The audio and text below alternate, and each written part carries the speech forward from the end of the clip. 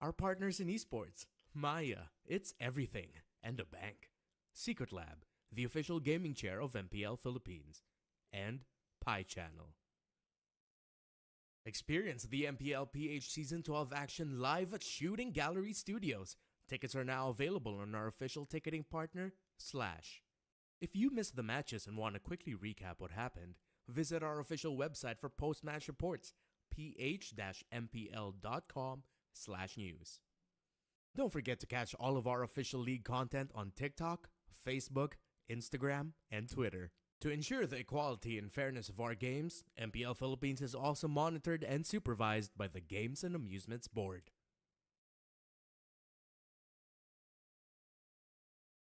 Habang yung blacklist ay kumakapit pa, ayaw pa rin dito na napakalakas pa rin ng Pilipinas.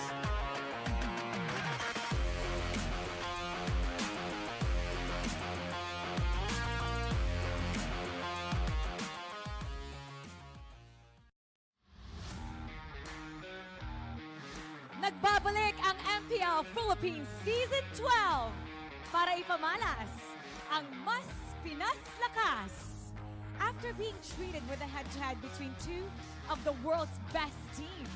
we are now about to witness the matchup between two teams who have shaken up their roster composition.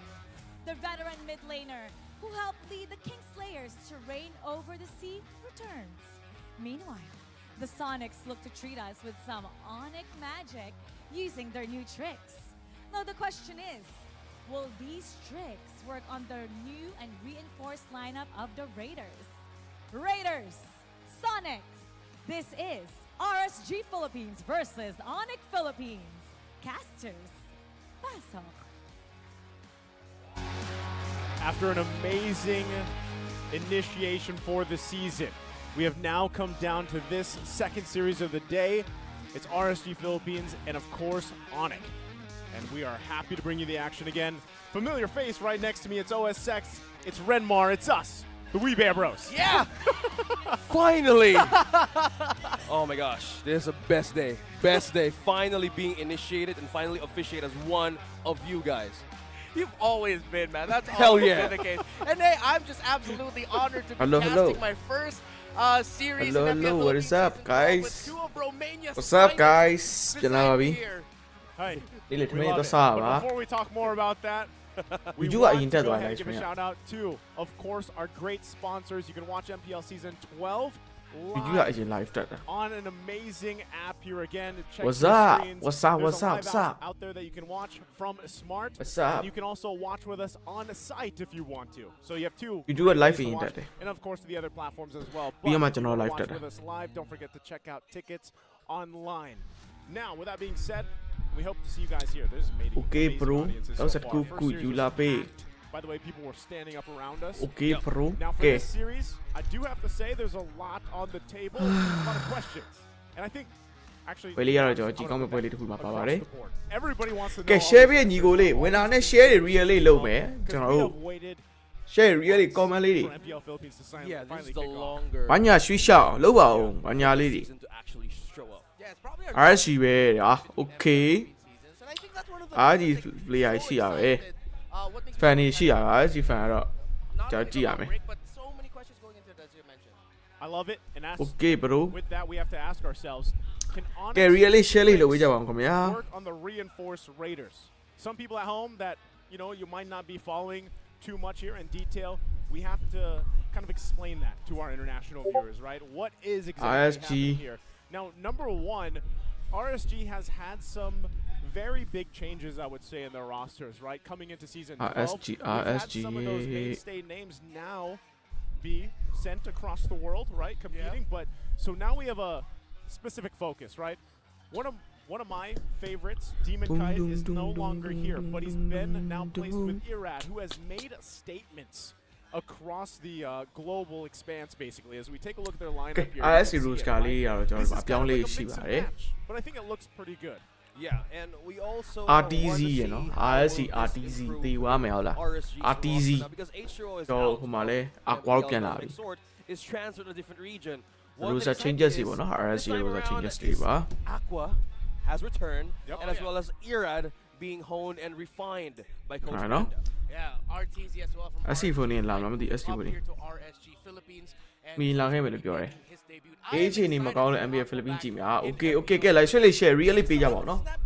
ဒါနဲ့မကောက်ဘူးကျွန်တော်တို့ဒီအနီရောက် channel မှာတော့ကြည့်လို့ရပါတယ်ကျွန်တော်ကြည့်ရှင်နေရာကြည့်လို့ရပါတယ်ခင်ဗျာ Out there, you know, for Romania. ကြည့်ရှင်တဲ့ channel ကြည့်ရှင်တဲ့ live မှာတော့ကြည့်လို့ရပါတယ် Right there, and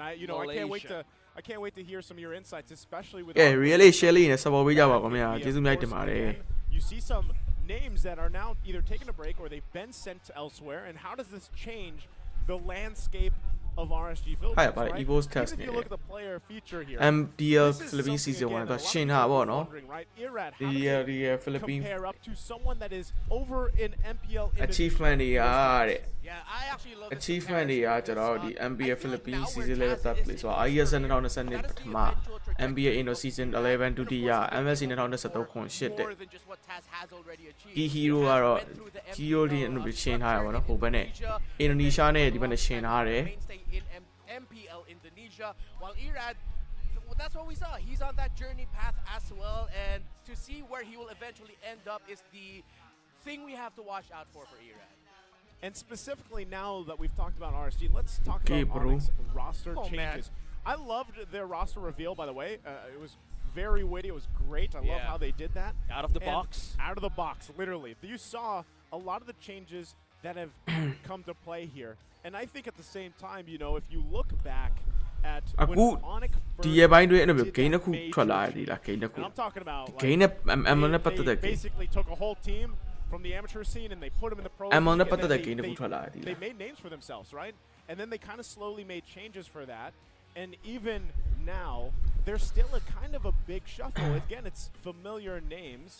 but now on Onyx roster. And we'll have to see exactly how things kind of, you know, fit into place there. But again,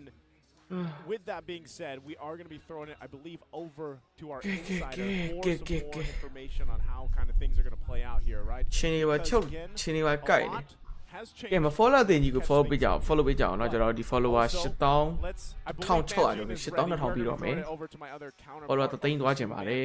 Combination. If you haven't I'll watched get yet, follow don't တသိန်း forget ရှိ to ပါ check တ out ယ် the official MPL Philippines podcast. By the way,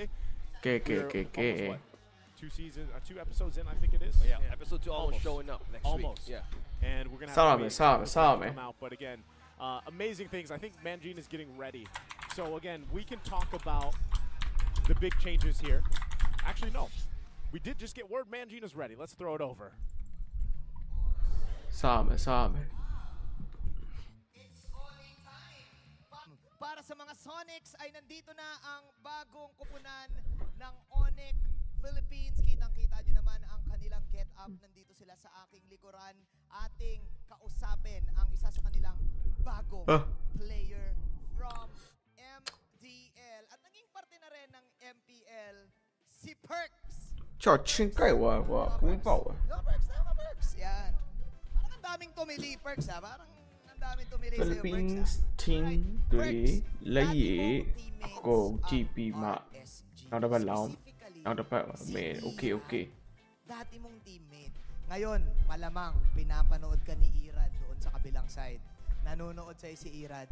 Ano ang message mo kay Irad? Hello. Galingan mo lang. အဲ့ Onic ပွဲလေးကြည့်ရပါ Masaya ako Onic na, ပွဲလေးကြည့်ရ Ikaw na yung main 5 dyan. Tsaka mas masaya ako next leg. Ako tatapat sa'yo. Okay. Onic ပွဲလေးကြည့်ရမယ် Rad, may onting ano ha, may onting anghang. May onting anghang, Rad ha. Siya na daw tatapat sa'yo.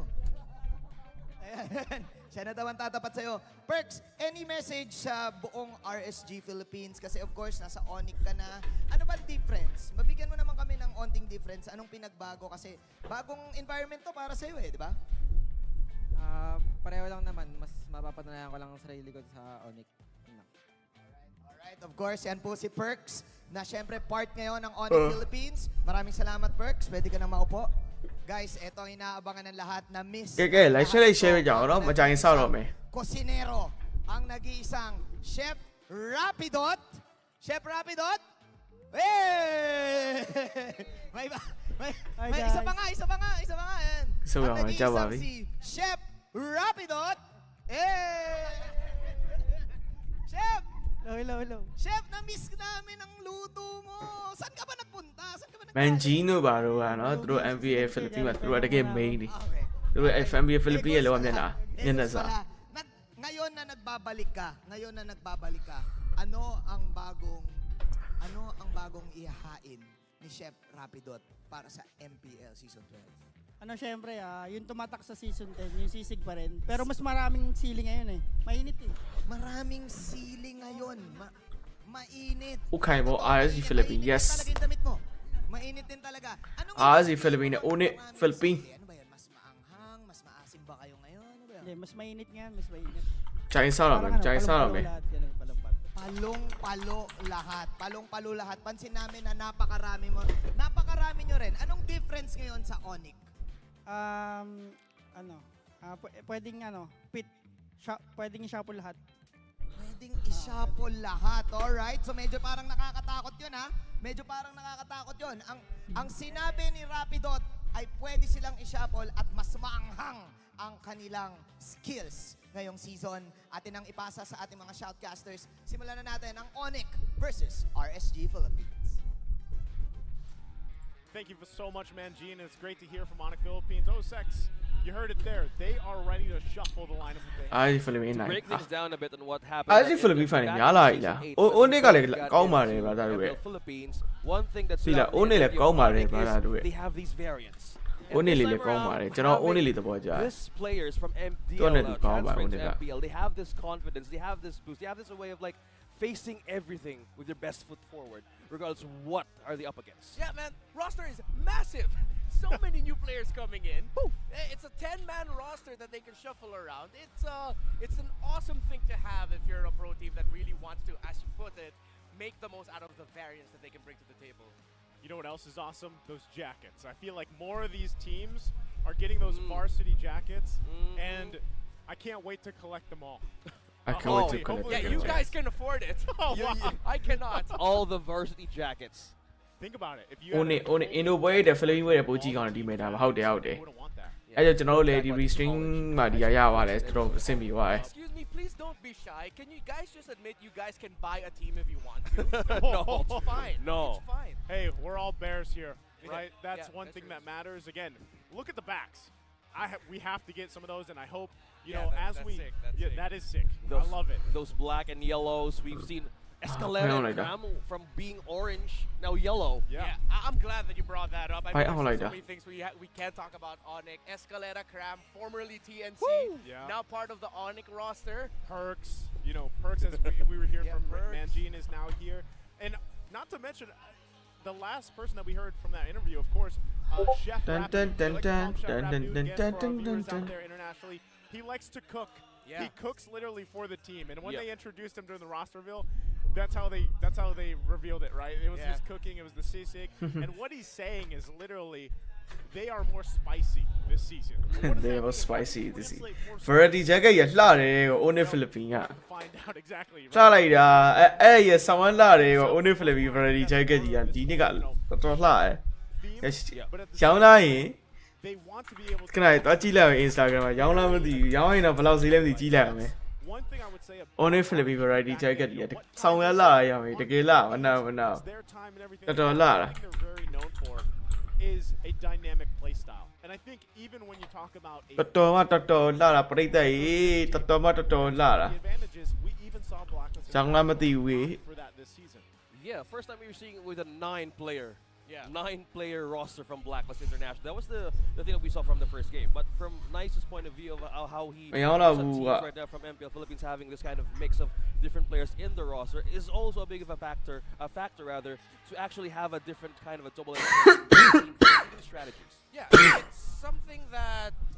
Echo already set the precedent for. A lot of teams have been open about them saying, oh, we took inspiration from Echo and how they made the most out of Echo Proud even before MPL started. That they had အာဒီနာမရောဘူးဒီနာပဲရော but then they have another 5-man team testing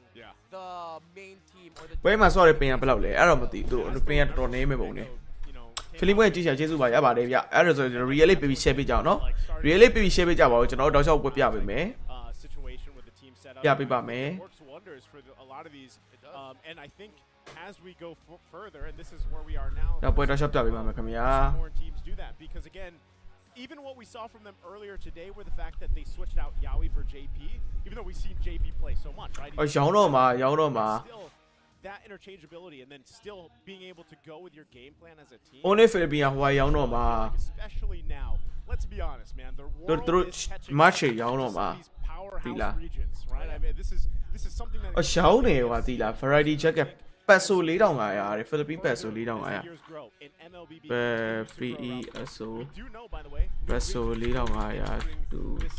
PH and some crazy stuff is bound to happen. ဘာနဲ့2800ပဲရှိရယ်ဟိုလောက်ပေါ့ Onic ဟို echo တော့ echo လည်းအဲ့လောက်ပဲကြာတာပဲကွာ pre order ကြီးပြီးတော့ဟိုလောက်ကြာတယ်2သိန်းကျော်3သိန်းလောက်ကြာတယ်ဟို variety jacket ကြီးတော်တော်လှ Onic ဟာကြီးอ่ะဒီနေ့ Onic ဟာတော်တော်လှကဲကျွန်တော်ဒါတော့ research ဒါ Philippines ရဲ့လူစင်ပါ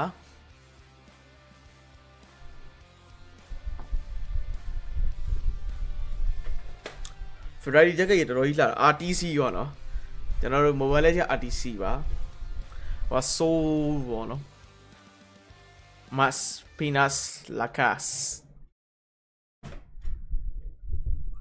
Philippines MPL က Innotek viewer လည်းနေတယ် sponsorship လည်းနေနော်တူတူ viewer တွေရှိတော့ရှိရယ် sponsorship လည်းတူတူရှိပါ sponsorship ကတူတူ easy ပဲဒီကောင်နဲ့ franchise တွေ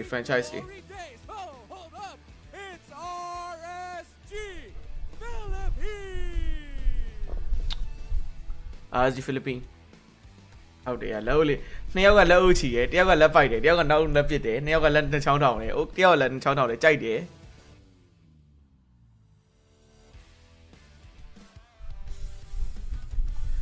ဒါ Onic Philippines ပါ Ryzen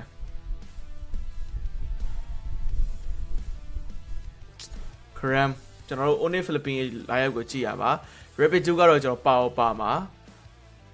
Super Franks ပေါ့ဒါပေမဲ့တို့ဒီ live ကိုကြည့်ရမှာတို့မှလူများတယ် Shinu ပြီးဒါကျွန်တော် Jam ဒါ Pack စီပါပေါ့နော် Bossy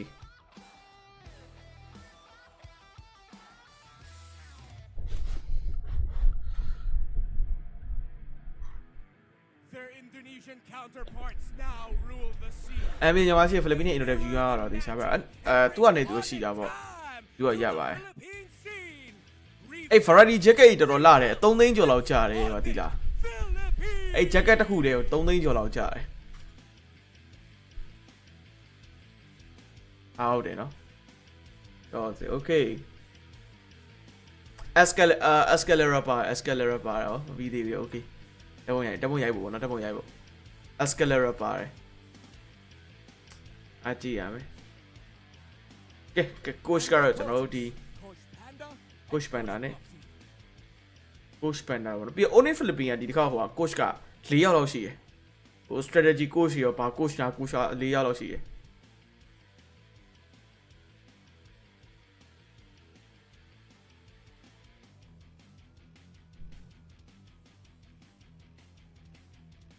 ပတ်စံရှိ playoff သွားကြည့်ပါတယ်သူတို့စီပါ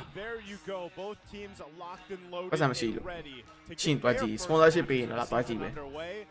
Looking good, I have to say. I miss those team intros from what you said, revamped and rebuild, and they have rings, by the way. Yeah, that's why they were showing off the hand. Yeah, and familiarity in these two faces, Galera, and again, going back to the roster, RSG Philippines. You said we have a new main man for the jungler here, Renmar. Yeah, a lot of eyes on Irad, especially. ပုံမှန်လူစင်းပါပဲ statements in the last play. result Philippines ကပုံမှန်လူစင်းပဲ It came back to လာစာနဲ့စုကြည့်ဟုတ်တယ်လာစာလည်းနေတယ်အဲ့တော့ကြာလာစာတော့နေတယ်လို့ပြောကမ်ဘောဒီးယားလည်းအတူတူပါပဲဟုတ်လားကမ်ဘောဒီးယားလည်းအတူတူပဲလာစာနေတယ် Definitely. I have been very Cambodia ကျွန်တော်အမြင်လာစာနေတယ် And I Cambodia think this iteration of RSG Philippines will do very well, right? Yes, I feel like Irad had to have some growth. We saw that last season. We saw what happened in the playoffs. And I hope now, up to this point, he fits right into this roster. Like we like to talk about a lot too. And again, I gotta really point out, Light is gonna have his work cut out for him because he's gotta lead them here. Onic Philippines, the roster. We've got Nets in the gold lane, Ryzen in the jungle, Escalera in the mid, cram the XP lane and Rapidude in the roam. Next right side Escalera ရဲ့ကြောင့် cram ရဲ့ rapid တွေဒီလူတွေကိုလည်းယဉ်နေရလူတွေပဲ strong players. Yeah, and I like Escalera missile တိုင်းမှာအဲ့လေကြည့်ရမယ်သူက multi roles or flash ဆိုတော့ the relationship between your mid laner and the EXP laner super frings ကိုမထည့်ဘူးသူက super frings က missile မှာမထည့် already have that built-in connection ready and အဲ့တ available ခုတော့ရှိရ to tap into. It's a great call that they went with this lineup to start things off. Yeah, you mentioned EXP, those X factors from each team. Surely now we see a different change, or could be a different revamp for Escalera. တချို့အသင်းတွေကဒီတစ်ခေါက်မှာတော့ MPL မှာအသင်းတော်တော်များများတချို့အသင်းတွေမှာဟောဖြစ်တယ်ဗာလေချို့တော့အသင်းတွေမှာဗာလေဟိုလူအတော်တော်အပြောင်းလဲများတယ်ဒီတစ်ခေါက် MPL ဖိလစ်ပင်းမှာ Only ဖိလစ်ပင်းဗရာဒီ jacket ရဲ့ဈေးရန်ကြီးရကွာတကယ်ပြောတာမိုက်တာမိုက်တယ် jacket တွတ်တူမိုက်တယ်ဒါပေမဲ့ဈေးရန်ကြီးရဲ့ jacket ကြီးอ่ะဟိုလောက်ရှိ jacket อ่ะဈေးอ่ะ I have missed doing this. Welcome to the kiss to victory. Let's talk about what they have to bring to the table here. RSG and Onic. Okay, so let's start things first off with RSG. They need to capitalize on Aqua's scaling hero pool. ဒီရပြီနော်တိုင်းကြီးပါirregular slot ကောင်းလား carry ကောင်းလားသူကနေသူကောင်းပါတယ်နှစ်ယောက်လုံးကလည်းနှစ်ယောက်လုံးကလည်းသူကသူကောင်းပါတယ်ဗျာလာစာနဲ့ပတ်သက်ပြီးဖိလစ်ပင်းဟုတ်တယ်လာစာတော်တော်နေလို့ပြောတယ်ကြားဂျာစီ only ပဲဘယ်လောက်လဲဂျာစီ only ပဲသူတို့ဒီလက်ရှိဒီ season အင်္ဂလိပ်နဲ့ပါဝင်တော့မှ1500တဲ့ဂျာစီကဂျာစီအစ်စ်တော့သူတို့ဂျာစီအစ်စ်1500ဘာမှမပါတဲ့ပြောင်း1350 Not necessarily the lineups. They don't need to switch up the lineup all throughout the game, but just show what Escalera and Cram can do, playing alongside the tenured members of Onic PH, and of course, let rise and shine as well in his new role. Whether that's going to be an assassin, whether that's going to be in the tanky fighter. GG ရဲ့ဝင်လေပြသူတို့ assassin တွေဖိလစ်ပင်းဘက်ကတော့ GG ရဲ့ဒီကအဲကိုတော့မှခေါ်လောက်ကြာတယ်အဲကိုတော့ဟိုကဘတ်2000ကြီးရတာမသိဂျာစီ variety ဂျာစီလိုပဲဂျက်ကတ်ပြောတာဂျာစီလည်းဈေးကြီးရယ်သူကဈေးပုံမှန်ပါပဲအင်နိုဘတော့မစိုးဘူးအင်နိုဘလည်းတော့သူမစိုးဘူးအင်နိုလည်းဈေးရပုံမှန်နေပြီပဲ That is the Infinix keys to victory. Let's bring it back to our friends. Thank you so much for breaking that down. Exactly what has to be accomplished here by both teams, and something that really points out to me, and we kind of talked about, or we saw this the last series, and kind of how apparent it is. What analyst here, OSX. How do you think that really plays a part with these two teams? Again, on these two junglers. Well, first off, to start with the playoffs last season, it was Irad showing prowess, showing potential, even having a great way to even have a counter with even Carl Teasy, one of the great jungles in the league he had in par with back in the season. This is one of the players that we see. ပြောမယ်ဆိုလေတလားဒီနှစ်ကလေ MPL ဖိလစ်ပင်းရတယ်ဒီလားဟိုဘယ်အသင်းအကောင်းဆုံးလဲလို့ဘယ်အသင်းကနေဘာလို့ညာတို့တို့ကိုတက်ပတ်လို့ဟိုခံမှတ်အရင်ခတ်တယ် Blacklist ကတော့ဒီနှစ်ကတော့အရင်တော့အဆင်မပြေဘူး။ eBay တော့ဆော်ရလိမ့်မယ်။အဲ့လိုမျိုး eBay လောက်ရလိမ့်မယ်။ Blacklist ကကျန်တဲ့သိန်းတော့သူ easy ပဲ။ flow လေးနဲ့သွားလိမ့်မယ်ချိန်တိုင်း။အခုမြင်ပါတော့ Oh, that is a good point. I love that. Back in season 10, when he used that mostly. Oh, we're going to the focus of roamers now. We have Light and even Chef Rabbit back in the roam. Oh yeah, Atlas is good. Yeah. The dish, Atlas is good. What was the dish before we called it? The squid adobo. Oh, that must have been the other bear group. The soy and vinegar calamari. Yeah. That was the OSX back in his PH broadcast days. Only Philippines ကတော့မထင်ပါဘူးပဲ Only Philippines ကကောင်းပါတယ်ဘယ်သူကကျွန်တော်ဒီနေ့ Only Philippines လိုက်လေမစိုးလို့ပြောရမယ်ဒီနေ့ F5 နဲ့ Philippines နဲ့ပါပဲအဲဖြစ်ရင်လည်းဖြစ်သွားနိုင်တယ်ပြောလို့မရ That's all I've Well, completely saying it correctly. That's right. You're welcome. Well, yeah. You guys, if you haven't, I'm sure a lot of these people have. But we talk a lot here. အသင်းကလည်းသူ့အနေနဲ့သူကတော့ကောင်းတဲ့ဟာရှိရပဲ Actually plays that ကျွန်တော်ကပွင့်လဲ kind ပြောရ of ဟို team, ဒီ it makes sense, right? But at the same time, ဒီ I do have to say, အသင်းရဲ့ live ကိုကြိုက်တာ what is the tricks ကျွန်တော် for Onic Philippines? Is it just the fact that again you necessarily like some of these are familiar names, obviously. ပယ်လမီဘာလို့ internet ပြန်ဆက်မှုကိုအားပို့ပြင်းထန်တာလဲသူတို့မှာအဲ့လိုမျိုးသူတို့ရဲ့ netizens တွေကလည်းအရင်အပေးဖို့အရင်ကောင်းတာရယ်ပြီးတော့ဒီကျွန်တော်အမြင်ကတော့ပြီးတော့တော်တော်စူးစမ်းရတယ်ပါသူလူမျိုးအဲ့လိုမျိုး netizens ကိုအရင်အားပေး netizens အရင်ဖြစ်တယ်သူတို့လည်းဖြစ်တာပဲပြီးတော့ဘာဖြစ်လဲဆိုတော့သူတို့မှာအဲ့လိုမျိုးပွဲတွေ opportunity တွေအများကြီးပဲ That's like this is the question of the day. influencer ရန်ဖြစ်တယ်သူတို့နိုင်ငံ e-sport နဲ့ပတ်သက်ပြီးအကုန်လုံးကြီးက influencer ဖြစ်တယ် A Manok. သူကနေဖြစ်တယ် Kaja, yeah. Kaja could Thank be a you. Manok. Thank you. Thank you very Manok much. is chicken, by the way, in Yeah. Tagalog. How nice is putting it. And we refer to Atlas as a squid because he's a literal squid inside. ပြီးတော့ Philippines ကနေသူတို့ကနေသူကစူးစမ်းအရင်စူးစမ်း Philippines နဲ့ Think about it. It can be very much so, yeah. And you know, we're getting ready here for this game 1 draft. I do have to say, what we even saw in the series,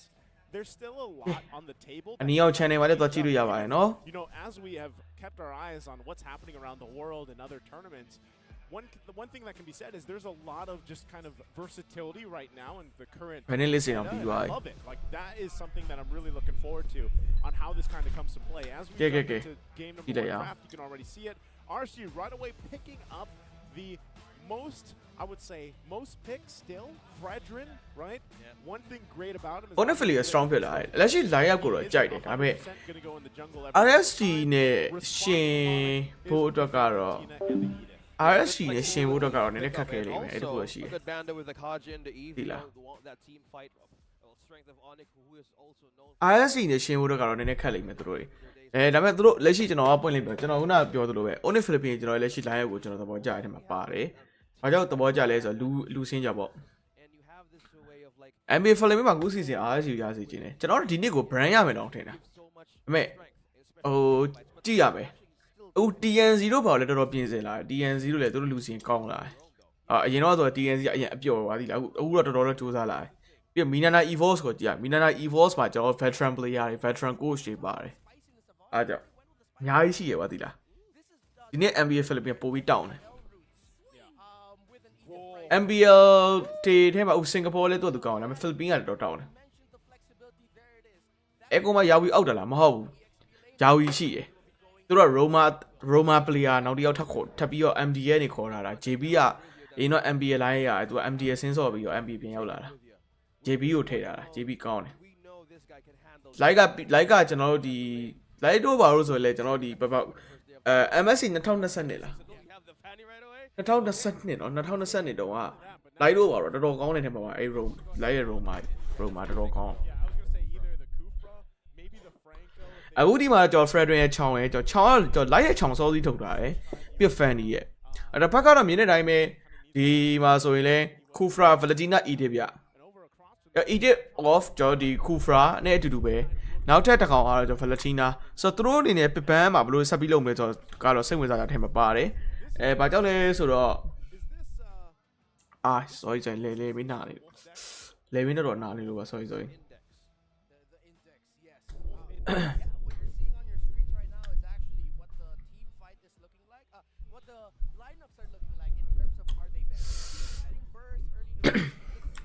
လေမင်းအဲ့ဟိုနေတဲ့နာတယ်အခုဒီမတက်တာသေးဘူးတင်းလေးလောက်ထားရောဒါကြီးကြီး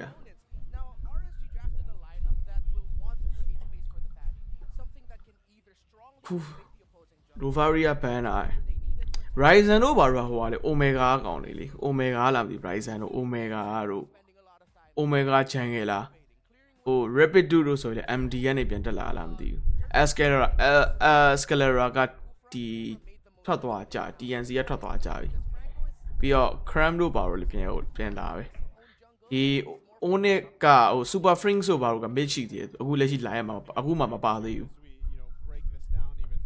10-5 strategy ကိုချပြတာတော့ဆရာနဲ့သေသွားမယ်လားမိုက်ရလားသူတို့လောက်ထားတာ perfect ပဲဒါပေမဲ့ဒီရက်အရင်သေးတော့လေမနေ့ပြူကြည့်နေရအနီရောက် channel မှာလွှင့်ပါတယ်ခင်ဗျာ brother ဆိုသည်ရရဲ့အနီရောက် channel မှာကျွန်တော်ဒီမှာပြောတဲ့အတိုင်းပဲအဲ့လိုနာမည်ကိုကျွန်တော်ရေးထားနာမည်လိုရှာကြည့်လို့ရပါဟိုမှာလည်းအနီရောက် channel မှာကျွန်တော် comment ကြည့်နေပါတယ် အခုလို gas ပေးရကြီးစုပါတဲ့ Philippine NBA ကြီးနားမလဲလို့ okay ကျွန်တော် analyst ကိုပို့လုပ်ပါမယ်ကျွန်တော် solo gas ဆိုတော့ကျွန်တော်ဒီ live analyst ကိုလုပ်ပေးပါတယ်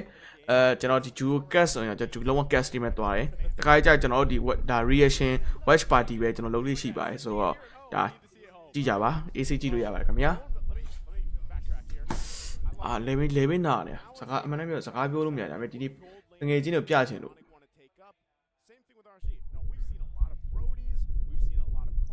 Omega လိုင်းရက်ကကျွန်တော်ဒီ Onic ကတယောက်ဖြစ်တဲ့ offlane အာယူတာပါမယ် Kera E2 match ရပြီးတော့ဂိုးလိန်တာတော့တယောက်ဖြစ်တဲ့ဂျုံလားမသိအဲ့တယောက်ရယ် right သူကဟိုက Omega ကနေပြီးတော့သူကမလေးရှားဟိုပေါ့မလေးရှားကနေလာတာ Unitis က player ပြီးတော့ Checknu တို့ပါ Rebo ကကြောက်ကျွန်တော်သိရမလားဟိုပဲ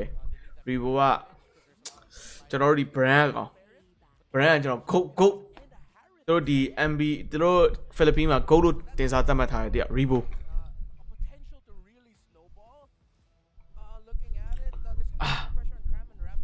ဆိုတော့ဒီမှာတော့ကျွန်တော်ဒီ Harry နဲ့ Fasa ရတယ်ဒီ where of Freding off ရတော့သူတို့မှာခေါင်းတိုးမဲ့အမာကောင်ကအဲ့ဒီ Freding ရှိပဲဒါပေမဲ့ battle အတွက်ဖွင့်ပေးတဲ့ကောင်ကကျွန်တော်ချောင်းရှိရယ် Fanny တော့တော်တော်တစ်ဖက်ပြန်ကြည့်မယ်ဒီမှာ Fanny ကဒီ where တော့ Kofra နဲ့ Idio တော့ချောင်းဆောရလိမ့်မယ်ဒီကူတော့ရှိရယ်ဆိုတော့တစ်ဖက်ကတော့ Onic အနေနဲ့ကလည်းရှိနေထားမှာကျွန်တော်တို့ဒီ let's pick ကတော့ Jangler ပဲထပ်ပြီးသွားမှာ Jangler Martis ဆိုပါတော့ ban ထားတယ်အကိုင်းပဲဆော့မလားထောက်မဲ့ကောင်တာထောက်မဲ့ကောင်တွေပဲသွားမယ်ဆိုတော့ damage မလောက်မှလည်းကြောက်ရသေးတယ်လက်ရှိ carry နဲ့ Valentina လည်းရှိရဆိုတော့နည်းနည်းအမာ Jangler အကောင်တစ်ကောင်ပဲသွားလောက်မလားဒါပေမဲ့နောက်ဆုံး assassin တစ်ကောင်ဖြစ်တဲ့ Lancelot ပဲသွားတာတယ် Harry ကိုထိန်းဖို့လိုတယ်သူတို့ကဘာဖြစ်သွားလဲဆိုတော့ Raza ချမ်းဘက်ကလေတည်တာ draft ကလေသူတို့ထုတ်လိုက် draft ကအရင်ရိုးရှင်းတယ်ဟိုဘလို့ရိုးရှင်းလဲဆိုတော့ဒီ reservation ဘက်ကသူတို့ဆော့သွားတဲ့ draft ကသူတို့ဆော့တဲ့ draft ကကွာဟို fan ကိုတို့ထုတ်ထားလိုက်တယ်တစ်ဖက်က Kufra နဲ့ edit ထွက်လာတယ် okay အဲ့တော့မင်းတို့က fan ကိုပဲထောက်မှာ okay ရတယ်ဘာပြောငါတို့အဲ့မှာ golden Harry ထုတ်လိုက်တယ်ရှင်းလေးပဲဒီဘက်လုံးဝခေါင်းစားပြလိုက်တာမင်းတို့က Harry ကိုထိန်းမှာလား fan ကိုထိန်းမှာလားဆိုရင်ဒါဆုံးဖြတ်ချက်ကို Onic Philippines ချခိုင်းလိုက်တယ်အဲ့တော့ Onic Philippines ဘက်ကလည်း draft ကမြန်မြန်ပဲထုတ်ထားတာ Onic prediction ကတော့ကျွန်တော်တို့မှကြည့်အောင် reservation ကတော့60ခွန် Onic က33ရာခိုင်နှုန်း okayဆိုတော့ကျွန်တော်တို့ပွဲလေးဆက်ကြည့်ပါမယ်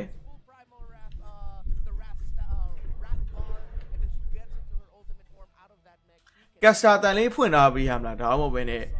Kasta တန်နည်းနည်းလေးဖွင့်ထားနည်းနည်းထပ်ဖွင့်ထားပေးရမလားဟာရောစိတ်ညစ်ပါတယ်အဲ့ရစီစားတယ်ကွာတကယ်စားတယ်အဲ့ရအာလာလာ Kasta တန်ဖွင့်ထားပေးရမလားဒါမှမဟုတ်ပဲကျွန်တော်အတန်ပဲဖွင့်ထားပေးလိုက်ရမလား Kasta ဟိုဘက် Kasta နဲ့နားထောင်ချင်လားအင်းလေး Kasta ရှိဟိုဘက်က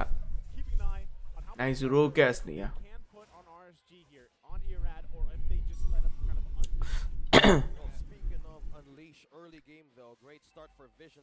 MLS ကတော့ Harry က support နဲ့ထွက်လာတာ support နဲ့ကိုမွန်းနဲ့တော့မထွက်တော့ Harry ကဒီမှာ carry က assassin နဲ့ထွက်လာ petition ပါမယ်ဒီမှာ Kufra တာ Kufra အကုန်ပြည့်ရယ်အကုန်ပြည့်ချောင်းတော့သူ့ fidelity နဲ့ဆော်ဒီပွဲလေး base တော့အစတီးရပါဟုတ်ကဲ့ပါဗျပိတ်ထားပြီ okay အတန်လေးပိတ်ထားပြီမယ်နော်ပိတ်ထားပြီမင်္ဂလာပါခင်ဗျမင်္ဂလာပါကဲ Facebook ကြည့်ရင်ညီကိုတွေ sharing reel လေးလုပ်ပေးကြအောင်နော်ကျွန်တော်ဒီအနီအောင် channel မှာကြည့်ရဆိုရင်လည်းကျွန်တော်ဒီလက်မလေးပေးသွားပေးပါဦးတော့ subscribe လုပ်ပြီးမှကျွန်တော်ဒီ comment လုပ်ရမှာပါဆို Harry ကတော့ကျွန်တော်တို့လက်ရှိမှာတော့ first side နဲ့အဲ့သူကဒီ item အသစ်ပဲထည့်မှာဒီ main item အသစ်ပဲထည့်မှာအဲ့ site တစ်ခုပဲထည့်မှာဒီလောက်ပဲဒါပေမဲ့ MN နဲ့အဲ့ Harry ပစ်တာကြီးကိုစိတ်ဝင်စားဖို့ကောင်းတယ်အဲ့ MN Harry ကဘယ်လောက်ထိလုပ်ဖြစ်မလဲပြီးတော့ဒီပွဲမှာကျွန်တော်ပိုသီးသဘောကျပါတယ်ဆိုတော့ဒီ RSC လက်ရှိလိုက်ရမှာဒီ Jangler နဲ့ဒီ Eric က main ဖြစ်သွားတယ်အဲ့ Eric main ဖြစ်သွားတဲ့အတွက် sorry Eric က main ဖြစ်သွားတဲ့အတွက်ဗျာဒီလားဟိုကျွန်တော်ကဒီ Eric ဘယ်လောက်ထိများဒီတစ်ခေါက်မှာပိုပြီးထမ်းယုံနိုင်မလဲဆိုတော့ကျွန်တော်ကြည့်ချင်တာအခုကဒီမှာ Jungle resources တွေစားတာဟိုမှာ Lancelot ရတော်တော်ကြီးနည်းနည်းနေပြီ Lancelot တော်တော်နေပြီWelcome ပိတ်ထားပြီလား Oh sorry welcome မပိတ်ထားဘူး sorry ကျွန်တော် welcome ပိတ်မိလားလို့ sorry ကဲဆိုတော့တစ်ဖက်မှာလည်းကျွန်တော်တို့ပြန်ပြီးကြည့်မယ်ဆိုရင်လည်းဒီအချိန်မှာ RSG ဘက်ကလေးဒီလားဘတော့အရန်မဆိုင်ဘူးဒီလား RSG ဘက်ကတော့ကောင်းလာထောက်ခံထားတယ်မပါတယ်ဒါပေမဲ့ तू ချကိုချတော့နောက်ပိုင်းနေလာလိမ့်မယ်အဓိကကျွန်တော်တို့ဒီ late game လောက်လည်းကောင်းသွားလို့ရတယ် mid game လောက်လည်းသွားလို့ရတယ်ဒါပေမဲ့ဘာဖြစ်လဲဆိုတော့တစ်ဖက်မှာက Kofra နဲ့ edit ထုတ်တာအတွက် defense ကြီးအရန်ရေမချရသေးဘူးဒီ early line တချို့ဒါပဲတဲ့ situation တွေမှာဒီလက်ရှိမှာတော့အပေါ်မှာတော့ next အနေနဲ့ကတော့နည်းနည်းတော့နာပါပြီဒါပေမဲ့ final ရှိတော့ရှိသေးတယ် Fanny နောက်ပြန်ဆုတ်သွားပြီအိမ်မြန်ပြီRasaja အနေနဲ့ပြန်ပြီးပြောမယ်ဆိုရင်သူတို့ကဒီလိုအနေထားလေးတစ်ခုကသူတို့ခက်ခဲတယ်။ဘာကြောင့်လဲဆိုတော့ Kufra ရဲ့ EDF ထွက်တာအတွက်တခုဖြင့် Jungle ရဲ့ plane မိသွားသေးပြီ။ဘာလို့မရတော့ဘူး။နောက်က backup damage တွေကလောက်တယ်။ဆိုတော့လက်ရှိမှာ Erect နဲ့ Ryzen နှစ်ယောက်တွဲလို့ဒါပေမဲ့တခုကွာတာက Lancelot က Jury ပဲပေးဆိုပါ။ Lancelot က Jury ပဲပေးသွားမှာ။ Fanny ကလုံးဝ damage တိုက်ပဲ။ damage ပြည့်ပဲ။ကျွန်တော်ဒီ Escalera မိတ်ကိုပဲတွေ့ရမှာဖြစ်ပါတယ်။ Escaleraလက်ရှိမှာသူ့အနေနဲ့ Coda Spare Charles Spare Charles Ultimate ကျွန်တော် Where the Dragon ဖြတ်ကန်လာရပါညာရေးပေါ့နော်။မ live ပြန်ကြောက်ကြည့်နေကဲစပြီးခဏတော့ pause ထားပါတယ်ကျွန်တော်ဒါ pause တော့ စောစီတွေ့ရမယ်ကဲဆို live stream လေး share ပေးကြပါဦးခင်ဗျာမ follow တဲ့ညီကိုလည်း follow ပေးကြပါဦးကျွန်တော်ဒါ Facebook ရဲ့ follower ကျွန်တော် 8000 ပြည့်ပါတော့မယ်ခင်ဗျာ guys you get follow and share guys thank you ပါ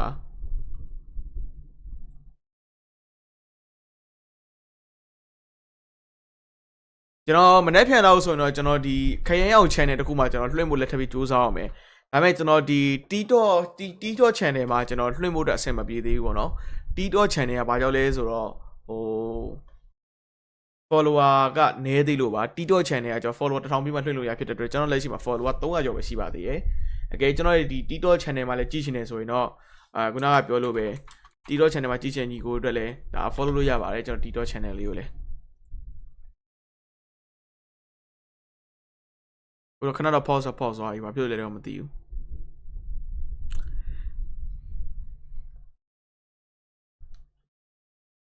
စောက်ကျိုးနဲ့ခင်ရောက် channel နဲ့ TikTok channel အေးအဲ့လိုပဲလုံမရအောင်ပါဘာလို့ဆိုတော့သူကနာမည်ပြောလိုက်နာမည်ဒီဘာညာပြောတာတော့ပါ comment မှာရေးလိုက်ဟိုထိတယ် reach ကြတယ်ကဲ really share လေးလုပ်ပေးကြအောင်တော့တကယ်ချင်းတို့ကျွန်တော်တို့မှာ data လေးယူလို့ပါခင်ဗျာဒါနဲ့ဒါတွေပြီးသွားတော့ကျွန်တော်အနေနဲ့ giveaway diamond giveaway တွေ diamond second gift တွေတေးအောင်ပေးပါပါကျွန်တော် second gift တွေတပတ်မဟုတ်ဘဲနဲ့တစ်ခါပေးဖို့ရှိပါတယ် second giveaway တွေပေးဖို့ရှိရတော့ကျွန်တော်ဒီ in-game ID တွေလည်း follow ပြီးထားကြပါအောင်เนาะ in-game ID တွေဘာညာတွေလည်းဒါလာ follow ထားကြပါဒါကြောင့်ဒီမှာကိုကပောက်သွားပြီးချက်ချင်းမကန်ရဘဲနဲ့ဒီမှာ9ရက်ကြာတော့ဘာဖြစ်မှာဆိုလို့ရှိပါတယ်ခင်ဗျာဘရိုညံလင်းထက်ရေးအနီရောင် channel မှာရှိအနီရောင် channel သွားလို့ရပါတယ်အစိမ်းအောင် channel ကတော့ကို့မှာမရှိသေးဘူးကစ်ကကို့မှာမရှိသေးအစိမ်းအောင် channel ကအနီအောင် channel ကြည့်ပေးနေ brother တို့တွေ thank you ပါခင်ဗျာနော်အနီအောင် channel မှာလက်ရှိကြည့်နေသူလည်းရှိပါတယ် comment တွေဟိုဘက်လည်းဖတ်တယ်ဒီဘက်လည်းဖတ်ပါတယ်ခင်ဗျာ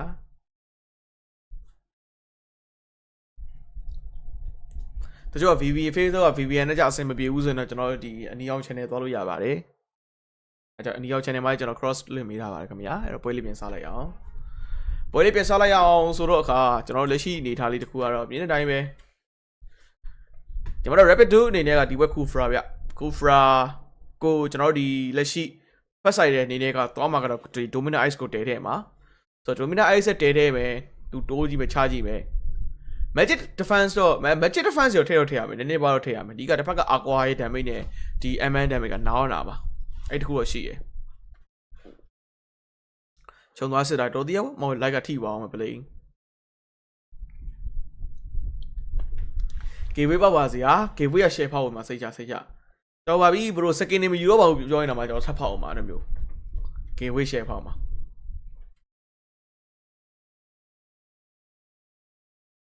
ကျွန်တော် viewer 5k ရနဲ့ target ရှိပါတယ် viewer 5k ဆိုတာနဲ့ကျွန်တော်တို့ဒီ viewer 5k ဆိုတာနဲ့ကျွန်တော်ဒီ second gateway ကိုကျွန်တော်ဒီအားရပါထပ်ပေါက်ဖို့လည်းရှိတယ်ဂျားမှာကျွန်တော်ထပ်ပေါက်ဖို့လည်းရှိရပါတော့အဲ့တော့အခုတော့ Onic အနေနဲ့ကတော့285ရတယ်ကျွန်တော်နည်းနည်းဂိုးလေးနေတာနေRSG အနေနဲ့ကတော့ကျွန်တော်တို့ဒီဘယ်လိုဆက်လုပ်မလဲ rapid level 5 rapid က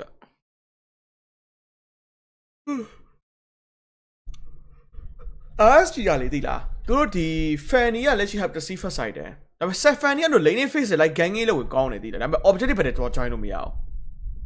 ်အဲ့တကူရရှိတာ RSG ပါအားနေချက်အဲ့တကူအားနေတယ်အစင်မပြေဘူး RSG ကဆော့ရတာသူတို့အဲ့လို objective ပဲဘလုံးမလုပ်ဘူးဒါပေမဲ့ဘာကောင်းလဲဆို RSG ဘက်က gang ကောင်းတယ် gang နဲ့ lane game နဲ့ mid game potential ကောင်းတယ်ဟိုတစ်ဖက်က Onic ကကြတော့အခုကသူတို့လုံးချင်အခုချိန်မှာသူလုံးချင်တယ်လုပ်လို့ရတယ်အဓိကဒီမှာပြန်ကြည့်ပြသေးလားချောင်စပယ်ကိုလည်း Valerina ရဲ့ခိုးထားတဲ့အတွက်ချောင်စပယ်လည်းရှိရ Fanny ကိုကန်ဖို့တော့က Kufra လည်းရှိတယ် Edit လည်းရှိရတော့ Fanny တိုးလို့မရအောင်အဲ့တော့ Fanny တိုးလို့မရရင်ဒီမှာ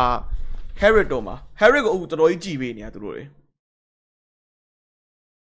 Harriet ကအဓိကနောက်ပိုင်းအဲ့လို Harriet နဲ့ Fanny နဲ့နောက်ပိုင်းအဲ့လိုမျိုးသူတို့ကြည့်ပြီးတော့ Onic ကဆော့တော့မှာအခုလက်ရှိမှာက RSG ကဘယ်လိုဖြစ်နေလဲဆိုတော့သူတို့အဲ့လိုမျိုး objective ပဲတော့ကျွန်တော်ကပြောနေဒီ objective ပဲဘယ်လိုမှတိုးလို့မရအောင်ဘယ်လိုမှချလို့မရအောင်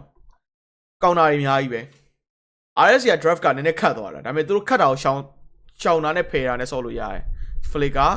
ဝေရ the dragon ဖြတ်ကန်ထားတယ် Kufra တေးတော့မတေးပါဘူး Flicker တော့ပေးလိုက်ရတယ်မချောင်းနဲ့ Flicker trade ထားတယ်ဆိုတော့အဲ့ဒီတမှာတစ်ဖက်ကလည်း Escalera ပြန်တော့ကန်နိုင်ဆိုပြီးတော့ဘာတော့မဖြစ်သွားဘူးတော့နောက်ပြန် fall ထားသေးတယ် M နဲ့ Purify တော့ပေးလိုက်ရတယ်ဗျာဆိုတော့ Purify ပေးလိုက်ရတော့ကတော့ကျွန်တော်ဒီပြန်တော့ save သွားတယ်ဒါပေမဲ့တစ်ဖက်ကလည်း Lancelot တော့ fan of fan ရဲ့အချိန်မှာအပေါ်မှာ offlane to offlane ရတော့ lane face က easy ပဲထိန်းထားသေးတယ်ဆိုတော့ဒီနေ့တော့မှလည်း Nas ကလက်ရှိ tower တော့ရောက်တော့ယူချင်တယ်ဒါပေမဲ့ light နေဘယ်လိုမှချလို့မရသေးဘူးခက်ခဲနေဗျာ Rapid က Flicker ပေးလိုက်ရော Flicker မပေးရရင် Flicker မပေးလိုက်ဘူးဆိုတော့ RSG ဘက်ကတတ်မှာဒါမှ light လာနေတဲ့အချိန်ကိုတစ်ဖက်ကရောက်အောင်ထွက်ပြေးသေးတယ်နောက်ဆုံးသူ Flicker နဲ့မိသွားတယ်ပေါ့နော်အဲ့တခုတော့ရှိတယ်ဆိုတော့ RSG အနေနဲ့ MN နည်းနည်းလေးလိမ့်တော့ပြန်တော့ထိန်းထားတယ် Ryzen တိုးဖို့ကပြန်ကြည့်ရဗျ MN နဲ့ Zaman Force ကြမှာနည်းနည်း Chrono Dash နဲ့တူတူပဲအကောင်းဆုံး defend ထားတဲ့အခြေအနေတစ်ခုမှာ RSG အနေနဲ့ကဒီအောက်က tower လက်လွတ်ရမယ့်အနေအထားဖြစ်နေပြီသွေးတော်နေနေရယ်အပေါ်အသေးချာရယ်ဒီ Nets ကလုံးဝလာမှာမဟုတ်ဘူး Nets ကဒီပဒယ်လုံးဝလာမှာကြွယ်သူက AC ပဲ तू လုံးဝ AC ချလိမ့်မယ်သူတယောက်တည်းအဲ့လိုပဲနေမှာ AC ပဲဘာမှမဖြစ်ဘူး तू အဲ့လိုပဲနေဦးနေမှာ तू လာအောင်မလာဘူးဗျ तू ကသူ့လိမ့်မှာ तू ပဲနေပါဒါပေမဲ့ objective ပဒယ်မှာလိုရင်တော့လာကြည့်ပေးမယ်ဒီလောက်ပဲ Onic ဘက်ကဟဲဘာဖြစ်သွားလဲ Onic ဘက်ကဘာဖြစ်နေလဲဆိုတော့သူတို့ objective ပဒယ်အကုန်လုံးလို့ရတယ်ဒါပေမဲ့ RSG ဘက်ကလာလူလို့ရမလားဆိုတော့လေ RSG ဘက်ကအဲ့ light က Kufra ဖြတ်မှရပါ Kufra ဖြတ်နိုင်ရမယ်ဒါပေမဲ့တစ်ဖက်ကလည်း Valentina အဲ့ chance spray ခိုးတိုင်းလည်းခတ်သေးတယ်အဓိက Fanny တော့ဗျဒါပေမဲ့ goal line ရလိုက်ပြီးချနေတော့အခုချိန်က RSG ဘက်ကဆော့တာရှင်းလေးပဲဒီလက်ရှိမှာ Harriet ကို lane အကုန်လုံးပတ် fan ခိုင်းအောင်လုပ်ထားဆိုတော့ Harriet ကတော်တော် fan နေရအဲ့တခုတော့ရှိရယ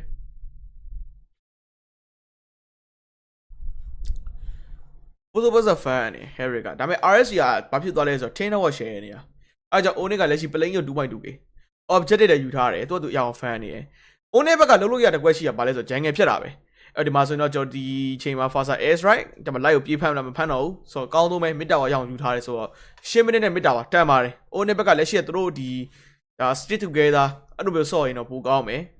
အဲ့တကွာတော့လုံးဝအသားကြီးပဲဒီချိန်မှာလုံးတဲ့ကောင်တော့ရအောင်ချမယ်ဆိုရင်အနေထားတစ်ခုပါတစ်ဖက်ကလည်းဒီ carry က purify ရဲ့ software ကတော့ချောင်းကန်လို့ကောင်းကန်လို့မရဘူးအဲ့ကြောင့် rapid တို့ပြန်တော့ကြည့်နေစေပဲဟိုးနောက်ကောင်ကန်ထုတ်တယ်လှတယ်ဗျာကန်လိုက်တကယ်လှသွားသွားပြီး escalera plane သေးသွားဒါပေမဲ့ဟိုးတော့မ free hit ပြစ်နေတဲ့ဒီ carry ကိုတကယ်ယူဆိုင်အောင်ပဲ flicker နဲ့ acer right ရိုက်လိုက်တဲ့အချိန်တစ်ခုမှာနှစ်ကောင်ပြန်ကျသွားတယ်ဗျာ RSG ဘက်ကစိတ်ရှည်မှုတစ်ခုကတော့ဒီ Onic ကနှစ်ယောက်ကိုပြန်ပြီး down သွားခဲ့တဲ့အထိကိုပြဿနာတက်သွားပြီး pressure ပေးပလိုက်ပြီဆိုတော့ဒီနေရာလေးတစ်ခုမှာလည်း Onic ဘက်ကတော့ပြန်ပြီး recover ပြန်လုပ်ဦးမယ်သူတို့အရင်အပြတ်လုပ်လို့မရအောင်အရင်အဲ့လိုမျိုး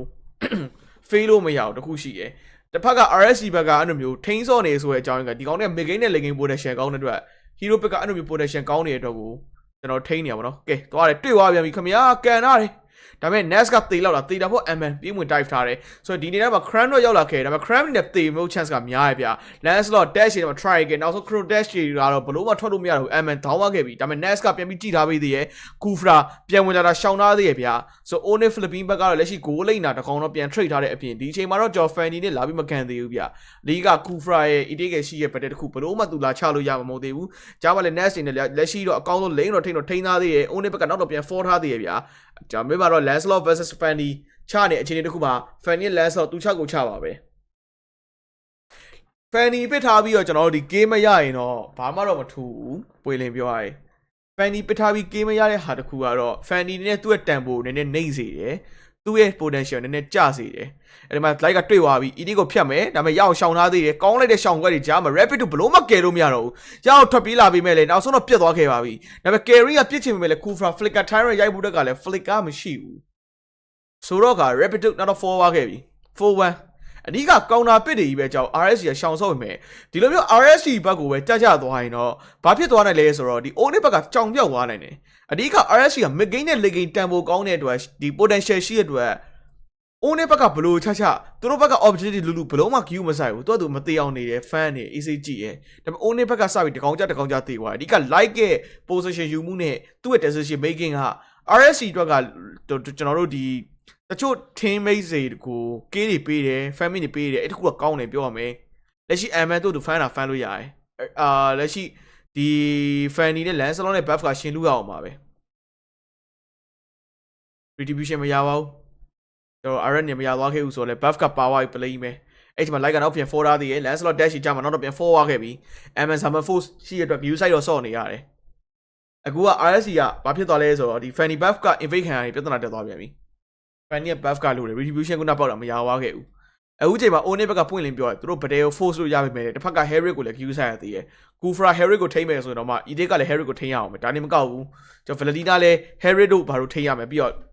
Fanny ကိုလည်းထိမ့်ရမယ်ဒီချိန်မှာ Fanny ကိုသူတို့ queue မဆိုင်လေရတယ် Fanny ရဲ့ buff တော့မရှိဘူးဒါပေမဲ့ Fanny ရဲ့ damage နဲ့ Fanny mobility မြင့်မှုတော့ queue ဆိုင်တော့ဆော့အောင်မယ်အဲ့တခုတော့ရှိတယ် Escalera သူပြန်ကန်ချင်တာချောင်း space ရှိရတဲ့ flicker လည်းရှိရတဲ့သူဝင်တိုက်ပြီး flicker နဲ့ကန်လို့ရတယ်အဲ့တခုတော့ရှိတယ်တစ်ဖက်က like ကိုဟိုဘက်ဖြတ်ချင်တာဒီလား Crank က like ကိုမိရတယ်အေးမိသွားပြီပြောလို့ဆိုရင် like ကိုမိသွား like ကပြတ်ပြီဟို plane သေးသွားပြောလို့ကွက်တီကိုသေးသွားတာအဲ့ဒီမှာ energy eruption ထောက်မှာထက်ကန်လာတယ် Fanny ထက်သေးသွားပြန်ပြီ Onic Philippines ဘက်ကကောင်းတာပစ်တဲ့အကုန်ထုတ်ထားတဲ့အခြေအနေတစ်ခုမှာ RSG တော်တော် struggle ဖြစ်နေတယ်ဒီမှာလည်း Nest ကိုထပ်ပြီး Net ကတန်ပြန်တက်ချင်တာ Rabbit to Tyrant တော့ရိုက်လိုက်တော့မှဒါပေမဲ့ Nest ကမသေးပါဘူးအဓိကကျွန်တော်ဒီဘက်က carry သွေးရနဲတဲ့အခြေအနေတစ်ခုမှာတော့ကျွန်တော်မချတော့ဘူးအဲ့တော့ဘာပြောလို့ပဲ focus ဆိုင်တော့မယ် objective ပဲ focus ဆိုင်တော့မယ်ဆိုတော့မြင်းတဲ့တိုင်းပဲ fight 3နဲ့အတူတူလက်ရှိ team game fight 3 Onic ဘက်ကတော့မြင်းတဲ့တိုင်းပဲလော့ရသွားရုံနဲ့မကောက်ဘူး no over ချင်းတန်းတက်သွားတာခုနကအရှိက KK လောက်ထားတဲ့အတွက်ကတော့ကျွန်တော်ဒီသူတို့ team mate တွေကအဆင်ပြေရပါသီလားသူကလည်းသူက network အဆင်ပြေတယ်အဆင်မပြေတာအဲ့ဗတယ်ပိုင်းဆန်ပါပဲ Eric ကသူ့ item ထွက်တယ်Fanny တို့ idea ထွက်အောင်လုပ်တယ် Lancelot တို့ fan နေတယ်အဆင်းပြေ network ကတော့ခုနကတော့တာပါမယ်ဒါပေမဲ့ तू က okay တယ်တကူရှိကအဲ့အချိန်မှာဘာကွာဝါလဲဆိုတော့အာကွာအစောကြီးကဒီ Harry ကို network share ပေးနေတဲ့အတွက်က Harry ကပို့ထောင်ပြီးအာကွာနှိမ့်သွားမှာတစ်ဖက်က mid lane နာနဲ့ရှင်းမယ်ဆိုတော်တော်လိမ့်သွားမယ်နှိမ့်သွားမယ်အဲ့တခုတော့ရှိတယ် energy erection ထောင်မှာပြန်ဆွဲခေါ်ထားတယ်ဒါပေမဲ့ Lancelot ကြီးဖြစ်နေတဲ့အတွက်ကမသေးပါဘူးအေးဆေးပဲဒါပေမဲ့လည်း mid tower ကြီး plane ပေးလိုက်ရတယ်ကိုက RSC ဘက်က 10 white တခုရဖို့တော့ကသူတို့ခက်ခဲနေတယ်Onic ကဒီတန်ဖိုးဆက်ထိန်းထားရတော့တေချာ RSU game ဝင် AC နိုင်တယ်ဒါပေမဲ့ RSU ဘက်က draft ဖို့လည်းသူတို့ respect ပေးတယ်တစ်ဖက်မှာ MN purify သုံးပြီးတော့ကျွန်တော်တစ်ဖက်က spray dodge မယ်အဲ့လိုမျိုးဒါ chrono dash dodge မယ်အဲ့ dodge တာတစ်ခွက်ကိုပဲစောင့်ကြည့်ရမှာဒီ chrono dash နဲ့ဒီ battle aggressive တွေရှောင်းတာတွေလုံတင်တာတွေတစ်ဖက်မှာလည်းချောင်းကန်တာလည်းအခုချိန်မှာ RSU ဘက်ကချောင်းကိုပဲတော်တော်အားကိုးနေရတယ်ပြန်ကြည့်ရမယ်ဆို RSU ဘက်ကခေါင်းလို့မဲ့ကောင်ကဒီ Frederick ခေါင်းတို့မှာမှန်တယ်ပြီးတော့ချောင်းကဒီ better initiate ပေးမယ်ပေါ့နော်အဲ့တခုတော့ရှိရယ်ခက်တယ်ဗျပွေးလေးပြောရရင် 4x1 ကြီးခြုံသွားစစ်တယ်ဘိုးနာမှာဘယ်သူမှမရှိဘူးသိသွားပြီ Fanny ကဘလို့မှချလို့မရတဲ့တော့က Fanny ကတေချာရဲ့တော့ lane ကြောင်းဒီ buff ကို battle မှာဖြစ်မယ်လားဒီ buff မှာ battle ဖြစ်လိမ့်မယ်မေကလည်း wave တက်လာရဆိုတော့ lance တော့လိုရလို့တိုးလိမ့်မယ်ခဏဆောင်ကြည့်လိုက်မယ် ED ကခုံပြီးွားတိုးပြီးွား on ပြီးွား shutter ပြီးွားပြီ like ကန်တော့မှာလားကန်တော့ short ရှိရယ် Nest က speedy light way 3ရွယ်ဆိုတော့ light ကိုပြန်ဖြစ်တယ်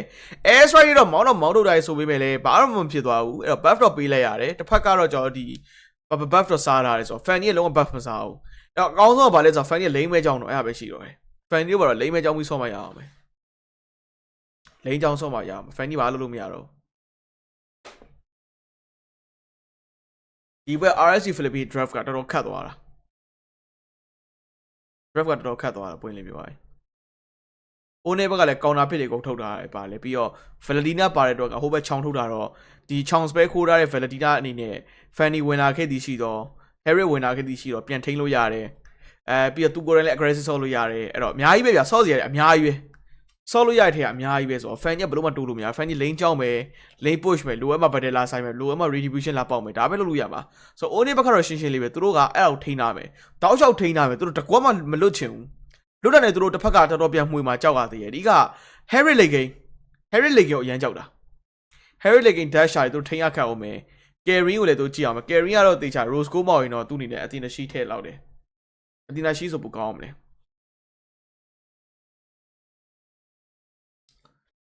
So fight 3 4x2k 4.3k fight 3 4x2k 4.1k ဒီလောက်တော့ Onic ရသွားရင်တော့ကျွန်တော်ဒီ high ground defense ကိုပဲကြည့်ရအောင် high ground defense မှာကျွန်တော် fasa ပါဟိုဘက် fasa ပါအဓိက Onic ဘက်ကလည်းအရန်တိုးမယ်ဆိုဟိုဘက် purify နေဆိုတော့သူတို့ပြန်ပြီးခံရမှာလေကြောက်ရသေးတယ်စပယ်ကုံဝိုင်းလေ fan ကြီးတို့မှွေတာဒီ Harry မှွေရလည်းရှိသေးတယ်အခုက buff ရသွားပြီကွာဒီလား buff ရသွားပြီ Fanny buff ရသွားပြီဆို Fanny အလုပ်လုပ်လို့ရပြီဘေရှင်တော့ဖော်ထားတယ်ဟိုဘက်ချုံတော့မှတွေ့ရသွားရော Fanny buff ရပြီဆိုတော့ Fan ရဲ့ဘယ်လာဆိုင်ပြီဒီမှာ Onic ဘက်ကတော့ဒီ law နာမှာနည်းနည်းလေးအချိန်တော့ဆွဲအောင်မယ်15မိနစ်ပါတစ်ဖက်မှာလည်း Harry က define ပြီးသွားပြီဒီနေ့မှာ 4.0k 4.1k သူ fan ကို fan မယ်အောက်မှာ wave ကတက်နေအများကြီးပဲဆို Fanny အောက်က wave သွားရှင်းတော့ Fanny location ပေါ်သွားလိမ့်မယ်ဒါပေမဲ့အခုတော့ပေါ်သွားပါပြီတစ်ဖက်ကလည်းလက်ရှိ Edic ကနည်းနည်းလေးရှစ်တိုးလာတယ်Nesco ကလော်ပြီး Nesco ဖြန့်ရတော့ရရမယ်လေချောင်းကန်မှလည်းကြောက်ရသေးဗျာချောင်းကန်မှလားထောင်းသားသေးတစ်ဖက်ကလည်း Kufra ဝင်တယ်ချောင်းတန်းဖြစ်တာချောင်းပြတ်လောက်လားတစ်ဖက်က Nexus Speedy Light We Damage မှာ Light ကတွေ့တုံးမဲ့ကျွန်တော် M ပြေးပြီးပွေတော့ဝင်တယ် Spray ကုံဝိုင်းအချင်းတစ်ခုမှာအကောင်လုံးဖြိုခွဲနေတယ်ဒါပေမဲ့တစ်ဖက်မှာပြန်ကြည့်မယ်ဆို Front Line ကောင်အကုန်သေးဝဲအောင်နေမကောက်တစ်ဖက်မှာလည်း Escalera ကန်လိုက်တဲ့အချိန်တစ်ခုမှာ Plane သေးသွားတဲ့ Fanny ကိုတွေ့ရမှာဖြစ်ပါတယ်ဆို Onic ဘက်ကတော့ဘလို့မှကျွန်တော်တစ်ဖက်အသင်းကိုတိုးခွင့်မပေးဘူးဗျာ RSC နဲ့ချက်ချင်းပတ်တယ်မှာ3កောင်ကြာသွားတယ်ဆိုတော့ Onic အနေနဲ့ဒီ law နဲ့ဒီတူပဲတန်းအန်းလို့ရမလားဆိုတော့စောင့်ကြည့်အောင်မယ် MM မှာကျွန်တော် purify ရှိပါသေးတယ်အဲ့တော့ dash ကြားရကြားမှာကျွန်တော်ပြေးထိတာ aqua တော်တော်သွေးနေဝိုက်ချင်ပါ execution aqua တက်တုံးမဲ့ကျန်တော့ပြန်တော့ပြန်ဆုပ်တယ် Ryzen lance တော့ပါ MM အနေနဲ့ကပြန်တော့ပြစ်နေစေပဲပြန်တော့ချနေစေပဲဒါပေမဲ့ Nets ရဲ့ physical damage မှာတေသွားခဲ့ပါတယ် killing spree by Nets ရဲ့ carry မှာ Onic အနေနဲ့ကတော့လက်ရှိအနေထားမှာမြင်းတဲ့တိုင်းပဲအကောင်းဆုံးထိန်းထားခဲ့ပြီနဲ့သူတို့သွေးရဲ့နေသွားတဲ့အခါမှာဒီ law ကတော့plane တော့လွှတ်လိုက်ရမယ်ဒါပေမဲ့ mega lane နဲ့တူတူပဲ MM ကိုလည်းရထားပါတယ်1000ကျော်တော့ Harry က1000ကျော် Harry Lane ကိုအရန်ကြောက်တာသူတို့ Onic ဘက်က Magic Defense ထည့်တာ Rose Gold ထည့်ထားတယ် Gary ကတစ်ဖက်က Lance လောက်ကအဆင်မပြေဘူး Lance sorry Fanny ကလုံးဝအဆင်မပြေ Fanny ကBOD Malefice Roll Hand Strike have to see အဲ့ item 4ခုနဲ့သူအဲ့4ခုနဲ့ဘာလုပ်နေလဲဆိုတော့သူဒီကအဲ့ဒီ Fanny ပိုင်းတဲ့ခါမှာဒီ Valentina အပြက်ဖြတ်မှာ Valentina လုံးဝအမှားမထည့်တာလေ Claw Destiny တော့ရှိရ HP ရော Grow တော့ရှိရဒါပေမဲ့ Fanny ကဘာဖြစ်နေလဲဆိုတော့သူက Valentina only ပဲ target ထားတော့ပါ Albert တဲ့ Albert ထည့်လိုက်ပြီတမျိုးလေးပဲခုနလည်းအဲ့ Escalera မွေသွားလို့သူ plane သေးသွားတာဟိုဘက်ကောင်တာစပယ်ရအများကြီးပဲအဲ့ကောင်တာစပယ်အများကြီးကြာမှာ RS ရတော်တော်ယုံနေရတာရှင်းနေမကောင်းအသာဆော့လို့မရ draft ကခတ်သွားတာdraft ကခတ်သွားတဲ့အချိန်မှာ Onic ဘက်ကအသာစီးယူထားတယ်ဒါပေမဲ့ Onic ဘက်ကအမထက်လို့ရင်တော့သွားပြီမရအောင်ပြန်ပေးရမှာကြောက်လို့ခုနတွေးလိုက်မလား Kufra ဒီမှာ spare ကုန်သွားချိန်မှာ Harry မှုရောသူတို့အကုန်ပတ်ပေးရတယ်မရအောင်ဟဲ့ Harry ကိုလည်းသူ queue ဆိုင်နေရတာအဲ့တော့ Fanny ကိုတစ်ကောင်ထိန် Harry ကိုနှစ်ကောင်ထိန်မယ်လို့ပြောဆော့လို့ရတယ်နောက်က Carry free ခင်ရပြီ Carry ကလုံးဝ Carry share ဖြစ်တာပဲစောင့်ကြည့်ရမှာဒီမှာလည်း buff ကိုတော့ကာမှာ Nets ကအရှိကတိုးပေးလိုက်မယ် buff ကို Fanny buff ကိုအသေးခံကားလိုက်မယ်ချိန်နေရကြည့်ပြီပေါ့နော်ဒီမှာ MN သူ့အနေနဲ့ purify ရှိတယ်ပြီး impure rage နဲ့နားရတယ်ပွင့်လင်းပြော impure rage ကချုံနေစစ်ထားတယ် light ကအနောက်ကနေ back ကန်ပါ buff ကိုပဲ retribution ပေါက်ပါလားခြုံနေတော့ဝင်သွားပြီလက်ရှိစောင့်ကြည့်နေဝင်လာတယ် Nets ကိုပြေးထိနေနောက်ကနေပြစ်တဲ့ damage อ่ะ oh carry ပြစ်တဲ့ damage အဲ့မှာ Kala ကောင်းလိုက်တာကွာ Escalera သေးသွားတယ်ဒါပေမဲ့ RN နေတော့ပြန်ဆုပ်ရတော့မယ် K တွေရသွားမှန်ပေမဲ့လည်း RSC ဘက်ကပြန်တော့ fall အောင်မယ်ဗျ Lancelot dash ထားတယ်ဒါပေမဲ့မရသွားခဲ့ဘူးအဲ့အချိန်မှာ Kufra ပြန်တော့ဝင်လာတယ် Harry ကိုထိန်းတာ Harry ကဘောင်းစေဘောပို့ပြီးလဲဘာမှမဖြစ်တော့ဟိုဘက်ချက်ချင်းကျသွားတာအဓိကဗတ်တယ်မှာကောင်းဝိုင်းချက်က light ကောင်းသွားဒါပေမဲ့တစ်ဖက် Nest ပြန်တော့ပြေးတယ် Fanny Immortal ကြားမှာ Nest ကထက်ကျသွားပြီဗျ Amman တစ်ဖက်မှာ Fanny Immortal နဲ့ကျွန်တော်ပြန်တော့ကျသွားမယ်ဆိုအနေနဲ့တစ်ခုတော့ရှိမယ်ဒါပေမဲ့လည်းအကောင်းဆုံးတော့ထိန်းထားပါသေးတယ် RSC ဗတ်တယ်တစ်ခုကချက်ချင်းတာသွားတယ်ပြီးတော့ light ရဲ့ကန်တာလည်းအဓိကValentina ပါဝါအချိန်တခုမှာ Fanny လုံးဝတိုးရဲသွားတာကတော့တကယ်အမခန်းပါပဲ အိမ်မော်လည်းရှိပါသေးမသေးွားခဲ့ပါဘူးဆိုတော့ဒီလောတော့ကျွန်တော် RSG အနေနဲ့ပိုင်ဆိုင်သွားခဲ့ပြီဖြစ်ပါတယ်ချက်ချင်း turning point ဆိုတာဒါပါပဲအဲကြောင့် Onic ဘက်ကဗတဲမကြရင်ပိုအဆင်ပြေတယ်ဆိုတော့အတိတ်ပဲပြောတာလကားမဟုတ်ပါဘူးချက်ချင်းဗတဲကြွာချက်ချင်းကိုအကုန်ပေးလိုက်ရတာပါအခုအဲ့လိုချက်ချင်းအကုန်ပေးလိုက်ရဒီလောကြီးပါချက်ချင်းကိုပိုင်ဆိုင်သွားပြီ RSG ကဘာမှစဉ်းစားကြမလို့ဒီ like ကန်လိုက်တာကြီးတကယ်ကောင်းနေပဲပြောရမယ်Valentina ကိုဖြတ်သွားတကယ်ကောင်းတယ် Valentina မှာချောင်စပဲခိုးရတဲ့အတွက်ကဘာပဲပြော Fanny တော့အောင်နောက်ပါပဲအဲ့ရကတော့သူ့အနေနဲ့ BOD ပါလာပြီတလျှော့ပဲတကွက်တလျှော့ပဲပြီးသွားပြီအနေဆိုတော့ Carry တို့ဘာပြတ်တယ်ကွာ Carry က Window Nature ထည့် Window Nature မထည့် Fanny ကမှုေးလိမ့်မယ်ဒီမှာ Window Nature ထည့်ရင်လဲကျွန်တော်ဒီမှာ Harry နဲ့Fasa နဲ့မှုေးအောင်မယ်အခုချိန်ဒီ Fasa save လေးစောနေတာကြီးတကယ်ကောင်းတယ်ဒါအမှန်တိုင်းဝင်ခံတာ Fasa ကြီးတော်တော် save လေးစောနိုင်တာတစ်ဖက်ကသူရ Fasa ကို target ထားမှတဲ့စာရင်ဒီ Harry နဲ့ Fanny ကိုပဲသူတို့တော်တော်ကြီးရွေးချယ်နေရတာဆိုတော့ပြီးတော့ဘာဖြစ်လဲဆိုတော့ဒီမှာကတစ်ဖက်က Onic Philippines ဘက်ကိုလည်း RSC ဘက်ကအစိုးရကမေးခွန်းထုတ်ပြီးတော့ draft ထဲမှာမင်းတို့ငါတို့ Fanny ပဲထိမှလားမင်းတို့ငါတို့ Harry ထိမှလားဆိုတော့မေးခွန်းထုတ်ထားပြီးသားဆိုတော့ခတ်နေရကူကဘဲကောက်ထိမသိဖြစ်သွားပြီကူဆိုပို့ဆိုးသွားပြီတာဝါကျိုးတော့လားfrom ဝင်တော့ဝင်တာဝါကျိုးကဇာမန် force ခိမ်းပါဇာမန် force က AC ကူတော့ပြန်ပြေဦးမှာအဲ့တော့ပြန်ကြည့်ရအောင်ရောဝင်ပါလားဝင်သေးဘူးMN အနေနဲ့ကသူ့အနေနဲ့စောင့်ကြည့်နေတယ်တိုးဘုဒ္ဓကလည်းပြန်ကြည့်နေ RSG အကောင်းဆုံးတော့ Mega ထက်ရိုက်ထားရပြီးသွားပြီ Mega 2လိမ့်ပလိမ့်ရအောက်က Mega 1လိမ့်ထက်ရောက်တယ်လည်းပြန်ပြီး force ဆုံးမယ်တစ်ဖက်မှာလည်း Valentina နဲ့ spare ခိုးလို့မရသူချောင်း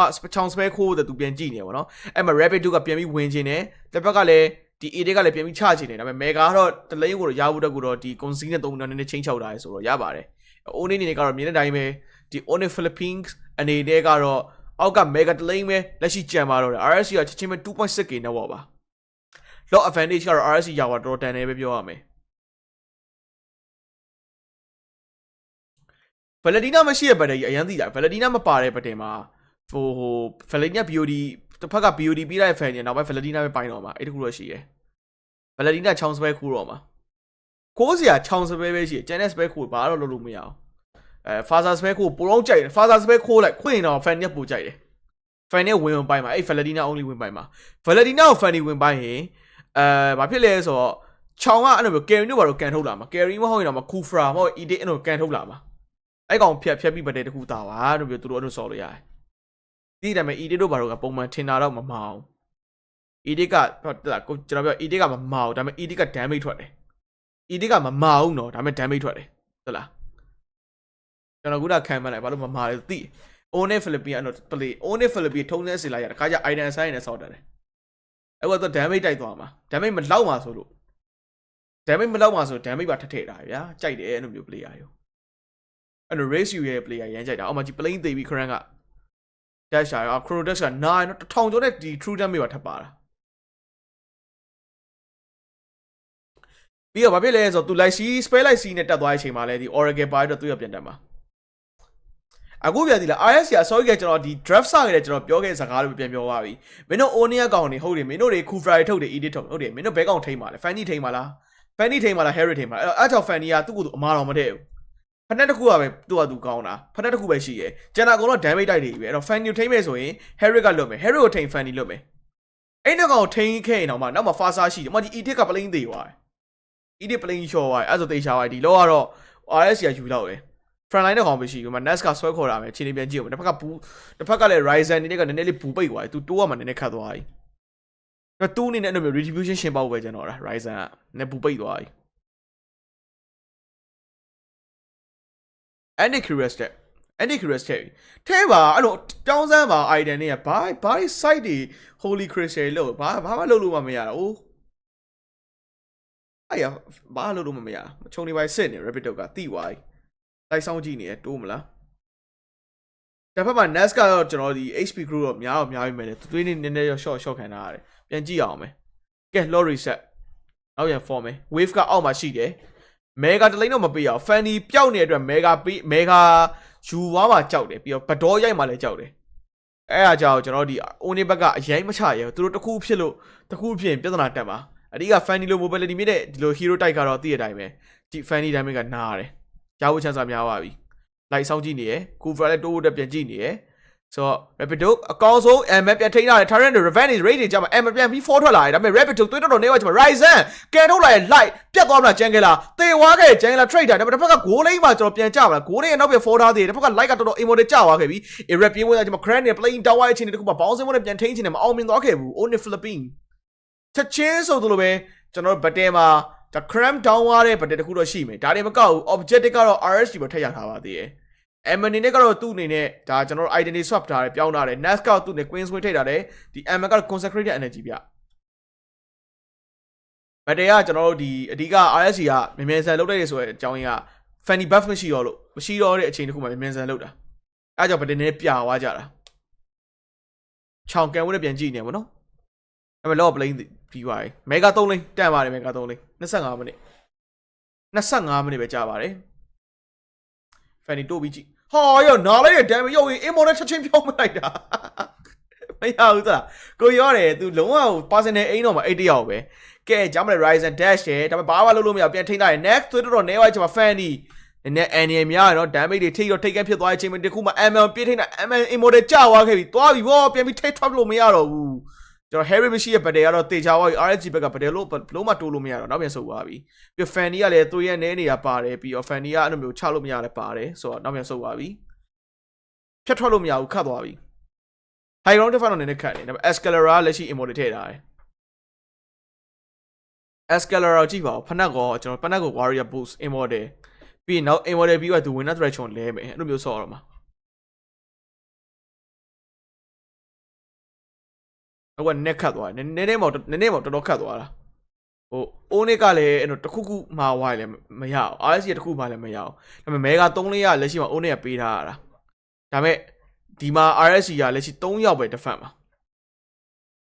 Cool Fry AD ရဲ့ရှိကိုချလို့ရပါမလား Fanny ကိုမိသွားပြီဗော Irrep ကသေပြီဗော immortal ကျထားတယ်ပြတ်ပြီခင်ဗျာ Rapid to Flick Time နဲ့ကြာမှာ Aqua immortal ကျသွားပြီ Ryzen Thoros တစ်ချက်မှာပဲနောက်ဆုံးတစ်ခွက်မှာ Aqua သေသွားခဲ့တယ် double kill နောက်ဆုံးတော့ကျွန်တော်ဒီ Fasa သေသွားတဲ့အချိန်တခုမှာပြေးဝင်သွား Nest နဲ့ Energy Eruption တောက်နဲ့ပြန်ထိမ့်မိမယ်လေ Carry ပါနေတဲ့တစ်လျှောက်မှာ Onic အနေနဲ့ကတော့ RSG ရဲ့ comeback ကိုတော့အကောင်းဆုံးဖြည့်ရှင်းနဲ့ Panda ရဲ့ draft ကိုတော့အကောင်းဆုံးထိန်းသွားခဲ့ပါတယ်အိုးတကယ်ကောင်းပါတယ်ခင်ဗျာတကယ်ကောင်းပါတယ်နှစ်သိန်းလုံးတကယ်ကောင်းပါတယ်မနောက်ပန်နာရဲ့ drop ကိုတကယ်ကောင်းကောင်းထိန်းသွားပါတယ်ပန်နာရဲ့ decision making လုပ်ခိုင်းတဲ့အချိန်မှာ Onic Philippines အကောင်းဆုံး decision making လုပ်သွားခဲ့ရပါတော့ခုနလည်း battle မှာ MN ကျသွားလို့သူတို့တက်ရဲသွားတာပြ Kufra မိသွားလဲပါ Kufra Fanny ကိုမိသွားတာပန်နာလေတာပန်နာတို့သူခေါင်းစား draft ကိုနည်းနည်းခေါင်းစားပြလိုက်တာဟို Onic Philippines ရဲ့ကောင်းတယ်အကောင်းဆုံးပြန်ဖြီသွားတယ်တကယ်ကောင်းပါတယ် nice ကဲ like ဆွဲလေး really share ပေးကြပါခင်ဗျာ really baby share ပေးကြပါဦးဗတ်တဲ့တစ်ခုပါပဲ live analyst ပါဒါပါပဲခင်ဗျာကျွန်တော်ပြောတယ် Onic Philippines ကောင်းပါတယ်လို့ကိုပြောရနော်ကိုမပြောဘူးလားကိုပြောအဘေဒီတစ်ခေါက် line ကတောက်နေလို့ Onic Philippines ကအသင်းသေးဆိုတာမရှိတော့ပြိုင်ပွဲတိုင်းမှာအသင်းသေးဆိုတာမရှိတခြားနိုင်ငံမှာအသင်းသေးပဲရှိတယ်ဒီမှာဒီနိုင်ငံမှာအသင်းသေးမရှိတော့အကုန်လုံးအသင်းတွေကတော့စာလုပ်လာပြီကျွန်တော်အရင်နဲ့ live stream လုပ်နေတယ်ကျွန်တော်ပြောတီတိုလေးပြောဟာရောတို့လက်ရှိ MPL မဆသူတချို့နိုင်ငံတွေမှာလည်းမျိုးတည် MPL မဆခင်ပွဲနောင်ချိန်တော့ပြည့်နေပြီဘာလို့ပေါ့ကဲ really follow share လုပ်ပေးကြပါခင်ဗျာ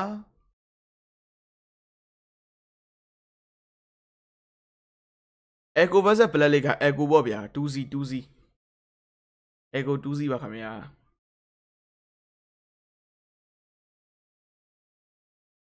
ကဲအနီအောင် channel နဲ့ကျွန်တော်ဒီအပြာအောင် channel တွေမှာကြည့်လို့ရပါတယ်နော်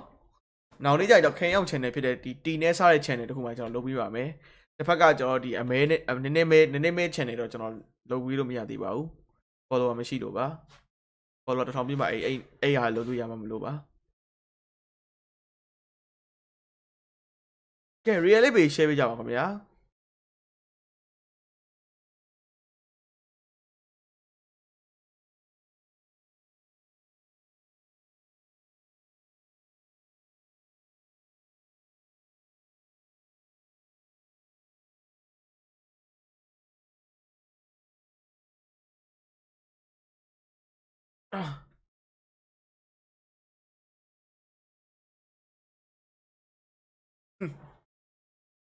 အဲ့လိုပါပဲ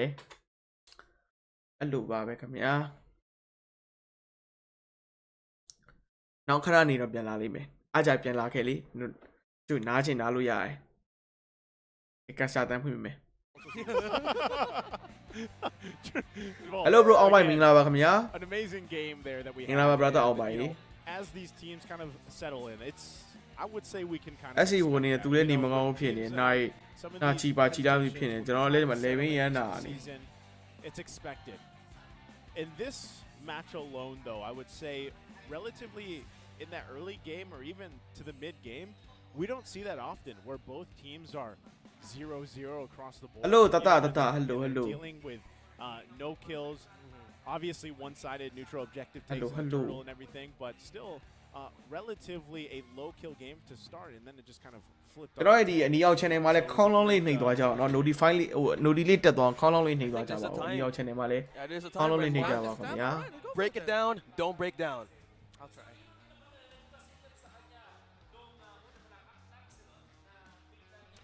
Okay, so what an interesting game. Again, it became a story of let him cook. ဂိမ်းနဲ့မတူပါ I'm ဘူး not တူ just လိုက် talking about တူ Onic လောင်းလည်းမ Philippines သိတဲ့ဂိမ်း here, တူပါ it's both of these teams. Let's start things first off with how Onic handled it. Again, we mentioned it. Onic Philippines, Onic Philippines. Were sort of shut down there by Onic. They told Light every time he tried to get into position, just couldn't find it. And because of him not being able to get one of the main conditions of playing with an Harith, playing up against a marksman, is to go into the gold lane and apply pressure.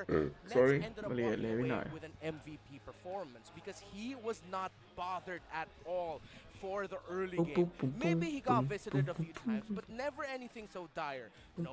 not a lot of pickouts, no pickouts. ပွင့်လင်းထပ်ပြောပြမယ်ဒီလားဟိုလေခင်ဗျားတို့မသိရဲ့အချက်လေးတစ်ခုပြောပြမယ်ဘာလဲဆိုတော့ဟို MPL Philippines ကကျွန်တော်ပုံတင်တယ်သိလားကျွန်တော်ပုံတင်လဲအဲကျွန်တော်ပေးလိုက်ပုံပေါ့သူတို့ဒီကိုယ်တိုင်ဝင်ရှာပြီးတော့ထောက်ပြီးပေးလိုက်တာအဲ့ပုံကကျွန်တော်ချိန်ထားတာမသိ opening eventually and to find opportunities to counter punch. And we saw there earlier eventually after Onic took control of majority of the game, after Onic just over and over again took away the purple buff away from Irad, RSG made the most out of an Onic mistake of fighting when they no longer needed to.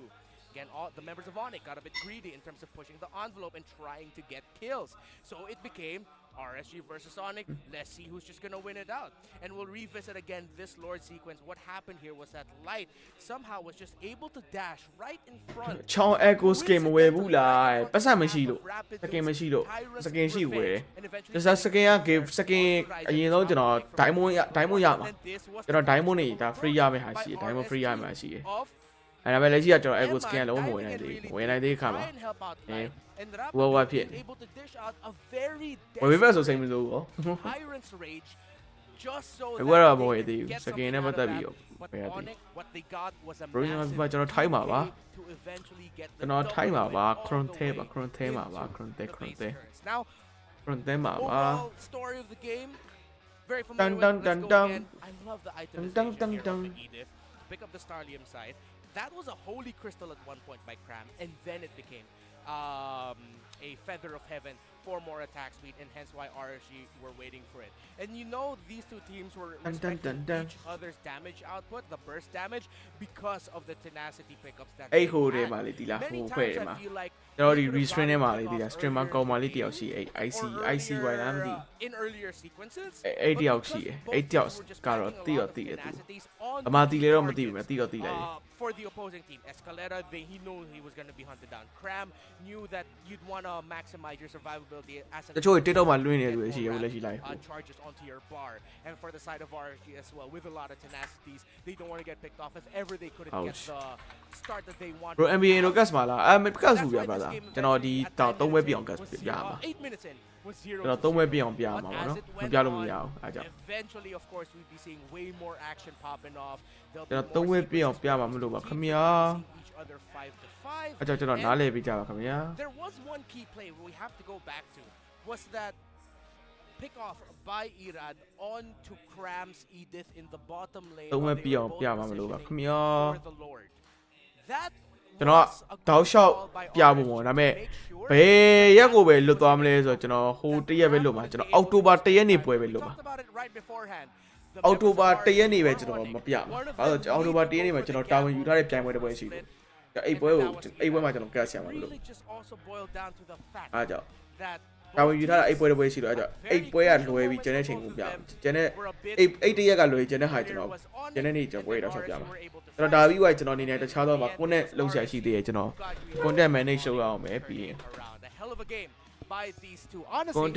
content လေးပါညာရေးကျွန်တော်ဟိုဟာလုပ်ရအောင်မယ်ပြီးရင်ကျွန်တော် training ကျွန်တော် training နဲ့လုပ်ရအောင်မယ်ဘရို game နဲ့ဖွင့်လို့ရတာဒီ one live ဆုံးဖွင့်ကြအောင်တော့ဘာဖြစ်လို့လဲတဲ့ကျွန်တော်ထားဖွင့်လို့ရဆိုတော့ကျွန်တော်တော့ official restream ပါအဲ့တော့အခုဒီမှာ game ကျွန်တော် game နဲ့ဖွင့်လို့ရတယ်အခုသူတို့ cash နဲ့အတိုင်းဖွင့်လို့ရတယ်ဒါပေမဲ့ game နဲ့ဆိုတာကကျွန်တော် claim fee လို့ခေါ်တယ်သူတို့ hobby shop နဲ့ in game claim fee ကိုကျွန်တော်တို့ week 2မှာရမယ်လို့ပြောတယ်အဲ့ကျရင်တော့ခင်ဗျားတို့ in game နဲ့ကြည့်ရတော့မှာ in game နဲ့ပါဝင်နဲ့ကြည့်ရတော့မယ် in game နဲ့ပါဝင်နဲ့ကြည့်ရတော့မှာ Nostalgia. That's what we love. I've seen this before, and I'm happy to see it again. Beautiful. Beautiful. Amazing. Beautiful here. And you know, I gotta say, dun, dun, the way dun, you dun. broke that down was amazing because again, there was a lot that was happening that you really had to pay attention to in that match alone, right? This is again, it's not really. ကျွန်တော်တို့ဒီအရာဖွင့်လို့ရတယ် MPL အင်ဒိုလည်းဖွင့်လို့ရ MPL အင်ဒိုဘာ copyright မှာမရှိဘူးဒါပေမဲ့ဒီမှာဒီကောင်တွေကြောက် copyright ရှိတယ်ဒီလား copyright ရှိတယ်ဒီမှာ That is literally that is copyright ဒီအတန်ဖွင့်လို့ရတယ်ဒီမှာ MPL Philippines ကိုကျွန်တော်တို့ဒီမှာပြလို့မရဘူးဆိုတာကဟိုဖြစ်လို့ copyright ရှိလို့တခြားသူတွေပြလို့မရဒါကျွန်တော်တို့ပြလို့ရတယ်ကျွန်တော်တို့ official restream မှာဖြစ်နေတဲ့အတွက်ကျွန်တော်ပြလို့ရတယ်အဲ့လိုဆိုပေါ်ရကြည့်အောင်နောက်တစ်ပတ်ကြာရင် in game နဲ့အပါဝင်ရမယ်လို့ပြောအားကြခင်ဗျားတို့ကြည့်ရပို့သဘောကျနိုင်မယ်ကျွန်တော်လည်းသဘောကျအားကြရင်တော့ share ဖြစ်သွားပြီအော်ဒီတစ်ပတ်ကတော့ပွင့်နေပြောရင်ဟိုဖြစ်လိုက်အောင်နည်းတီးခံလိုက်ဒီပတ်လေးတော့ Siyang isa sa mga community leaders ng RSG. Anong bago sa RSG Philippines? Sobrang daming pinagbago.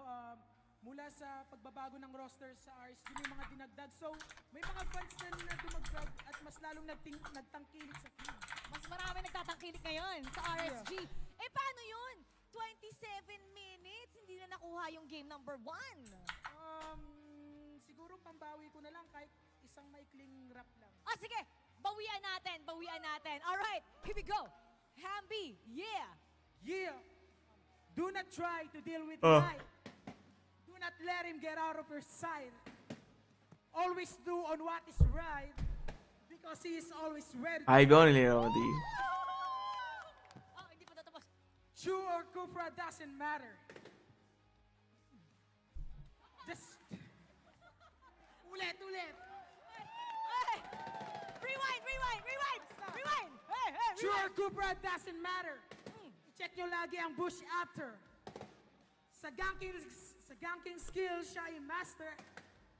There's no other the best roamer. Hey! Yeah! RSG! Okay. Freestyle yun niya, be. Si Light. O ikaw, hi. Kaya mo ba yung ginawa niya? Kaya. Okay. Magbawi natin yung sa RSG. Alright. Who you got? ဖြူနေရဲ့ကောင်မလေးရတဲ့ into မှုလား into ဘယ်သူပြောလဲ brother ဒါဖိလစ်ပင်းကသူတွေပဲအကုန်လုံးကဖိလစ်ပင်းဆိုရင် तू ကမာရာကျတော့ဖိလစ်ပီနိုကနေဒီယန်တော့ဖြစ်တယ်ကနေဒါလို့ကနေဒီယန်လို့ခေါ်လားဘယ်လိုခေါ်လဲကနေဒါသူဟိုအမေရိကကနေဒါပေါ့နော်ကနေဒီယန်လို့ခေါ်လားသူတို့ကနေဒီယန်လို့ခေါ်ကြလား Okay, sino? ဟော Eman Damayaman. Okay, here we go. ကနေဒီယန်လို့လည်းခေါ်ကြကနေ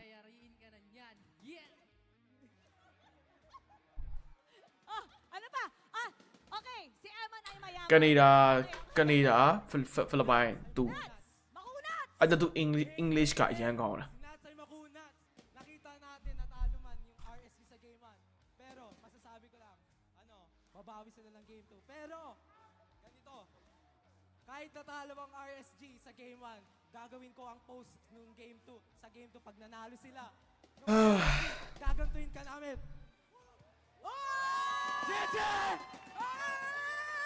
MPL အင်ဒိုကတော့မိုက်ပြီကွာ MPL အင်ဒိုနီးရှားက တို့ဒီ official restring ကကိုစီတယောက်ပဲရတာသူတယောက်ပဲပေးတာ What you got? သူကတယောက်ပဲပေးရမလို့ဟိုကတော့ဒီ Philippines ကကျွန်တော်ရဲ့ကိုရင်းအောင်ရတယ်အဲကြိုက်တဲ့သူစီမှာကြိုက်လို့ကြည့်လို့ရပါတယ် Alright, let's go talk RSG one more time. Everybody, GG. RSG!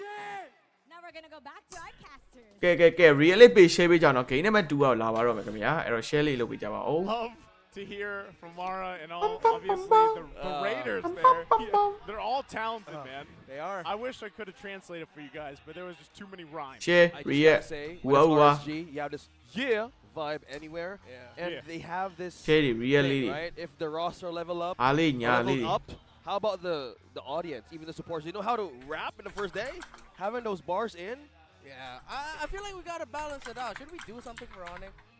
Should we try? Well, Okay, hold on. Wait. Let me just say, Ranmar is an I was experienced gonna guy say, I'm not in the rapping. I'm not the most rhymer over here. နောက်ဆုံးပွဲပါ Hey ပွဲ man, လဲမ your သိနောက်ဆုံး spoken ပွဲက word in TNC battle နဲ့ rap, TNC နဲ့ brand ညာအဲ့လိုပုံတွေပူရလိမ့်မယ်လား We'll never mention Can you do it again? Can you do it again? Ready for the Chalk Mamba Surprise! surprise. Hey, the Chalk Mama's back, by the way. Yeah. So just wait. Hold on for the rhymes, though. We want you guys to show your support for your favorite MPL teams by purchasing your limited edition team notification effects only for 58 diamonds. So again, going back to that 455% diamond pass you guys can get, you can use that to get yourself the team notification effects. They are only 58 diamonds, and they're amazing, right? Collect them all, collect your favorite teams. Going back to it, do you have something prepared here, Redmar? Okay. No, I thought you guys would be able I'll to do get the something beat. else. I'm happy to do the beat. No, I'll do it freestyle. Okay. I'll do freestyle. Onic magic playstyle so sick. Kings of the sea come to the Philippines, take over the scene. Oh, Onic pongo up against piyama. RSG. It's never what it seems. Boom. Yeah. Where's the mic? Drop the mic. I didn't want to beatbox in the mic because, you know, it might be too much. We just have to relish. အဘောလေအကောင့်လက်မခံတော့ဘူးလားဘာကြီးလဲ Yeah. အဲ့တော့ gateway I ပါ just ပေးမှ dropped my လေတဲ့ headset. Not literally, အဲ့တော့ but in game ကနေပြီးတော့ကျွန်တော်ဟို honestly, in game ကနေပြီးတော့ no second gift ပါ on me right now. ဘရိုညမှာပြည်လာပြီးတော့ M5 လာ gas ပါလားကိုကြိုက်လို့ရကျွန်တော်နဲ့ကောင်းတဲ့ caster အများကြီးပါဗျာသားရေအခု gas မဲ့တူရကျွန်တော် online caster ဖြစ်နေလို့ကျွန်တော်လက်မခံတာပါအဲ့တော့ Ranmar did the again rap. online caster တော့မသူလက်ခံတော့မှ Back in seasonလက်ခံ 10 was dope. သူတို့အဲ့လိုမျိုး online caster ဖြစ်နေလို့ဟိုဘ I ယ်လိုပြောရ have မလဲ to make a point. ခေါ်ရင်တော့မှ Some of the ကျွန်တော် online gas ဆိုရရင် audience တော့ out gas တယ် there ဒါပေမဲ့ကျွန်တော်မခေါ်တော့ rap for ဟို teams. ရှင်းရှင်းလေးပဲကျွန်တော်မ gas ရဘူးပေါ့နော်အဲ့တော့သူတို့မှာ MPL Philippines not ဒီ only has the best မှာ players, offline gas ရတူအများကြီးရှိပါတယ် we have done rap battles. Yeah. Echo နဲ့ blacklist ကဟိုနိုင်သွားတယ် Echo ပဲနိုင်တယ် Volumes, 2C go ပဲ check it right now on YouTube. The MPL Okay. Philippines rap battle because Ranmar just completely killed it. in game gift ပါ Season 10 Echo rap bars. Hey man, we all in game gift in game ကနေ second gift ပါတကယ်ရော second gift ပါမနောက်မနောက် And nice မလိန် to မ bring လိန် up no cap the no first cap rap battle. I was part of the first one, you Yeah, know. Smart Don't Omega. look for, you know. You can go and tag him and clip him. Bam, Yes, bam, please bam, actually bam, clip that. bam, Go back. bam. MPL Philippines rap Bam, battle bam, volume bam, 1, bam, clip bam. Naisu Boom, boom, segment. boom, boom, boom, Tag him boom, on it boom. and he's gonna give away diamonds. No. Wow. No, he won. Okay, well, now that's it's getting a good. little off the rails here, boys. Bro. Right? He won. Let's bring it back. You're bringing up the bar there. နေပြီနိုင် I ရ don't have any diamonds to give away, but you know, of course, sure? you can win some diamonds. I think if you come and Let me watch, know you that, know, no doubt. here live. So again, join us for season 12 because we have a lot of things in store for you guys. Now, jokes aside, let's go back to it. Right, game number 2 ahead of us. We're waiting to get into the draft. Onic Philippines, great. I feel like great. သူတို့ဟိုဟာ Really, way to show what this. အခုကဘယ်သိလဲအခုက Now, အခု the က other thing is ကျွန်တော်ဒီ Rasajet Philippine နဲ့ကျွန်တော်ဒီ Onic Philippine ပေါ့နော် and I want to see them Onic PH go with ပေါ့ a different game plan. The game plan was actually pretty good. It was a very momentum, heavy hitter, early game lineup, and I think it could have worked out well. It was for a time. It brought them back to the 7K gold deficit that they had. But specifically, OSX, I'm going to ask you because I want to hear your thoughts. What does RSG do here to take us to a game 3? What exactly can they learn from game 1? They were already actually doing some great things, but how do they change this? Yeah, and going back, maybe on I can't the put power, you draft don't have in the power. previous season, Most likely. အားစီတော့ဝက်ပြန်သားမယ်ထင်လားပြောလို့မရဘူး Well, composition, but mostly. ခိုင်ရေးထည့်လိုက်မယ်နော်ခဏလေးစောကျွန်တော်ပြန်လာခဲ့မယ်ရေးထည့်လိုက်မယ် composition. Right. That was. နှခမ်းအဖူပေါက်သွားလို့ At some point, we were seeing a different, well, Lancel kind of build, and maybe if they go back to those strengths and kind of roots, and maybe to park an additional, well, not pushing right away the assassin type of composition for RSG. I mean, I think that could work because we know them as the task force RSG. They know how to make their games actually work once they have a way of like securing more of their comfort picks as well. I think I'm gonna go back to something a little bit more evident with teams like RSG. Teams like who are usually so. နှခမ်းအဖူပေါက်သွားတာ Is that for some reason there's Ouch. a tendency that one push. Onic Philippines လူတက်တယ်လားလူဟောင်း3ယောက်ပါတယ် They're a little bit too. လူဟောင်း3ယောက်ပါတယ်ကျန်တာလူတက်တယ်ပဲ reboot လုပ်လိုက်တာအဲ့လိုမျိုးပေါ့နောက်တဲ့အတက်တွေကကောင်းပါတယ် But then that's how RSG lost that game, and that's something that happened to RSG often. Like ever since season 10, it's been like a trend of them. So RG needs to go back and fix that because I love their drafting. Valentina ပဲထပ်ထုတ်တယ်ဒီ Valentina E တယ် And now as we look at the draft, အဲ့တွဲတော့ train ဟိုင်းနေတူ Valentina E တယ် changes here because so far မျိုးလေးပါလား similar picks, similar bands. ကဲ share လေး real လေးပြန်လုပ်ပေးရပါခင်ဗျာနော် We'll see if they actually still go. အော် You know, the Fanny, I don't think they're going to do it this time around. I would like to see them possibly even just, if they decided to put the Fredrin in the jungle, then that might work. They go that utility play style. Versatility, maybe. They contest some of those, especially the early turtles, and put themselves in a better situation again. ကျွန်တော်ထင်တာပါလေ MPL Philippines ရဲ့သူတွေကျွန်တော်ပုံလေးဒီလားရှာရင်းနေလေဒီလား even from the previous season, where ကျွန်တော်ပုံကိုရှာရင်းနေဗာလေ finding them, you know, in the behind. ဟိုကရုံးပုံတို့ဒီမျိုးရှိတော့ရှိပြီးလိုက်ပြီဒီလား Oh, nice, you get it. Oh god Finally get it, brother. Dude, I'm so happy for you. Visually, if you guys can't see it, I'm holding my fist up in the air right now. Because I'm just Yeah, waiting just for keep that five. Hold that pose. What?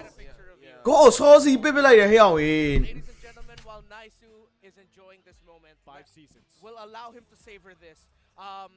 One of the reasons why teams pick Gord is it's sort of like a substitute to something like an Eve Enofar. girlfriend ကိုတွေးလုံးစော့မှာဒီလားစတမ်းမီခုဆွဲ စတမ်းမီခုဆွဲလို့စော့မှာ RSG, I think why they actually picked up the Fredrin and the Franco is that they need to create a lot of space for စတမ်းမီခုဆွဲနေလို့စော့မှာ Gord. Oh, yeah, it was Gord. Gord, isn't it? yeah, we're talking about Gord right now, bro. And yeah, this is RSG setting up a Gord pick, and I think sorry Onic, they knew it going into the series. They already had a hunch. They banned it earlier, but now RSG said, "Now we're gonna pick it up already." Just imagine being ahead of the curve, and they want to do it again their own style. Yeah. Gord, that was banned second time. Well, on the last slot. TNC ဘယ်လိုနေလဲတဲ့တို့ဒီ season အချိန်ကြီးကောင်းလို့လား TNC ကလက်ရှိတော်တော်တိုးတက်လာလို့ပြောနေကြတယ် Initiate or reach ကျွန်တော်ကြည့်နေ TNC တော်တော်တိုးတက်လာလို့ပြောတယ် They're more on ဟိုကလာလဲတိုးတက်လာမဟုတ်ကလာလဲကောင်းနေပြောတာ of Edith or even Gary နဲ့ girlfriend ကိုစော့မှာဒီလား girlfriend ကိုတွေ့လုံးစော့မှာအဲ့တခုရှိတယ် I just gotta Go I ahead, just gotta give rejoice. a props up to Asha here. Locking it in. girlfriend ကိုတွေ့လုံးစော့မှာသူတို့ Thing. It's gonna work great because yes, you aqua ရဲ့ကိုကြည့်ရအောင်မယ် pick it up, and I think it works great, and I'll love to see it. All fan Bruno it provides ဘယ်အသင်းချန်ပီယံရမယ်ထင်လဲကျွန်တော်တစ်ဖက်ပိတ်ဆိုကျွန်တော် echo ပဲပြောပါ one of the parts. ဒါပေမဲ့ကျွန်တော်ဒီနေ့ကို brand ရမယ်လို့ခံမှန်းမိရယ် Damage potential is something brand ရမယ်ခံမှန်းမိရယ် especially depending on, of course, how ထင်လဲ you ထင်နေ decide ပါ to ဒါမပြောလို့မရဘူး because there's also quite a bit of flexibility on how you build him and what kind of role he's Dun, dun, dun, dun. here. Now, the Dun, other dun, dun, answer, dun. though, really across from you is dealing again with 2 possible ultimates from Gore, right? Because there's Valentina across from you. So now you also are in a situation where, especially around these objective takes, you know, you have that kind of playing a role here as well. And, you know, just having an Edith again in the hands of Onic Philippines is something that I would say that necessarily RSG didn't do. echo နဲ့ OMG တော့ပွင့်လိမ့်ပြောမမှန်တာ OMG fully Where, you know, OMG ပွင့်လိမ့်ပြော fully မမှန်တာ only because of the CC. ရေခဲချောင်းစုံမိလို့မလားနင်းပုံကရနင်းပေးထားမဟုတ်ဘူး no ကိုမပေးထားပုံကိုမပေးထားဘူးသူတို့ဘာသူယူပါကျွန်တော်ပေးရမှာကျွန်တော်ပေးရမှာကျွန်တော်မပေးဖို့မေ့သွားတာကျွန်တော်စာသေးချာမဖတ်မိရဒီရက်ကြားထဲမှာကျွန်တော်ဒီမှာပြင်မှာကျွန်တော်ဟိုဘက်က collaboration ရက်သွားတယ်ကျွန်တော်ဒီဘက်က ဒီဘက်ကကျွန်တော်ဒီတချို့သော some issues နဲ့ဖြစ်တယ်ကွာissues တွေဖြစ်တယ်mandate drain ပြီးတော်တော်ကြီးစိတ်ထိခိုက်နေmandate တော်တော် drain mandate ထိကြလို့ကျွန်တော် Onic, it's mostly equal in this Pentagon. And for the side တော်တော်ထိကြလို့ကျွန်တော်ဘာဖြစ်နေရ we have that burst, you have that team ကျွန်တော်လုံးဝ game. ဟောလုံးပစ်လိုက်တာ Points are being checked as well by စာတီကြမှာဖတ်နိုင်တာအခုမှစာတီကြဖက်မှတွေ့တာဟိုကကိုပုံကိုပေးရမှာ 3 per protect 2. Yeah. Oh, with that health band, this is either gonna be something like a Melissa or even a Clint as their gold laner. If ဟောကန်နဲ့လမ်းဆိုတော့ဟိုဘက်ဂိုးလိမ့်ပန်းတာ Melissa or Clint. အမရဲ့ဂိုးလိမ့်ပန်းတာအေး Alongside the gourd, while the ဒီဘက်ဂေါနဲ့ Franco နဲ့ကြာတော့အဝေးကနေ AC ထိုင်ပြလို့ရကောင်နဲ့တာတယ် providing the space, or maybe even Martis က Beatrice Beatrice နဲ့ဘာနဲ့ထပ်လာ basics, though, it's still just gonna Beatrice be, နဲ့ a Beatrix pick. Beatrice နဲ့ဟိုဘာနဲ့ထပ်လာမလဲ They needed more AoE damage. So offlane တော့ကောင်ဖြစ်တယ်တိုးမဲ့ကောင်သွားမလား something that a gourd ငကားထုံမလား Edin နဲ့ထိမ့်ပါဆို Edin နဲ့သားတယ်ကောင်ငကားတော့ပါတာဆော့လို့ရပဲ That's what I'm just trying to say. It's aငကားပါလေဆော့လို့ရလေ It's not a big wide area like what a ultimate from a Beatrix grenade launcher can bring out. I just gotta say, it's a good thing OSX is doing the play-by-play because if that was me, I would literally just play-by-play Gord. ငကားပါဆော့လို့ရ just လေ scored နော် alone. Gosh, လူစီပဲပြောဆိုတယ်မဟုတ်လားကျွန်တော်ကပွင့်လင်းပြောရရင်တော့ Again, and I တဘောကြနေအတင်ကတော့ဆော်ရရှိရပါတော့အဲ့လိုမျိုးပါပဲ Redmar said you, ဟို you ပြော lost ဖို့ဆော်သေးတာဟိုကဆောက်မစားသေးဘူး additional marksman pick in the gold lane this time around. It is gonna kind of round this out a Beatrice. lot better here. The last couple picks. Alo. also interesting, right? Trading Jungle. Being locked in here. ပြင်ချင်းကအားလို့ Because again, ဒါပေမဲ့အားလို့ဟာလေးတည်တာတစ်ခုဖြစ်သွားနိုင်တော့အားလို့ကအဲ့ဟိုကောရောနည်းနည်း pressure ပေးပြီးလို့ဖြစ်သွားလိမ့်မယ်ကောစပယ်လိုပါပါဖြစ်မှလည်းကြောက်ရသေးတယ် you have final slash. အမျိုးလုံးဆက်လိုက်ရ sheesh Onic Philippines Sheesh. into the beam if you don't hit it, or you do that first and vice versa, which also pairs really well with the Beatrix. yeah, the slow and the burst. Yeah. So ပါ much. သွားမလဲလမ်းစလို့မပေးရမပေးပေးမပေးပေးပဲ Timings and talk အဲ့လိုမျိုးဆော့နေရ when they're gonna be using အိုးနေ last pick က roam မှာပဲသွားမှာ edit ကို roam ဆော့ပြီး offlane နဲ့ကောင်ထားမှာသွားမလားငါဟိုအားလုံးနဲ့ရှင်းထိန်ပါဆိုတော့ and a Beatrix, but it could အားလုံးနဲ့ရှင်းထိန်ပါဆိုငါတို့ပါဆော့မလားငါမဖမ်းတာဘူးနော် or the zone of the Beatrix and Gordon. အခုကကြည့်ရအောင်ပဲ They need to be on top of the game, and this is what we Cram နဲ့ငါဆော့မလား This is what we call a 3 protect 2 lineup. You have edit ကို roam ခိုင်းလိုက်သေးမလား frontliners and peelers. Bro, Ooh, Atlas. space for the Gordon and the Beatrix. And အဲ့တော့ Dravi ကကောင်းလိုက်ရရောဟေးအဲ့ဆိုတေချာပါကိုက purify နဲ့ဆော့ပြီးတော့ကို purify နဲ့မဆော့ကန်လန်ပါသွားတယ် Bro, အရင်မိုက်ဝိုင်းတော့ only Philippine Dravi ကတကယ်မိုက်ရတော့မနောက် Gravity just became the squid. only Philippine Dravi တော်တော်ကောင်းတယ်မနောက် We have Gord, we have Atlas, brother. Atlas တဲ့ man, we were talking about throwback. I'm happy. This is I'm happy. bro Atlas ရ strong နေတော့ဒါပေမဲ့ Atlas က spam မထိရလာကြီးဖြစ်သွားမှာ it's Franco versus Atlas. ဟိုက Franco Atlas ကို target ထားပြီးဖြန့်ရင်တော့ပြဿနာတက်သွားလိမ့်မယ် I think it's great. You know, ဟုတ်လား2 စီဖြစ်ဖို့များလိုက်လားဒီပွဲကြီးက now a chance for hopefully we go to a game 3, because if there's any way for us to get to a game 3, this is how you do it in style for RSG,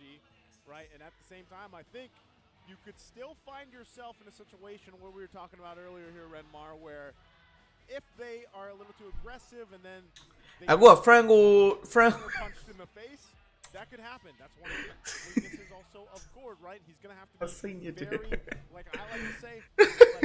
I love that he's got that extra movement speed to go with it. He's got the weapon master to get a little bit of damage. GG guys He's also going to be providing the big damage. oh my god protection goal level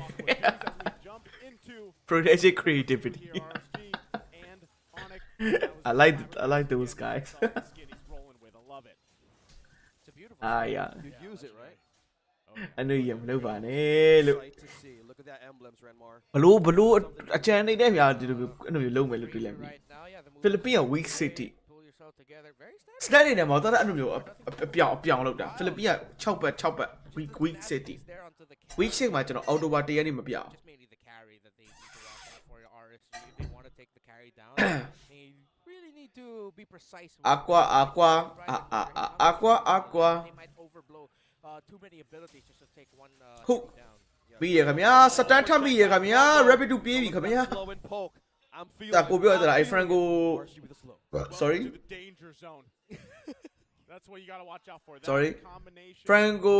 နဲ့အဲ့ Franco of this game. ဒီ There was high alert. ကောနဲ့ရတယ်ဒီလားအလုံးလုံးပါဒီ Franco ကောကတော်တော်အလုံးလုံးပါ I အဲ့ love တကူ that. ရှိရယ် Yeah. I'm not gonna start saying အဲ့ဒီ flow လေးတော့ရှိတယ်ကဲပဲ Fine. And here's the other thing too. Here's the other fact. With this lineup, most of the action from RSG is either going to be ဒီချိန်မှာအဲ့လိုမျိုး hook landing. အဲ့ပွင့်လေးပြောရရင်တော့ဟို Franco Go တွဲလုံးတော်တော်ကြည့်ရှင်တယ်ဒါပေမဲ့နားအောင်တာနော် TBS ကနားအောင်တာအိုးပြတ်သွားတယ်ခင်ဗျာ Ryzen ကကေးပလိန်ရပါတယ်ပလိန်ပြတ်သွားတယ်ဂေါ်ရိုဘာတော့ item 2ချောင်းလောက်ထိတူတယ်ထွက်ဖို့တော့ကတည်တာဂေါ်ရိုဘာတော့ item တော်တော်လိုတယ်ဟိုကအမ MM ပြဖြစ် MM အိုး NASK ဖြစ်ပါတယ်ဟာဟုတ်တယ်နော်ဟုတ်တယ်ပြနေပြီ webcam မှာပြနေပြီ okay ကြိုက်တယ်အဲ့လိုမျိုးလေးအဲ့ဒါကြောင့်အဲ့လိုမျိုးအရင်ကြိုက်တာ hook ဆွဲသွားအဲ့လိုမျိုးလေတိုက်တာလေအဲ့လိုမျိုးဖြစ်နေတာကြိုက်တာ okay ဒီမှာလည်းကျွန်တော် live ကိုတတ်မှာ live ကိုတတ်မှာနှေးတာရယ် slow တွေ function မှာ live က flicker 3ရောက်ပြစ်ဆိုရယ် current flicker မှာ3 live ပြစ်တာပြစ်တယ်ခင်ဗျပြစ်တယ်သေတယ်ခင်ဗျာဟဲ့အောင်ကြီးတကယ် Onic ကဖြိုခွဲနေရနော် RSG ကို Onic က RSG ဖြိုခွဲနေရပြောခဲ့ပါတယ်ဒါပေမဲ့အားလီပဲရှိသည် is one sick in network ဒီကတော့ buff ကိုစားမယ် buff ကိုစားမယ်ဒီတော့ဒီမှာerror တွေနဲ့လာလူဖို့တော့ကခတ်သွားတယ် aqua အနေနဲ့ကသူ့အနေနဲ့ထိုးဖို့တော့ကလည်းပြန်ကြည့်နေစေပဲဆိုတော့ဒီနေ့တိုင်းတစ်ခုမှာ reproduce confirmation တော့ပြန် forward ခဲ့ပြီ error တွေဘယ်လိုမှချလို့မရဘူး NAS ကဆွဲခေါ်တယ်ဒီမှာ rise up ပြီးသွားတယ် reproduce ချမှာလား who ကတော့မိသွားအိုးကန်ကောင်းသွားတယ်တော်သေးရပေါ့ interview လေးနဲ့ရှောင်းသွားတယ်အလှလေးပဲဟမ်အဲ့တော့ Onic Philippines ပဲဖြစ်ပါတယ်ကဲ share လေး real လေးမလုပ်ရသေးဘူးလုပ်ပေးကြအောင်เนาะကျွန်တော် mobile legend group တွေ share ပေးကြအောင် follow ကျွန်တော်ဒီ 8200 လောက်ထိရောက်လို့ချင်းတို့ပါသိန်းဒီ target တော့ထားလာပါတယ်ဘူးကတော့လုပ်ပါလုပ်နေပါတော့ like ကိုဆွဲမယ် like ကိုဖြတ်မယ် like ကိုတတ်မယ် like ကဘာမှလုပ်လို့မရသေးပြီအေး like သေးသွားပြီနောက်က escalator ချက်ချင်းမရောက်လာတာဒီဘက် escalator ကလေတည်လား god spell မခိုးတော့ franco spell ခိုးတကောင်လောက်ထပ်ပြီးထိန်းအောင်ရသေးလားအဲ့တကူရှိအဲ့လိုမျိုးလည်းဆောက်လို့ရတယ်အဲ့လိုမျိုးဆောက်လိုက်လေရှင်းလေးဘာဖြစ်သွားလဲဆိုဟိုဘက်ကောင်နဲ့တိုးဘက်ကောင်တွေနဲ့ကြောက်သွားလိမ့်မယ်နည်းနည်းမှတော်တော်ကြောက်သွားပါတော်ကြောက်သွားမယ်ထင်မှာပါလိမ့်မယ်အဲ့တကူတော့ရှိရဲ့အခုလက်ရှိမှာဘာဖြစ်နေလဲဆိုတော့ဟိုဗာလဲဒီ RSG ဘက်ကအားလီတော်တော်ဖေးသွားပြီနည်းနည်း feature သွားပြီ hook အော်ပါသွားတယ်ရှောင်းတာကို live အဲ့ hook ကတကယ်ကောင်းသွားခဲ့ပြီ live ရဲ့ friend ကိုဆိုတာလွန်ခဲ့တဲ့2022တုန်းက live friend ကိုတော်တော်ကြောက်ကြတဲ့ထဲမှာပါတယ် live friend ကို live Angela live Chow တော်တော်ကောင်းတဲ့ထဲမှာပါပါတယ် respect banality ဖြစ်ခဲ့ရပေါ့နော်ကျွန်တော်ဒီ Naomi friend ကို live friend ကိုအဲ့လိုတော်တော် respect banality ဖြစ်ခဲ့တယ်ဆိုတော့ live ရဲ့ friend ကိုဒီခေါက်မှာတော့ရရှိထားဖြစ်ပါတယ်။ဘာနဲ့ကလစ်တွေနဲ့ပြဿနာတက်နေရဲ့ error တွေနဲ့တက်နေတယ်။တကူရှိရသည်လားအားလီပိုင်း Onic ကအတင်းလိုက်ချရဲဆိုတော့ဟိုကလေ goal ဖြစ်နေသည်လား corner ကတ်လိုက် goal ဘာလုပ်လို့မရတော့အဲ့တကူတော့ရှိရဲ့။ချောင်ဆော့လို့ရ goal ဒီက flicker နဲ့ဆော့တာ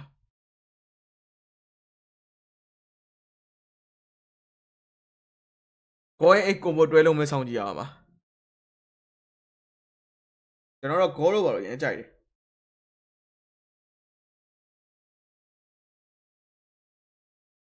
ဘောတော့ရမ်းကြိုက်တာပွင့်နေမြ legend skin တော့ကိုကောပဲယူထားတာအော်ကိုရှိ plane ကြိုပါပြီ cram ကသူ့အနေနဲ့ brace fine နဲ့ဆော့ရတော့ okay flicker တော့မှာ magic magic eject ကျွန်တော်ဒီ projectile တွေပါညာပြီးသွားပြီ gas ရှိပြီးသွားပြီဆိုတော့ AC ပဲအဲ့မှာတော့ KDK တော့ရသွားပြီ rapid က plane တောင်းသွားတယ်တော့ goal လေးက plane တော့ကျိုးသွားပြီအပေါ်မှာဒီမှာဒီ error တွေရောက်တော့ objective ယူနေဆိုတော့ objective ကတော့ plane ပေးလိုက်ရပြီ error တွေနဲ့ objective ယူထားတယ်ဆိုတော့ဒီချိန်မှာ Fredrin နဲ့ network ကတော့သူ့အနေနဲ့လက်ရှိ Fredrin item ပြောမှာ anti-heuristic နေတယ်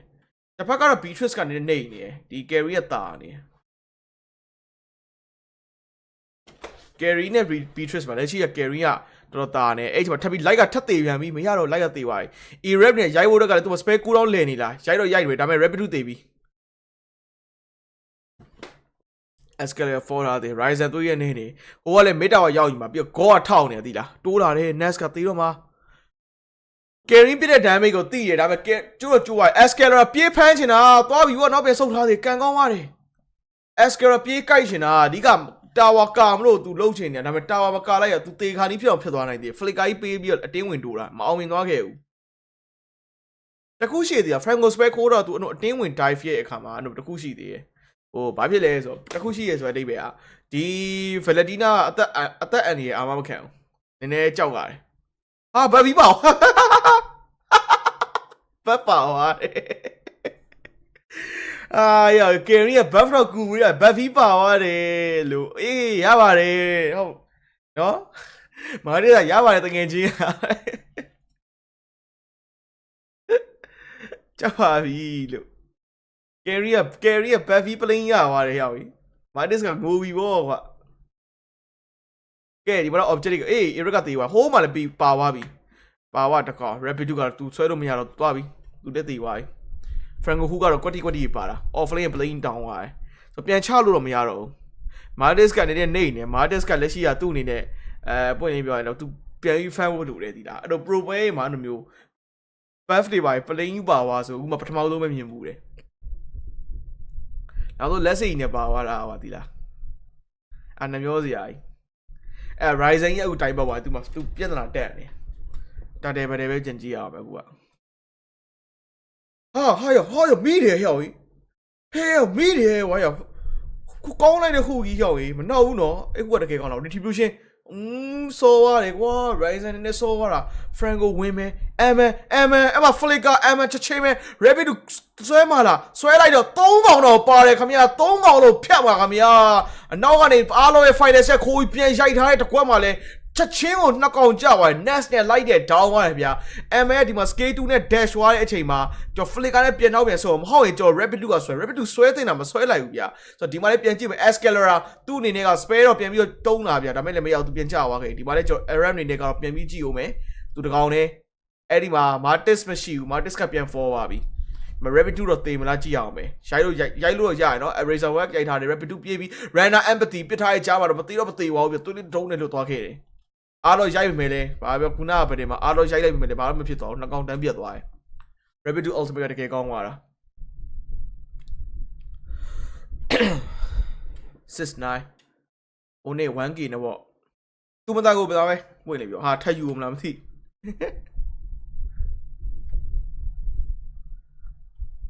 buff ကြီးက plain power တော့အရင်သိတာပါဒီလား buff အနုပါပါဘာသိတာပါလဲဆိုတော့ network ချင်းနေသွား live ပြတ်အောင် live နေတဲ့အချိန်မှာနည်းနည်း network နည်းနည်းကြာပါ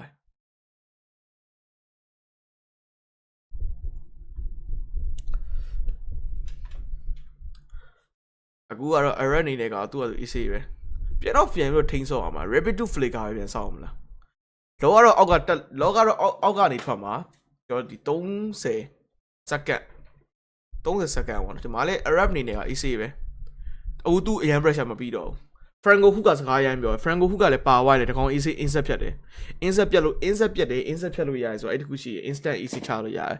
ဆိုတော့ဒီချိန်မှာ Ryzen အနေနဲ့ကတော့အဲ့လိုမျိုးဒီ 313 Ryzen အနေနဲ့ပျော့ရဗျာဒီလား Martis ကနည်းနည်းပျော့တယ်လောက်ထွက်လာပြီ NAS ကအရင်အလုပ်လို့မရအောင်ပြီးတော့လေဒီလားအဲ့ Valentina လေအားလုံးစပယ်ခိုးပြီးတော့လေချလို့ရသည်လားအားလုံးစပယ်ခိုးပြီးချလို့ရတယ်ဒီ goal စပယ်ခိုးပြီးလေသူပြန်ချလို့ရတယ်ကဲ Iraq ပြေတော့ပြေးတိုးရတယ်ဆိုတော့ cram ပြန်တော့ကြည့်နေစေပဲဒီနေသားပါလေ Onic ဘက်ကအဲ့ Franco ခုမိဝိုင်းကောင်ဘယ်ကောင်ပဲတိတ်သွားလဲဆိုတော့အဲ့ဒီ edit တော့ပါပဲအမြဲတမ်းကြသွားတယ် Beatrice ကသူ့အတူပြန်တော့ fan နိုင်တယ် carry ကို buff ပေးပြီအဲ့မှာခုကမီးတော့မှာ Franco ခုရတော်တော်တီးကြလုံးနေတော့အဲ့တခုရှိရတယ် short ရှိတယ်ဒီမှာတွေ့ရောကွန်စီနဲ့နောက်ပြန်ဖုတ်သွားပြီ ML တော့ပြန်ဆုတ်တဲ့အချိန်မှာဒီမှာတကောင်မိထားသေးရဲ့အားလုံး final slash ပါလိုက်ချိန်မှာဆွဲလာတဲ့ rapid 2 atlas ရဲ့ fader လေးတွေကြားမှာအကုန်ထွက်ပြေးပြီအကုန်ပြန်ဖြတ်သွားပြီ၄ကောင်ကြာသွားတယ်ခင်ဗျာ rapid 2 atlas on fire ပါတကယ်ကောင်းတဲ့ atlas တကယ်ကောင်းတဲ့ fader လေး that atlas Onic Philippines နေနဲ့ကတော့ချက်ချင်းတော့တမ်းပြီးတော့ amhet နေတာကြီးဖြစ်နေတယ်လိုက်တကောင်ဆွဲလာတယ်ဘယ်ကောင်ကြီးလဲ rapid 2ကြီးဖြစ်နေတယ်ဒါပေမဲ့ပြန်ထိန်းချင်တာပြန်ချမှာလား like ကပြန်ပြီး stand ခံရဒါပေမဲ့ edit ကလော်ထားတယ် on web shader တွဲလုံးတွေကုန်ဖို့ကြားမှာဒီမှာလည်း mega play တွေရိုက်နေပြီ mega ကြိုးဝိုင်းဆိုတဲ့အနေထားလေးတစ်ခုမှာပဲ Onic Philippines အနေနဲ့ကတော့ဗတဲတစ်ခုကြီးတာဝါရင် RSG ဗတဲမှာအငိုက်မိသွားခဲ့ပါတယ် flicker တစ်ခုမှမရှိတော့ပါဘူးRSG အနေနဲ့ flicker 4ယောက်လုံးမရှိတဲ့ဗတဲ့တစ်ခုမှာလောရလေအပေါ်ကတက်လာမှာဆိုတော့ဖြစ်ဒီနောက်ပိုင်းမှာဒီ Atlas အနေနဲ့တောက်ထက် fail ထပ်မိမယ်ဆိုတော့တမ်းပြီးပြတ်သွားနိုင်ပါတယ် Valentina ဘာစပယ်ကိုမှလည်းဆိုတော့မူတည်သေးရဲ့ဒီချိန်မှာတော့ Onic အနေနဲ့ကတော့တမ်းပြီးတော့ and မို့တော့ကြီးရွယ်နေတယ်ဗျ30 second တစ်ဖက်က flicker ကူတော့ rapid 2ကတော့ကျွန်တော် flicker ကူတော့50 second ပါကောင်းလို့ပါတယ် Atlas ကြီးကတော့ Atlas fail လေးတကယ်ကောင်းလို့ပါတယ် that fatally that atlas 613 5.2k ကဲကောင်းလုံးပါတယ်မနောက်တကယ်ကောင်းလုံးလား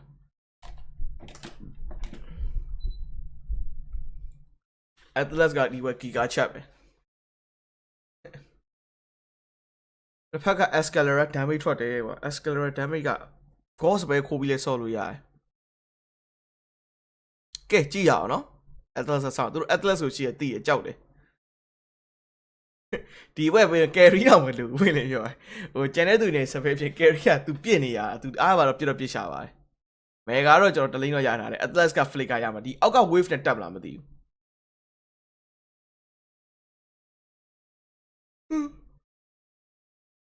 ဝတက်တော့ဘူးလားတက်လို့ရသေးတယ်ဆက်မတက်တော့တာဒီလား Franco က idea နေ4.6ဟိုဘက် Atlas 9.8ရ immortal ပါတယ် Dominant Ice immortal နဲ့ဆိုတော့လက်ရှိသူ့ရဲ့လိုအပ်တဲ့ basic idea နေပဲကောကတော့သူ့အနေနဲ့ဒါကောက damage မထွက်သေးဘူးဒီလားကောပုံမှန် idea ဒါပေမဲ့ damage မထွက်သေးဘူးဆိုတော့အောက်ကနေ wave နဲ့လာမယ်အဲ့တခုတော့ရှိတယ် flicker လေးရပြီတော့ flicker ဟိုဘက်အကုန်ရပါပြီ Atlas ဆွဲတာနဲ့ဒီ edit Calora နဲ့ဒါကောင်းအဲ့ combo ဆော့လို့ရသည်အဲ့တခုရှိတယ် Onic ဘက်က initiating ဆော့လို့ရ baby sitting နဲ့ဆော့လို့ရတယ်အခုလေဒီလား Franco hook ကလေ Atlas ကိုမိပြီး Atlas သေပြီးတော့ Atlas သေသွားကောင်းမှာဒါပေမဲ့ Atlas ကimmortal ရှိရအတွက်နည်းနည်းလေးခတ်တော့ခက်တယ်ဒီခုရှိတယ်တစ်ဖက်ကလည်း edit က flicker လေးပြန်ပြီးကယ်လို့ရသေးတယ်အဲ့တစ်ပေါက်လည်းရှိသေးတယ်ဒီနေ့ပိုင်းစစ်ထားမရသေးခတ်တယ်ခတ်တယ်312 aqua 312ပါaqua long range တော့ဆော့လိုက်ဒီမှာနည်းနည်းပြဿနာတက်နေဟိုက Atlas ထုတ်လဲ let's pick ရတကယ်ကောင်းမနောက်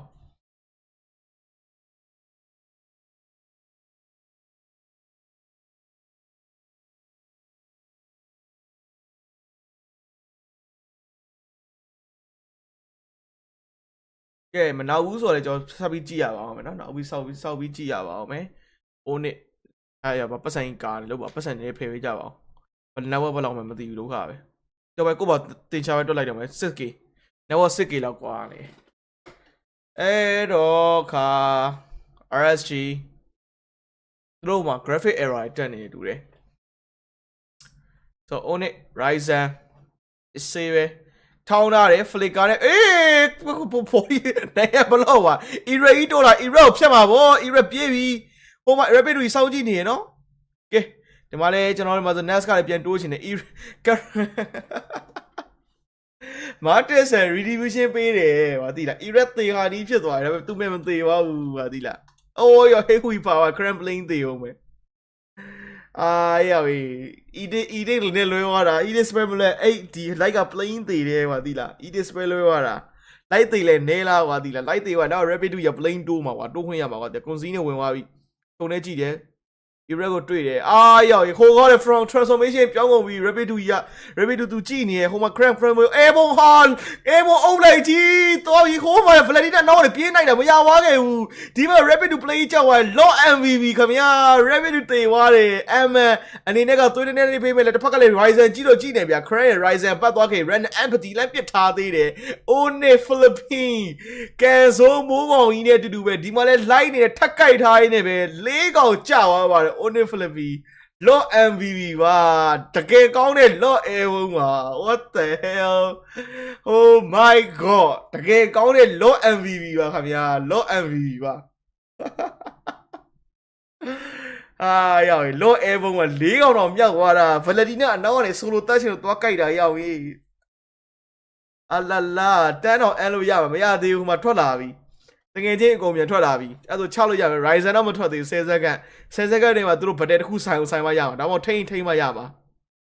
Cran က onward ကလက်ရှိကူရောင်းလဲသွားတယ်အဲ့နေတိုင်းဒီမှာထောင်းကောင်းလိုက်တဲ့ final stage ကနှစ်ကောင်မိထားသေးတယ် Cran နဲ့ transformation ပြောင်းတာဟိုမှာတစ်ကောင်နဲ့လက်သီးလက်မောက်တက်အဲ့မှာ hook ကမိသွားတာ power escalera ဒါပေမဲ့ win the threshold ခဲလိုက်တဲ့မှာ escalera တပိသေသွားခဲ့တယ်ဗျာအကောင်ဆုံးထိန်းထားရင်းနဲ့ပဲ Resurgent Philippines that camber ပါလောနဲ့တူပူပေါင်းကြံစီရင်းနဲ့ပဲ Onic Philippines ချက်ချင်းပတ်တယ်ကြာသွားရင်အခုလည်းကြည့်မြင်တဲ့အတိုင်းပဲ Escalera plane သေးသွားတယ် Franco hook နဲ့ပါသွားတယ်ဒါတွေမကောက်ဟိုမှာ Rapid 2 Ultimate က plane ကိုဟိုမှာ flicker ထပ်ပြီးဝင်သွားပြန်ပြီ Edit နဲ့ Calora မှားပြန်ပြီမှာ Ryzen wave ကိုဖျက်ရှင်းတဲ့ Master Gas ရဲ့တူတူပဲပြန်ပြီးမောင်းထုတ်သားသေးရဲ့ဒီချိန်မှာလည်း Euro Passion Spray နဲ့တူတူ Iran နဲ့အမာခံပေးနေပဲအကောင်းဆုံးတော့ဒီ Mega တလိထပ်ယူထားပါသေးတယ်အပေါ် wave ကိုတော့အကောင်းဆုံးရှင်းနေပဲ Onic Philippines အကုန်ပတ်ပါပြီ Alala RSC Philippines အကုန်နောက်ဆုတ်သွားပြီအဲ့အောင်ရေးစောက်ကျိုးတွေအကုန်နေအောင်တာပဲလောတကွက်ပြလိုက်တာချက်ချင်းအကုန်ပြန်ပေးလိုက်ရတယ်ကွာတကယ်ကန်ဆိုးတာမဟုတ်ရှင်နေပဲပြီးတော့ offline ရဲ့လောနေအဲ့မှာ airborne ကကွာအုပ်လိုက်ဟိုးမှာကွာဆိုလိုတော့တတ်တာမရပါဘူးတေခါဒီလေးဖြစ်သွားတာအဲ့အောင်ရေးလော airborne ကြီးကတကယ်လော MVP ပါကွာတကယ် MVP ပါRSC ညရင်တော့လော MVP ပဲဟဲ့အောင်ရေးတကယ်လောကြီးနဲ့ပူပေါင်းကြံစီမှုအဲ့အကြီးကဂျားရမှာလည်း ED ကလည်းဟို flicker နှိပ်ချင်တိုင်းနှိပ်နေတယ် ED ကလည်းဘာလို့တကယ်ချင်းတို့ရဲ့နိုင်ငံကြီးတက်လဲမှာတကယ်just ဟာဟိုမဟုတ်ထပ်ပြီးပါသွား rapid တူကြီးပါသွားတာ rapid တူဒီပါသွားပြီအဲ့မှာဟိုကောင်လေးကိုစီးတော့လိုက်ပြီဗောအတေးတွေလိုက်ချ cram ကသေဖို့ chance ကများသွားပြီ eraser web ရိုက်လေတန်းပြတ်တယ် escalator အဲ့မှာပြန်ပြီးဆွဲခေါ်လာ rise flag ကိုဟိုကပြီးသွားပြီ next က flicker တော့နောက်ပဲဖုန်းပြန်ပြစ်တဲ့ကြားမှာဟိုမှာ escalator တော်တော်သွေးနေသွားပြီဗျာ Valentina နောက်ဆုံးပြတ်သွားတဲ့အချိန်တစ်ခုမှာtriple game MN Beatrice တူတူပဲ RSG Philippines game number 3ကိုဆက်သွားပါမယ်ဒီမှာနှစ်ကောင်နဲ့တစ်ဖက်မှာ Ryzen wave ကိုတုံးထုတ်ထားသေးတယ် Nets ကပစ်ထားသေး wave ကကုန်တော့မှဒါပေမဲ့ Ryzen ခုဆွဲခဲ့ပြီးပြန်သေးသွားတဲ့အနေအထားတစ်ခုမှာပဲတရုံးကမကြိုးသေးဘူးဒါပေမဲ့ Nets ကပါသွားတဲ့ that that lot that Nets ကွာတကယ်ကောင်းသွားတာ Onic Philippines show me ဗော game number 3ဆက်ချီတက်ပါမယ်ဟာဟေ့အောင်ကြီးခက်ကြောင်ကြီးပဲပြောမယ် that final slash ကွာနောက်ဆုံး Nets က playing ပါသွားတယ်ဟေ့အောင်ကြီး low MVP ပါပရိသတ်ကြီး low MVP ပါ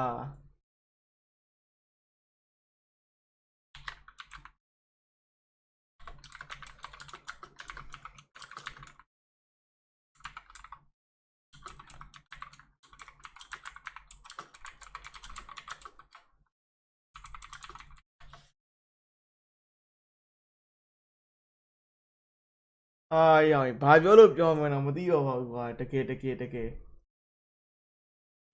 ဘာပြောလို့ပြောမှန်းတော့တကယ်မသိတော့ပါဘူး level နာရီကပျောက်တာဟမ် level နာရီကပျောက်သွားတယ်ဟဲ့ရောင်ကြီး level ချက်နာကွာတွန်းသွားကွာ orcas ဆိုမရ level ရနာနေရောင်ကြီး that log ကွာ that RSG Philippine Gambit ကြီး Franco ခုကြီးကနောက်ဆုံးခုကြီးတကယ်ကောင်းသွားတာရောင်ကြီး like ပါကွာ like ရဲ့ signature hero ကွာ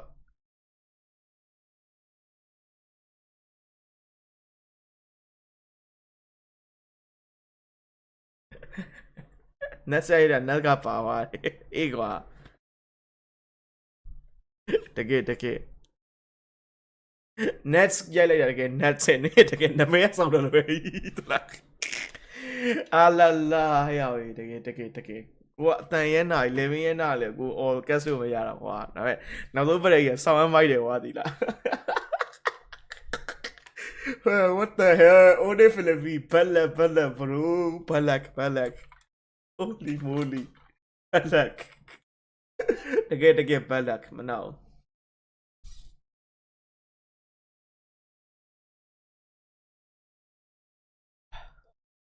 လော MVP ပဲပြိတ္တကြီးပတဲ့တကူကလော MVP ပဲတကယ်ပြောတာ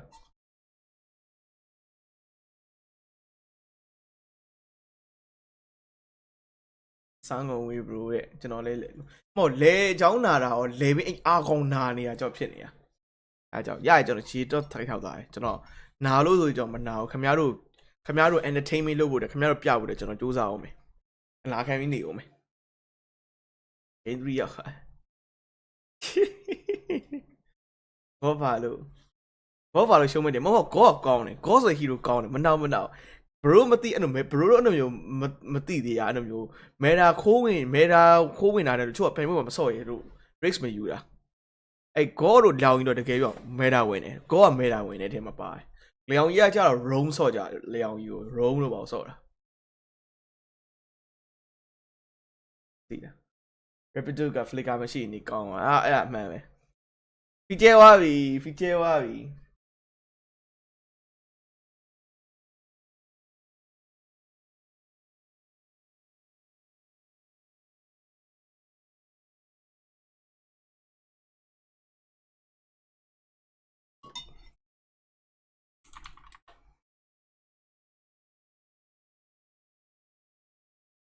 feature သွားပြီဖီဆောင်ဝင်ကျဲသွားပြီ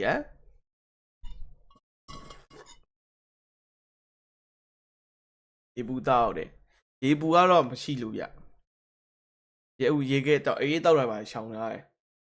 TNC ပုံတွေထွက်လာဒီတဲ့ဥတောင်မှတင်တာတိတ်မှန်တာပါ TNC ဘက်ညာဘက်ပြမှာညာဘက်ကျ MPL internet တိုက်နေမယ်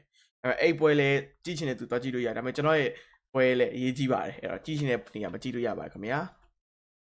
ကိုစီမှာကြည့်နေပို့ပျော်ပါတယ်ပို့ချစ်ပါတယ်ပြောင်းရတကယ်လော MVP တကယ်မနာ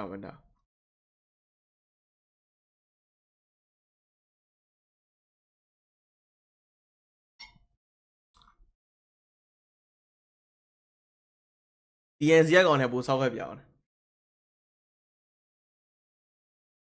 TNC ကောင်တွေပို့ဆောက်ခဲ့ပြောင်းတာမနာဒီနေ့ကောင် quality ဖြတ်တန်းနေရဟုတ်တယ် David Award ဟုတ်လား David Award part 1အောင်လေးတော့တောက်လျှောက်ဖြတ်မှာပဲ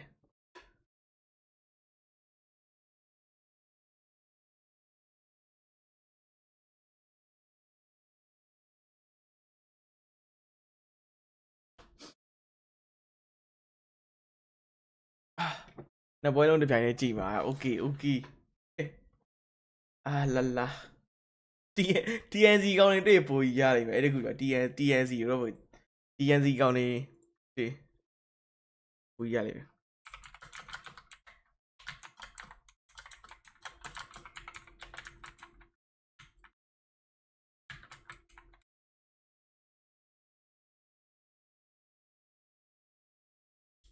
ကလေးမွေးအဘောကဆိုတော့ကြာ thank you ပါကျွန်တော် cast ထားတော့ကျွန်တော်ကောင်းကောင်းမ cast ဘူးကျွန်တော် live reaction လုပ်လိုက် analyst လုပ်လိုက်ကြည့်လိုက်တယ်ကျွန်တော်ဒီလိုလေးကျွန်တော်ကင်မရာသားပိတ်ရကျွန်တော်ဘယ်လိုကြည့်ရသည်လဲပြပြကျွန်တော်ဒီမှာခုံထားလာလက်ကတော့ဟုတ်လို့ပြီးအဲ့လိုလေးကြည့်လိုက်အဲ့လိုလေးကြည့်လိုက်ပြီးပါလို့လေဟိုခေါင်းကြီးခြုံလိုက်ဟိုအောက်မှာလဲကျွန်တော် sofa ယူထားတော့ကျွန်တော်6ကြီးတင်လိုက်ရေတောက်လိုက်ဟိုခိုးတန်းလိုက်အဲ့လိုလုပ်နေရကျွန်တော်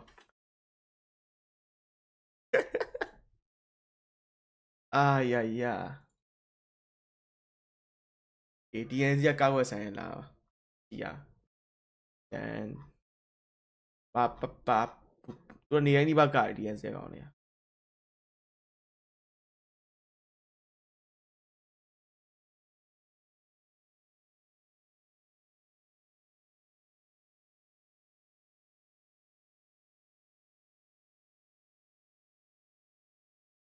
တကယ်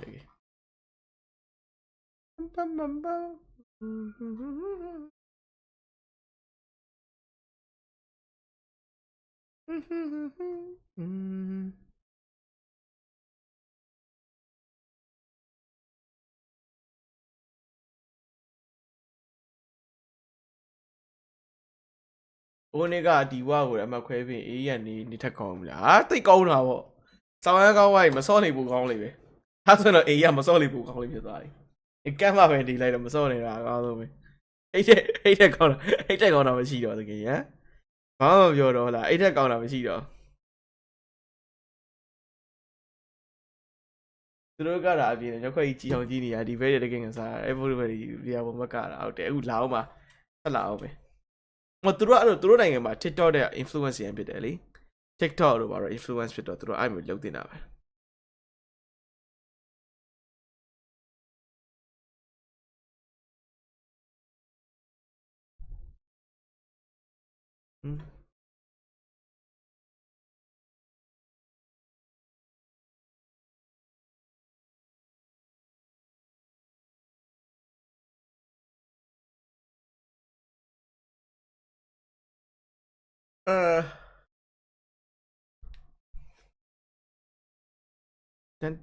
တန်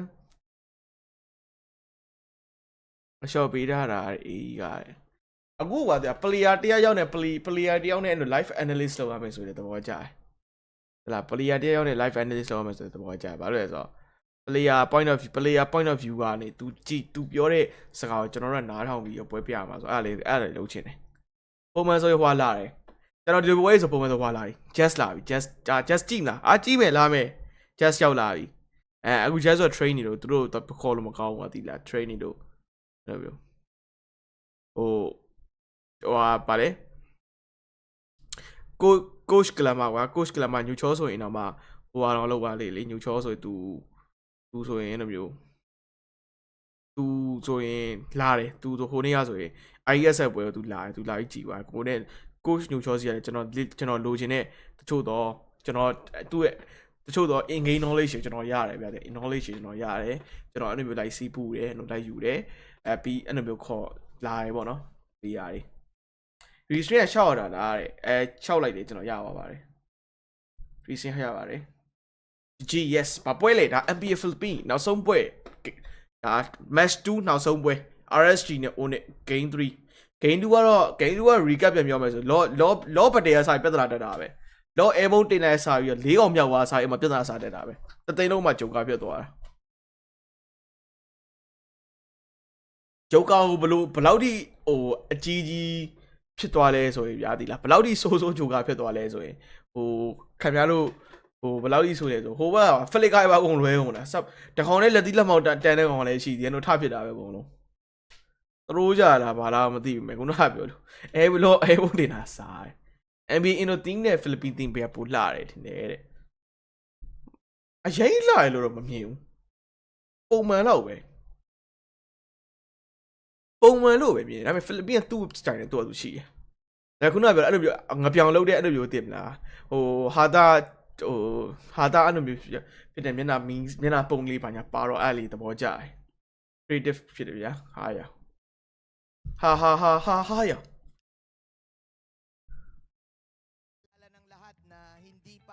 ဘောချန်ပီယံရတာနော်ဟိုEchoရဲ့ဒါကျွန်တော် match ပေါ့နော်ရောင်းနေနေရ blacklist nasa bootcamp ng blacklist အခုချိန်မှာ copyright ဆိုတာဘာလဲကိုကြီးလုပ်မယ်Echo ကMyanmarနိုင်ငံဘာမှလဲပြဘာလဲဘာလာမလားပြပြောရတာလာမလားပြဆို yes လာမတာတွေ့ကြကျွန်တော် Echo chit Echo fan Echo Philippine fan ဆိုတော့တွေ့ကြI mute every week ay nagpapalit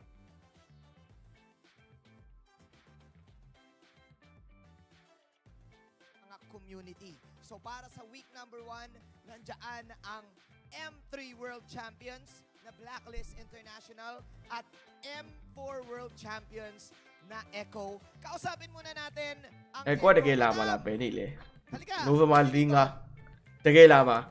Echo တသိန်းလုံးဆို MDL သိမပေါ့ MBL အဓိကဟိုဟာ World Champion တင်ရလူအကုန်လာမှာEcho က GG First ကိုလာမှာ confirm တကယ်ပြောမနောက် First gusto ko yan. တော့တွေ့ချင်းတက်ဖို့ရိုက်ထားကြဒါပေမဲ့ဒီလိုမျိုး badge ရှင်းတောင်းလို့မရအောင် Echo ဒီလိုမျိုး page ရှင်းအောင်မရအောင်ဒါရဲ့ကျွန်တော် MSC လာပါဗျာဒါအခုစီကပြန်အောင်ဟိုလုပ်လို့ရတယ်ရောင်းစားတာတော့ပေါ့အဲ့လိုသိပါလေးလဲပြန်နေတာကိုရောင်းစားတာလုပ်လို့ရတယ်ဒါရဲ့လုံးဝ limited ဖြစ်သွားပြီသူတို့ဟိုမှာ only ပဲထုတ်တာပါတိလား MSC မှာပဲ only ထုတ်တာပါအဲ့တော့ limited ဖြစ်သွားပြီဒါတွေက Alright, Retrigad သူတို့လည်းစင်လူယိုမားလေးရလုပ်လို့ရတယ်သိရမလားစင်လူယိုမားလေးရလုပ်လို့ရတယ်ဒါပေမဲ့ဟိုကျွန်တော်တို့ကြတော့ဆို player ကျွန်တော်တို့ဘယ်သူစီရလဲပွင့်ပြနေပြောမှာဆိုပါလား JB စီရတာသူတို့မှာ JB စီရ JB နဲ့တူဟုတ်တယ် JB စီရလားကာဒီစီစီရလားမသိဘူးကြာဟိုကာဒီစီဟိုလဲပေးတာကာဒီစီဟို finish player တယောက်လဲပေးတာကာဒီစီရဲ့ Benny QT စီရပါ JB စီရတာသိကြတယ်ဘာလာလဲဆိုတော့ special guestဖိတ်လို့လာတာဘွဲလို့လာတာ festival လာတာအားရတယောင်စီကြီးရရောက်တယ်အားဟုတ်တယ်အဲ့ကွာဘာလာလောက်တာလဲအကိုကဒီတိုင်းဟို invite ထားလို့လာတာ festival invite လို့ gaming festival invite လို့လာတာ gaming festival invite လို့လာတာပါအကိုက Hanggang Sunday ay nandito. တွေ့ရှင်သွားတွေ့ကြပါတကယ်တွေ့ရှင်တဲ့သူသွားတွေ့လို့ရတယ် ng Blacklist International. Kuya ပြင်းလည်းပဲကျွန်တော်တို့ VIP asset တွေကျွန်တော်ရတယ်အဲ့ GG First ပဲဒါပေမဲ့ကျွန်တော်ကဒီရောက်နေရမလို့ကျွန်တော်သွားလို့မရဘူး Yan, alright. Ito ang Blacklist International. How much? ဘာလဲလေးဂျာစီကအသားကတော့ပျော့တယ်ပြောတယ်ကျွန်တော် blacklist နဲ့မလဲခဲလိုက်ရအောင်ပါကျွန်တော်လဲခဲရနည်းနည်းလေးပဲလဲကျန်တဲ့သူကျွန်တော်ချွတ်ရရောလကားပေးလိုက်တာပါရှိကျွန်တော်လဲခဲ့တာကျွန်တော်အဲ့လိုမျိုးသဘောကျွန်တော် Onic ရကျွန်တော်မှာ Onic ရှိတယ် Onic ရှိတယ်ဟိုဟာမီနာတင် occupy ပေါ့နော် occupy manager နဲ့လည်းသိရယ် Todak Malaysia Captured. ပြီးတော့ Evo ပေါ့နော် Evo ကတော့ Malaysia မှာဆုံးပဲ Maraming kumukuha niyan eh. ပြရှင်တာပြရတယ်အခုကထိုင်းမှာ Okay. Sa cup, how much အဲ ang cup? ပတ်စံစုလိုက်ပတ်စံစုတာ N5 သွားကြည့်မယ် N5 ကိုကြီးအုပ်လိုက်ကြီးသွားလို့ရရင်သွားမယ်ဈေးသက်တာလေ package share သွားလူအုပ်စုလိုက် package share N5 သွားကြည့် Yung jersey. Philippine N5 Philippine လေဆန်ဖုန်းနဲ့လဲချင်တာဘာလဲချင်ဆန်ဖုန်းနဲ့ကဘာလဲမလို့လဲဘရို Yan ang maganda. သူတို့ကဂျာစီလဲမှာလဲချင်မှာလဲမှာ But, kumbaga, para Philippine saက ating mga ဟို team ကောင်တွေက yung short, သူတို့လဲချင်မှာလဲတာ pwede yan. Napakaganda mula sa Blacklist International. Let's check out other items na meron. Meron kayong mga accessories. ဂျာစီကဆွဲချင်တိုင်းဆွဲလို့မရဘူးသူတို့အဲ့လို player ရဲ့အချို့ player ဖင်ကောင်းစတာ Halika naအဲ့တော့ rin. ဒီလိုအသင်းအတီးမှာသူဘာညာလေးဆိုမစွတ်ဘူး Kunin mo na yung iba အဲ့ items. မရှိရ Iba items. ဘာညာလေးရှိရ Ano yan? brother Ito yung isa sa bago naming drop. ညီမ qualify ပဲတင်းတက်မယ်ထင်တယ်ပြောတော့ခတ်တယ် How much yan? Cute yan ah. 199. Ay, F5 တော့ခံမှန်းကြည့်ဘယ်လောက်ကြာမလဲတဲ့ Weh! အဲ့ဒါ bro နေရထိုင်တာပေါ့ဝူတီရယ် Alright. And bro of နေရ course, ထိုင်တာပေါ့ yung ဝူတီဥ keychain. မာဗျာ bro က budget ပဲသွားမယ်ဆိုရင်ဒီမှာဟိုတယ်ကို budget တဲတာတော့ဘာလို့အစားအသောက်အဲ့လိုမျိုးတော်တော်ငှက်ခံပြီးစားအေးအဲ့လိုမျိုးလုပ်ရမှာပေါ့နော်ပြီးတော့ဟို Alright, abangan. Alright, ကျွန်တော် guys. ပွင့်နေပြောရကျွန်တော်ကမ္ဘောဒီးယားသွားတာကျွန်တော်ဒေါ်လာ200နဲ့ပဲသွားတာ Per week. Pero တော့အပူငွေပါမှာ ngayon, ဒေါ်လာ200ပဲဒေါ်လာ200လေးပဲကျွန်တော်တောင်းတော့ international merch ကျပ်ပလောက် na တော် nandito ကျက် mismo လောက် sa ချားပဲလို့နေလိုက်တယ် MPL Arena. နောက်ကျွန်တော်ဂျိုင်းမှာရှောက်စားရှောက်သုံးရှောက်ဖြုံးလိုက်လို့တော်တော်200ကုန်သွားမကုန်မော်ရင်50ကျော်လောက်ပြန်ပါတယ်50ကျော်100လောက်ပြန်ပါတယ်ညီမတွေလိုက်အားပေးရအောင်နေ Thank you so much, man. Gene, it's good to see the booth. Philippines there, CG, full yeah. action once again. ဖိလစ်ပင်းမှာကျွန်တော်အခုသွားမယ်ဗျသွားမယ်ဆိုဒီ caster နိုင်ဆိုကျွန်တော်လည်းသိရဒီတယောက်ကျွန်တော်လည်းသိရ raptor သိရပြီးတော့ butter ဆိုပါလည်းသိရ butter ဆိုက line တော့မှ line နဲ့ဘာပြောရဲဆိုတော့မင်းနဲ့ခေါင်းမခွဲခံအောင်အာမခံတယ်ဘာလို့ဆိုကျွန်တော်က MD တော့ဖိလစ်ပိုင်တနိုင်ငံလုံးနေတိုက်ထားတာကိုအဲ့ကျွန်တော်ပြောဟဲ့လို့ဟဲ့လို့ငါလာလို့အဆင်ပြေပါမလားတို့ရိုင်းငါမနီလာမှာငါခေါင်းပြတ်သွားလိမ့်မယ်လို့ပြောဒါပေမဲ့အခုအိပ်ပဲ MDA ရောက်နေ MDA မကတ်ဆို MDA စင်ကတ် They were close games in the sense of they were back and forth, right, for the most part. And both teams kind of worked from pretty big goal deficits. And before we heard ဝိုင်းကတ်ကိုမလေးရှားပါချင်းပါမှာမလေးရှားမှာဝိုင်းကတ်ကပွဲရှိတာပွဲရဘယ်လိုလုပ်မလဲမသိသေးဘူးမလေးရှားပွဲလေးတော့သွားကြည့်ကောင်းတယ်မလေးရှားစီမကြည့်ပတ်စံလည်းရှိမရှိသေးဘူးခုနအဲ့ collaboration အောင်မြင်မှုပဲပတ်စံလုံးမရှိသေးဘူးဒီကက MSC သွားနိုင်ဆိုတာကပတ်စံအဲ့လိုမျိုး collaboration ရှိလို့ပတ်စံရှိလို့သွားနိုင်တာပြီးကွာထွက်ခွင့်ရဖို့ဘာလို့လဲပြီးကွာထွက်ခွင့်ဆိုတာနိုင်ငံခြားသွားအလဲသွားတာတော့ဘာကိုပြောချင်တာလား It's great to see it in competitive နိုင်ငံခြားအလဲသွားတာပြောချင်တာဘယ်လိုပြီးကွာထွက်ခွင့်ဆိုတာလည်းရွေးအမျိုးမျိုးရှိလို့ဘယ်လို because one thing that was apparent, especially working against some of these more meta picks, is that အခုချိန်ကလုံးမောင်းနဲ့မမှတ်မိဘူးလေသွားလို့ရတယ်မှတ်မိတာဗောမှတ်မိတာဗော working on having the mystic gush of မှတ်မိတာဗောအဝေါ်ဆိုတာနဲ့တန်းသိတယ် quite a bit what these two သူတို့ teams သိတယ် for မလီမလုံနဲ့သူတို့ကဖိလစ်ပင်းမှာကိုသိရသူတွေရှိတယ် now မလုံနဲ့ me, အောင်းဟန်ရလိမ့်မယ် plays like they have been for the သိ most သိ part သိတာ are ဗော actually in a good အဲ့ position. တော့ဆိုရင်အဝေါ်လေးဒီ blacklist player အဝေါ်တော်မှာဘာဘီကိုရှုံသွားတော့ဘာဘီလီလာတိုက်တယ်အဓိကအဲ့တော့ toxic ဖြစ်ကြတယ်ဗော fan တန်တွေကအခုနောက်ပိုင်းကြာလာတော့လေအချင်းချင်းသိသွားကြပါပဲလေ Who's going to be on what side? ခဏလေး They switch ဒီလေးတောက်လိုက်အောင် sides. It's နော် going to be Onic blue and RSG red now. That will be interesting. That will completely change the picture of it all. And, it's Onic on the blue side, RSG on the red. But they're still following the exact same banning pattern. And my question is, will it be the same for RSG who's on the red side? Will their last ban here be a Paquito? ခဏလေးနော် I think That is you a could good see point. that, yeah. ဘယ်လက်သွားလိုက်အောင်ပဲပြန်လာခဲ့မယ် Well, you know, why not at the same time? ဘယ်လက်သွားလိုက်မယ်ပြန်လာခဲ့မယ်နော်ခဏလေးစောင့်ပြီး comment ပြန်ဖတ်ပေးမယ်ခဏလေးပါ Secure yourselves part of that early game for RSG. ဘယ်မှမသွားနဲ့တော့ခဏလေးပဲစောင့် Switch there. A good ban. You know that you mentioned him. You go ahead and you lock in this Fredrin as they do, and on the other side, how do you match up in the jungle? How do you set that pace? I think that's one of the biggest things here. The response seems to be maybe what they did. Wait a minute. Okay. Ian Valentina. Okay, same thing. Oh, okay. Well, we're going to be checking We got to see where they're falling. We into need place. to double check. with the right side. Because the way it's going, I feel like it's still RSG blue side. Right. That's the case. We're going to have to double check. Oh, wait. No. Is it? It's not. Okay, it's It's- still the same. It's still really Onic blue side, huh? Is it? Okay. Well, There's no RSG, you're the one picking up the Edith. Interesting. Yeah, they decided to go with that. okay. I am you, literally. I am, yeah. God. Yo, it would be nuts if they just change things up and just say, oh, here we go again. Oh, it's like It's the stare down. It's a stare down. Woohoo! This happened in the Snapdragon Pro Series. Come on, Light. He does not blink. Light, blink, please. Why'd you turn him around? No, let him be. Oh, that's interesting. Now we've shook things up. It's a Bruno now, and the Kufra getting locked in here. So I like that we're seeing more Brunos. It spices up the meta. It spices up the picks and the play style. Onic, they want to end this quickly. That's what you get with a Bruno. If ever they pair it with a right mid laner. Man, earlier today we saw just turret destroyer Bruno. Yeah. You know, and it's funny because that was just like if you can play the gold lane like that and just focus on getting turrets down, then yeah, it works wonders. But obviously too, when he locks in the 2 items, usually I would say what the Hazklaw's second item would be is it the Berserker's Fury that they typically go for, Renmar? Yeah. So you know those 2 alone is already respectable damage from Bruno, and I feel like, you know, obviously they're going to have to keep their tabs on that for RSG, but their last pick with the first phase, they take in the Lancelot here. Yeah, and another thing that I like the Bruno, other than his raw damage, you mentioned something about the turret breaking. Yeah. It's because now teams are also understanding the importance of trading either the second or the third turtle.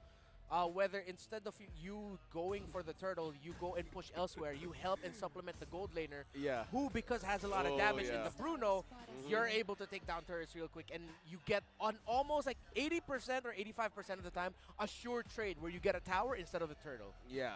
Look at that. A stare down as Renmar discuss it properly. He's yeah. just looking at you, man. It's Snapdragon Pro Series all over again. He's just completely looking at us on our screen. There legit was a time where he just stared at the camera for like 3-4 minutes. Wow. Without blinking. I am not kidding. Purely skill. Yeah, I remember then the production team whispered in our ears, guys, is this really happening? they need to double check. They didn't know if it was like frozen on the screen. Yeah, we also had to check with them, like, are you sure the screen's not frozen? And we got a confirmation. No, it's not. You see one little strand of hair just like flow in the wind. Yeah. Even by just light, you question even if the camera production is working. That's how you know it's been. Wow, it's just Light doing his own things. And, you know, speaking of that, I will say again, Light is always, and maybe this is for most roamers, but Light in particular, and the reason why he was, you know, season MVP back in Season 9 is, again, he is such an anchor for any of the iterations that we've seen from RSG Philippines. And, you know, obviously it's a big thing that can be even said for Rapidu, but I just feel like most of what we see from RSG Philippines is really playing around kind of that roam pressure, obviously, that he puts out here. Yeah. Well, speaking of roam pressure, they denied the Harith from game number 1. Oh, sorry, man. They take out the Gord as well. Because on the first part, we were discussing what could actually pop up in the mid lane or even for Aqua. I was thinking about the Kadita if they're onto the blue side, because that makes total sense because of how Rapid is gaining control mostly on the team fights. Yep. I want to see Kadita back again on the map. Especially I use her in most of my games, and that's just a clear way to just completely burst on everybody and invade. And a good thing also to put out is the XP lane ban, the respect also for the EXP laner, which they use on for Nath, since we're not sure yet if what is the role of Edith as of this point. Yeah, I think it's like that's most likely going to be going on the EXP lane. The gold laner might get picked up here. They can just go ahead and pick up in Beatrix and then just surprise with their roamer pickup if they want to. With Beatrix still wide open, yeah, the safest pick they could go for. They need a little bit more sustained damage. Right now it's a lot of burst. Sustain, a good amount also coming in from the... Yo! It's Ixia! Finally! I did not expect Ixia.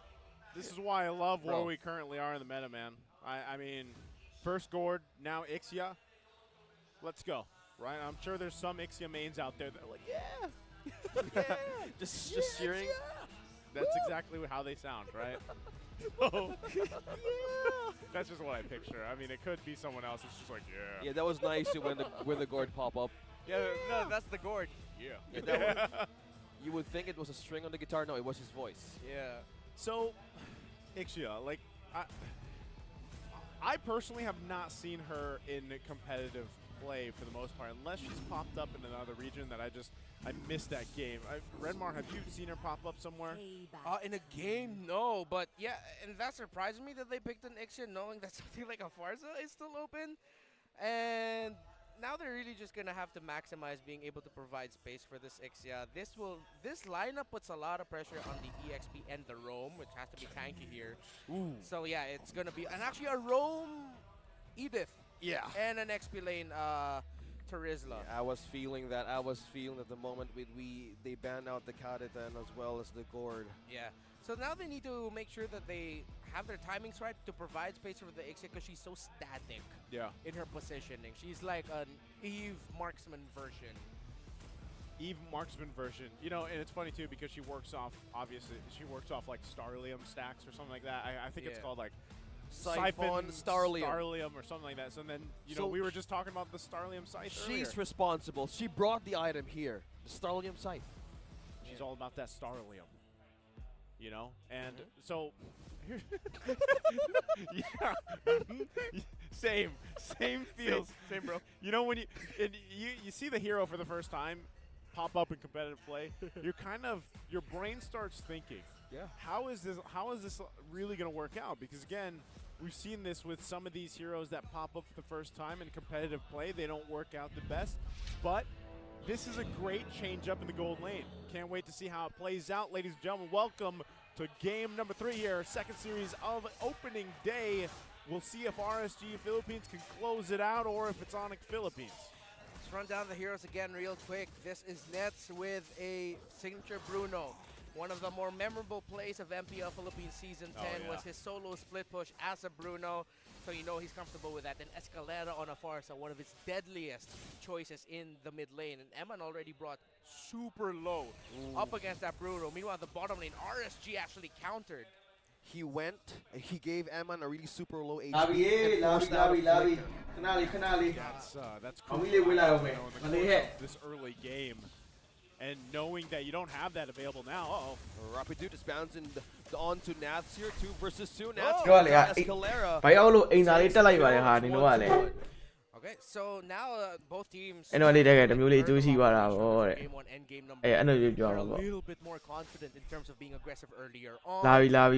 or even 3 members onto a specific lane. Like what RSG did here because of Nets doing that to Eman. Balance that somewhat. I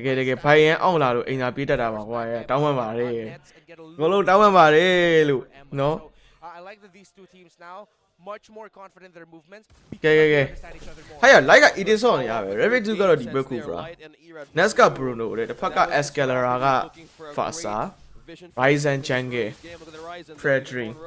Trying to poke it. Oh! Pressuring us. Okay, flicker out. Yeah, that's no man hero crucial because not only that. The Paka Pianji so Aqua Negaro, the way for Latina, Europe the Negaro, John Lancelot, then Nescaro. They're really confident. Forcing a fight, probably not going to wanya look like now thing to and not Bamba. The like out the way Egypt. They be what Rapidu playing the way. Get the game playing Yawa. I'm a sign. What impure shares or that bit. I'm objective already, but be like rising out objective. Pretty powder, eh? Christian Lilo or rising the whole bag of buff with baby like chow. I buff now a chow, man. In my cram out Lama mode, the Wigo Shield, my father is right, my aquadro to now. Retribution. Powder, like a yawa buff car. Over retribution power with the irrega. So, buff car like yawa dog at 10, eh? Roman on buff yawa dog out the Paka Jangela in a gown in a name. The quantity was too light. Did we go back to the future? Yeah, we did. Yeah. Wow. This is what so the Starlium does. We're the Starlium boys. Whoa. Who are a minute I may only got a lesson Liajo. On the area done or graphic area done. 1-2.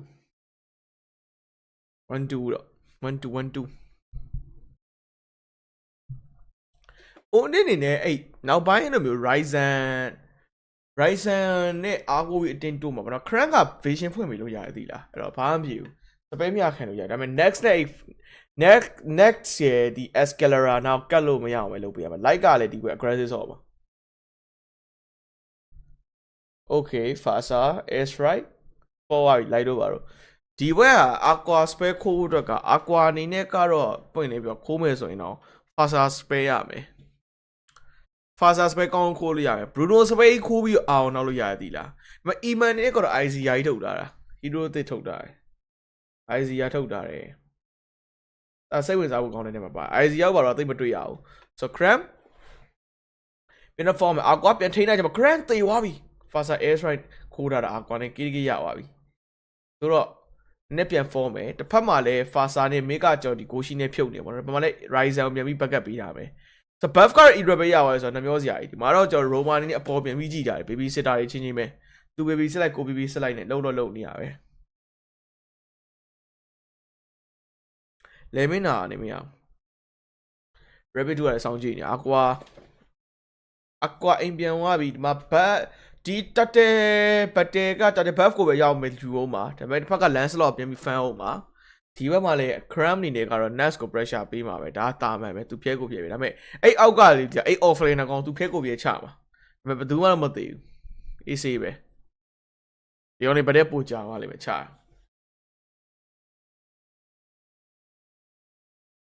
အဲ့ Eman ဆိုအဲ့ hero တက်လေတီလားကင်ပြီးကြပြီလားကိုအခုဒီမကင်ရသေးစပိန်နေပါတည်ရ time ရိုက်ထားတယ်ပြက်လား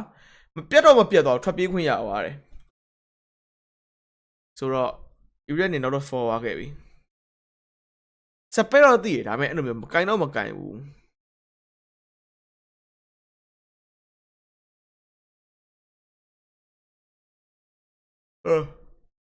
ဘလို့သဘောရတဲ့အဲ့ hero ဟန်ချက်နင်တို့ဆော့ကြလားအဲ့ hero ဘလို့သဘောရလဲအဲ့ hero သဘောကြကြလားအဲ့ hero တိတ်ပြီးမတွေ့ရအောင်ဆော့တာလေကဲဆိုတော့ဒီမှာလဲကျွန်တော်ဒီ RSG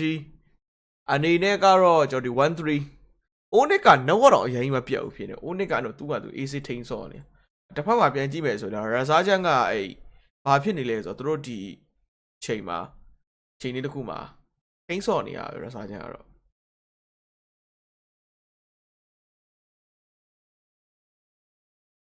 retribution မှာ error ရှင်းထိလို့မရဒါပေမဲ့ email တော့ plane သေးပါပြီ email plane ကြပါ rapid 2ကထပ်ပြီးသေးဝှချမ်းသာများတယ်နောက်က like က damage ကရသွားသေးတယ် nice like ရဲ့ spray damage ရဲ့ထိသွားသေးတယ် 2-4 အနေတိုင်းတစ်ခုမှာဒီမှာ tower နဲ့ force of force နေဒါပေမဲ့ tower တော့ error နဲ့ရောက်ရိုက်ပြီးမယ်လေမအောင်မြင်တော့ခဲ့ဘူး error နောက်ပြန်ဆုပ်ပြီးချင်းမကောင်းဘူးဆိုတော့ Oni ဘက်ကတော့လက်ရှိဘယ်လိုလုပ်မှလဲတော်တော် damage ကနာနေပြီ error ဘယ်ကိုပြေးမှရအောင်ပြေးနေရကွက်တိပဲ dash ရှားသေးတယ်ဆိုတော့ Ryzen လုံးဝ light လို့မရတော့ပါဘူးအောက်မှာလည်းတော့ဒီ AC ပဲအောက်မှာလည်း AC ဘုံမှာလည်း AC ဒီနေရာလေးမှာ chilling နဲ့တူတူပဲ 2-4 491အောက်မှာ Nas ကိုသွားပြီးကြည့်အောင်မယ်ဒါပေမဲ့ cram နေနဲ့ကတော့တေလောက်လား Lancelot dash နေဆိုတော့ဒီ cram ကပြတ်သွားနိုင်တယ်သိလားဒါပေမဲ့ Lance က ultimate တော့ရှိတယ်မချဘူးဒီအချိန်မှာလည်း RSG ဘက်ကပြန်တော့ပြန် forward ခဲ့ပြီ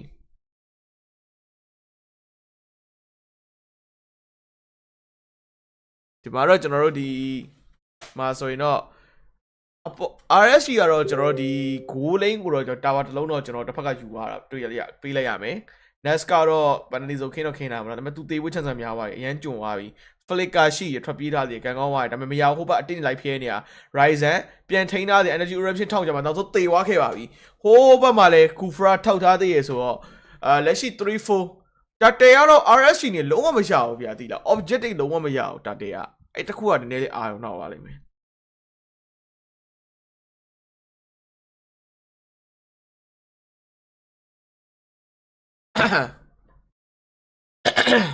ဒီ buff ကိုစားမှာ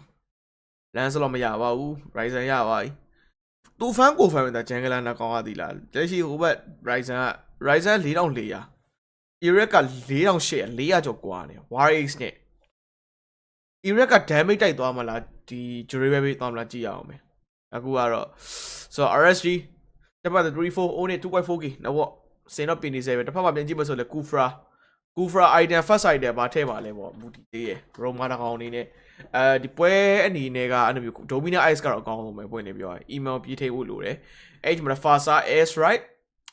like ကိုတော့ like ရှိထိန်းနိုင်မယ် like ကတော့ပြန်ဆုပ်သွားပြီဆိုတော့အပေါ် second tower ယူတော့အတင်းနေဖြဲချောင်းနေအဓိကဝင်နေဘက်က second tower ပြီးလိုက်ရပြီBruno pit rate တွေပုံများလာတဲ့ Bruno တွေက Bruno pit rate ပုံများလာနောက်ပိုင်းတော့ Bruno တွေ clean နေပြီးရင်အဲ့လိုမျိုး Leslie ကတော့ဝရများပါတယ် Bruno တို့ပြန်များလာပဲပြီးနောက်တဲ့အဲ့လိုမျိုး hero တွေထက်လာအောင်မယ်တကယ်တမ်းပြောရရင် Hanabi တို့ဘာလို့ meta ဝင်သင့်နေပြီလို့အချိန်ဒီမှာ Hanabi လေးလာတွေက meta တကယ်ဝင်သင့်တဲ့ hero တွေမှာပါတယ် Kimi ကတော့ဝင်မှာမဟုတ် Kimi က nerf လာတာပို့ဆိုပတ်စံဒါပေမဲ့ Kimi ကလိုရတဲ့အချိန်မှာသုံးလို့ရမှာ meta out of meta hero တွေစဉ်းစားစရာတွေအများကြီးပဲGram သွားပြီဗောအဲ့လိုကြီးကြောက်လဲအဲ့လိုကြီးမတက်ရက်နေတော့လဲဘဲတက်နိုင်မလို့တငယ်ချင်းတာဝန်တိုင်းကြားပါအေးတငယ်ချင်းရဲ့အဲ့လိုကြီးမတက်ရက်ကောင်းတာဗောကျွတ်စင်ရဲ့ပလိန်သေးခံပလိုက်တယ်အဲ့မှာ Rabbit 2ကပြေးထိန်းထားတယ် Terror Revenge and Rage တွဲလို့ရင်ကြမှာ Lance တော့ပြေးတက်ရှာတဲ့ချက်မှာနောက်ကတော့ပြေးထိန်းတဲ့ Escalera ပလိန်သေးသွားတယ်ဟိုးမှာလေ Full Barrage ကြမှာပလိန်ကို MN ကချနေတာဗျချက်ချင်းဆိုလိုပဲOnic က၄កောင်ကြာသွားတယ်တဲ့ဘာကြီးမှလည်းမသိရဘက်တဲ့တစ်ခုမှာဘလို့မှမသိမနဲ့ကျွန်တော်ဒီ Onic ဘက်ကအသေးခံပလိုက်တယ်ဆို RSC ကတော့တေချာဝိုင်းဒီလောရဝိုင်းနဲ့ပဲဘာဖြစ်သွားလဲဆို Onic ကပြန်ပြီး defensive ပြန်ဆော့ရမယ်တာနေရာကိုပြန်ပြီးထိန်းဆော့ခံလာရပြီMN တော့နေ ultimate ဖွင့်ထားရုံပဲဒီ full barrage ပေါ့နော်ဒီ ultimate skill နာမည်อ่ะအဲ့ ultimate နဲ့ပဲထိုင်ပြီးတော့ဘာမှမလို့ထိုင်ပြစ်နေရုံပဲ6500 corrosive side demo hunter ပြီးပါလေ maleficent roller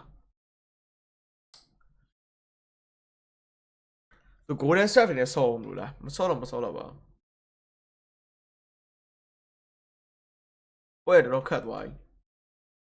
ချက်ချင်းဆိုတော့ပဲဘယ်လိုဖြုတ်သွားဆို Onic Philippines ကချက်ချင်းဆိုလိုပဲခတ်သွားအောင်ကြည့်ပါဦး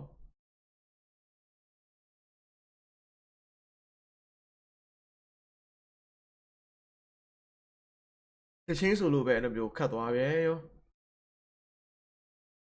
အတိတ်ပဲမရှိဘူးဒီလားအဲ့ပလိန်ကြာပါအဲ့ကြီးအတိတ်ပဲမရှိဝင်လာတယ် Nets ကိုဖြတ်ချင်တာအေးလိုက်ကကလော်ရတယ်သွားပြီး Rabbit 2ပြန်သေးသွားပြီ penalty zone ကြီးကြမှာသွားပြီး full barrage ကပလိန်ထောက်တာအဲ့မှာကြည့်အောင်ဂိုးလိမ့်တာဟိုဘက်ဂိုးလိမ့်တာက AC ပဲထိုင်ပြစ်တယ်ပဲဘာမှမလို့ Rabbit 2ပလိန်ထက်ကြသွား49 1.8k Cram ကစိုက်ပြဿနာထားတာပြဿနာထားတတ်တာ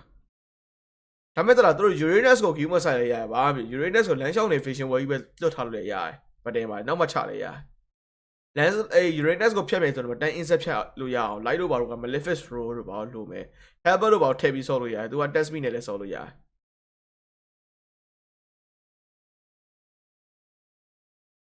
ဟိုရွေးချယ်စရာ hero တွေအများကြီးပဲပွင့်နေပြီးတော့ဆော့လို့ရ hero ရှိတယ်ဆော့ကြမဆော့ကြသေးရပဲရှိတာဆော့လို့ရ hero တွေအများကြီးပဲကဲ Uranus က ultimate ဖွင့်ထားတယ် ultimate ကကူတော့လဲသွားပြီဒီမှာ wave ကိုဖြည့်ရှင်းထားသေးကာထားသေးအခုကဘာဖြစ်သွားလဲဆိုတော့ RSC ကချက်ချင်း 2.4k တာသွားတယ်နေနေရတော့ RSC ကတကယ်နေနေဒီကွဲကတကယ်နေနေရှင်းချက်ချင်းပြန်တာသွားတာတာအားမဲ့ဗဒေးယူကတကယ်ပြန်ပြီးဆက်လိုက်ရတယ်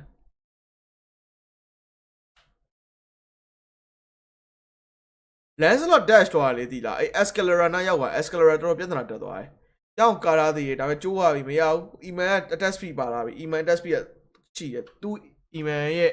Eman လက်ရှိ hero ရဲ့ attack speed เนี่ยတော်တော်ကြီးအဆင်ပြေနေချလို့ရတယ်ဆို 49 2.9k နဲ့ဗောဒီတော့ဝန်တရာကိုစားတော့စားသုံးနေ RSG နေနဲ့ဒီမှာတော့ Cram နေနဲ့ကတော့ AC ပဲပေါ်ပြန်တက်ပြီးသူ့နေလိမ့်မြဲကြအောင်ဒါသူလုံးနေကြ playing style ပဲ Uranus ကဒီမှာ Ryzen ကလည်းဒီဘက်မှာသူတိုးရမှန်မယ်တယ်တစ်ဖက်ကတော့ light တို့ပေါ့ဖြီးတာ Nest တို့ပေါ့ဖြီးတာယူLance တော့ AC dash ရအောင်နေမကောက် MN ရဲ့ဒီ MN Skyna ရဲ့ဒီ hero ဒီ IZI က plane ကိုထုလို့ရတာကြီးစောင်းရမ်းပြဿနာတက်နေတာ Maleficent roll တဲ့ Haskell တက်ထဲအောင်လားအဲ့ဆိုတော့ तू ကမသိတော့ तू တော်တော်လိုက်စီးနဲ့ပတ်သက်ပြီးအဆင်ပြေသွားရှော့မရှိဘူး test speed ကပါ damage ကထွက်ပြီ damage လည်းထွက်တယ်လိုက်စီးလည်းရှိတယ်အစိပဲအဲ့ဆိုတော့ 49 2.6k နဲ့ပေါ့ ISG ဘာလို့ဆက်လုပ်အောင်ပါလဲဒီမှာလည်း Bruno ကလည်းလက်ရှိမှာ level 14သွားနေပြီ Rabbit 2ကဒီဘက်တိုးလို့မရအောင်ဖြစ်နေတယ် vision ပေါ်လာတယ် vision တွေ့ထားတယ်တော့ပြန် forward ခဲ့ပြီတစ်ဖက်မှာလည်း like ကတော့သူ့အနေနဲ့ဝင်တိုးဖို့ကြောက်ဆောင်နေဝင်တိုးတယ်ဘောင်းစင်ပေါ်ချက်ချင်းကူလုံးလဲသွားပြီအဲ့ဒီချိန်မှာ Nest ဆိုပါကိုလိုက်ချမလားကဲတယောက် vision ကြည့်မယ် vision ထောက်မယ်ဒီချိန်မှာ Trizela နဲ့ရသလို friend တွေ damage ပေးကြည့်မယ်တစ်ဖက်မှာပြန်ကြည့်မယ်ဆိုရင် Uranus ကလိန်ကြောင်းနေပေမဲ့ပြန် defend မဲ့ကောင်လည်းရှိသေးရဲ့ဗျ IZ ကသူ့တော်နေနေအားမြေပြန်ကလော်ထားတယ်အဲ့ဒီချိန်မှာကျွန်တော်နောက်ပြန်ဆုတ်နေပြီ Uranus တေတော့မဲ့အနေထားမှာ Rabbit 2ပြန် save ထားတယ်ဘာဖြစ် MA ultimate full barrage ကပြီးွားအချိန်တစ်ခုပါဘလို့ချအောင်ပါလဲပေါ့နော်အဲ့ RSC နေနဲ့ဗတဲ့ဆိုင်မှာတိုးပါလားဒီကလော့ရောက်ယူမှာဒီမှာ Nest ကပတိစောတကယ်လှသွားပြီရုံးထွက်သွားတဲ့ Ryzen ဒီမှာ Nest ကသွေးရဲ့ network မှာ redistribution ရသွားတာကတော့ Lancelot RSG Philippines Nest Flicker တော့အတင်းနေလိုက်ချနေဗျဒီချိန်မှာတော့ကျွန်တော် RSC နဲ့ objective ရတဲ့ဗတဲ့တစ်ခုမှာ Bruno ကလည်း Flicker ကြီး plane သုံးပလိုက်တဲ့အပြင် RSC နဲ့ light plane တောင်းရတယ်ကဲခဏတော့ post ထားပါတယ်ဘာဖြစ်တာလဲတော့မသိဘူးဗျဆို Onic အနေနဲ့ကတော့ကျွန်တော်ဒီလောတော့မရသွားခဲ့ဘူးဒါပေမဲ့ K အနေနဲ့ကတော့ light ကိုရထားတယ် MN အနေနဲ့ Flicker ပါပေးထားတယ် ultimate လက်ရှိပါ battle space က Flicker 2ယောက်ဗျဟိုဘက်ကအဓိက MN ultimate နဲ့ကျွန်တော်ဒီ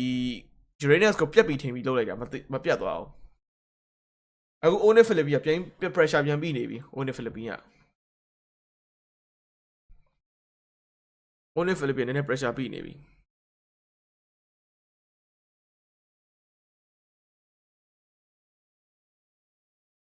Onic Philippines Onic Philippines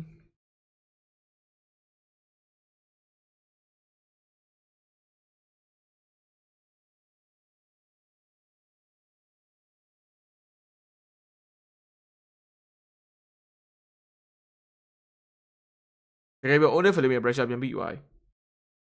ဟိုက RSG ကပြန်ပြီးထိန်းစော့ပါ RSG ကစိတ်ရှိတယ်ပြန်ထိန်းစော့သွားတာ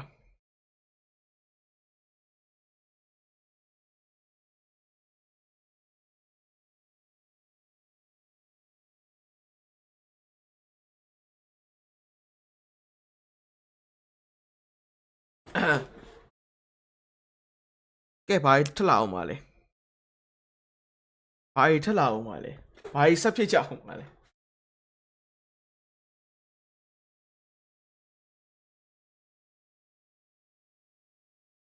ဘာဆက်ဖြစ်ကြအောင်ပါလဲဘာထက်လာအောင်ပါလဲ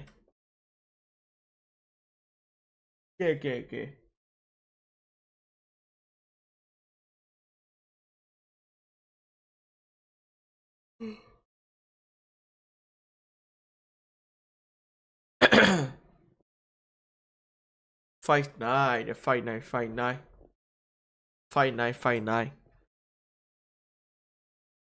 59 4K နော်ဗောတစ်ဖက်မှာတော့ကျွန်တော်လက်ရှိ buff ကိုတော့ကျွန်တော်ဘာပဲ Rise Retribution ပေါက်ထားတယ်အစေပဲ 3.9K နော်ဗောတစ်ဖက်မှာလည်းခြုံမှာတော့စောင့်နေဗျအဲ့ဒီခုတော့ရှိရယ်ကဲဆိုတော့ Fight 9 Team K လောတော့ပေါ်တက်လာပြီဒီဘတ်တယ်ကအဲ့ net ဆိုပေါ့ flicker မရှိတဲ့ခါမှာတိုးလို့မရဘူးဒီ net ပေါ့လို့ net လို့ခေါ်လား net ပေါ့ဒီဘက်က nets အမေရလည်းကောင်းတယ် just say ကျွန်တော် email လို့ခေါ်ပါနဲ့ aman လို့လည်းခေါ်ကြသူ aman လို့ခေါ်ရ email လို့ထင်တာစထားပါနှစ်သက်ဆောင်ခေါ်ခဲ့တာပဲစေးပါ white charge တော့သုံးသွားပြီ sorry lot charge တော့သုံးသွားပြီ lens တော့ buff စားနေဗတဲ့တော့လာမကြွဘူးဒီက tower တစ်လုံးပဲရရင်တော်ပြီဆိုတဲ့သဘောပဲSo tower တစ်လုံးပဲယူထားလိုက်တယ် mega terrain တော့ကြာသွားပြီ mega terrain နှလုံးကြံသေးရပေါ့နှလုံးကြံသေးရဆိုတော့ထိုင်းတို့ရတော့ရပါတယ် Onic ဘက်ကတစ်ဖက်လည်းအန်းလို့မရဒါပေမဲ့တစ်ဖက်က Onic ကောင်တွေကြုံလိုက်တော့ချပါ but Ganas ကစောင့်ကြည့်နေရယ် penalty zone ရှိတယ်ဒါပေမဲ့ flicker မရှိသေးဘူးစောင့်နေတယ်အောက်က wave ကလည်းတက်လာတယ်အောက်က wave ကိုလည်းပြန်ကြည့်အောင်မယ်ဆိုတော့တစ်ဖက်မှာ rapid 2ကိုတွေ့သွားတဲ့အနေအထားတစ်ခုမှာနောက်တော့ပြန်ဆုပ်ပြီး 4 ထားသေးရယ်ဆိုတဲ့အခါမှာ 59 4.8k 4.6 ထင်းတော့ပေါ့ဘာပဲ lot advantage ကတော့ RSG အနေနဲ့ mega lane ရရှိသွားတဲ့ပြင် jungle resource တွေပါနည်းနည်းစားခွင့်ရပါပါတယ်ဆိုတော့ဒီနေသားလေးတစ်ခုမှာဟာရတော့4000လောက်မှကျော်ကုန်ပြီ what the hell ချုပ်ကုန်ပြီ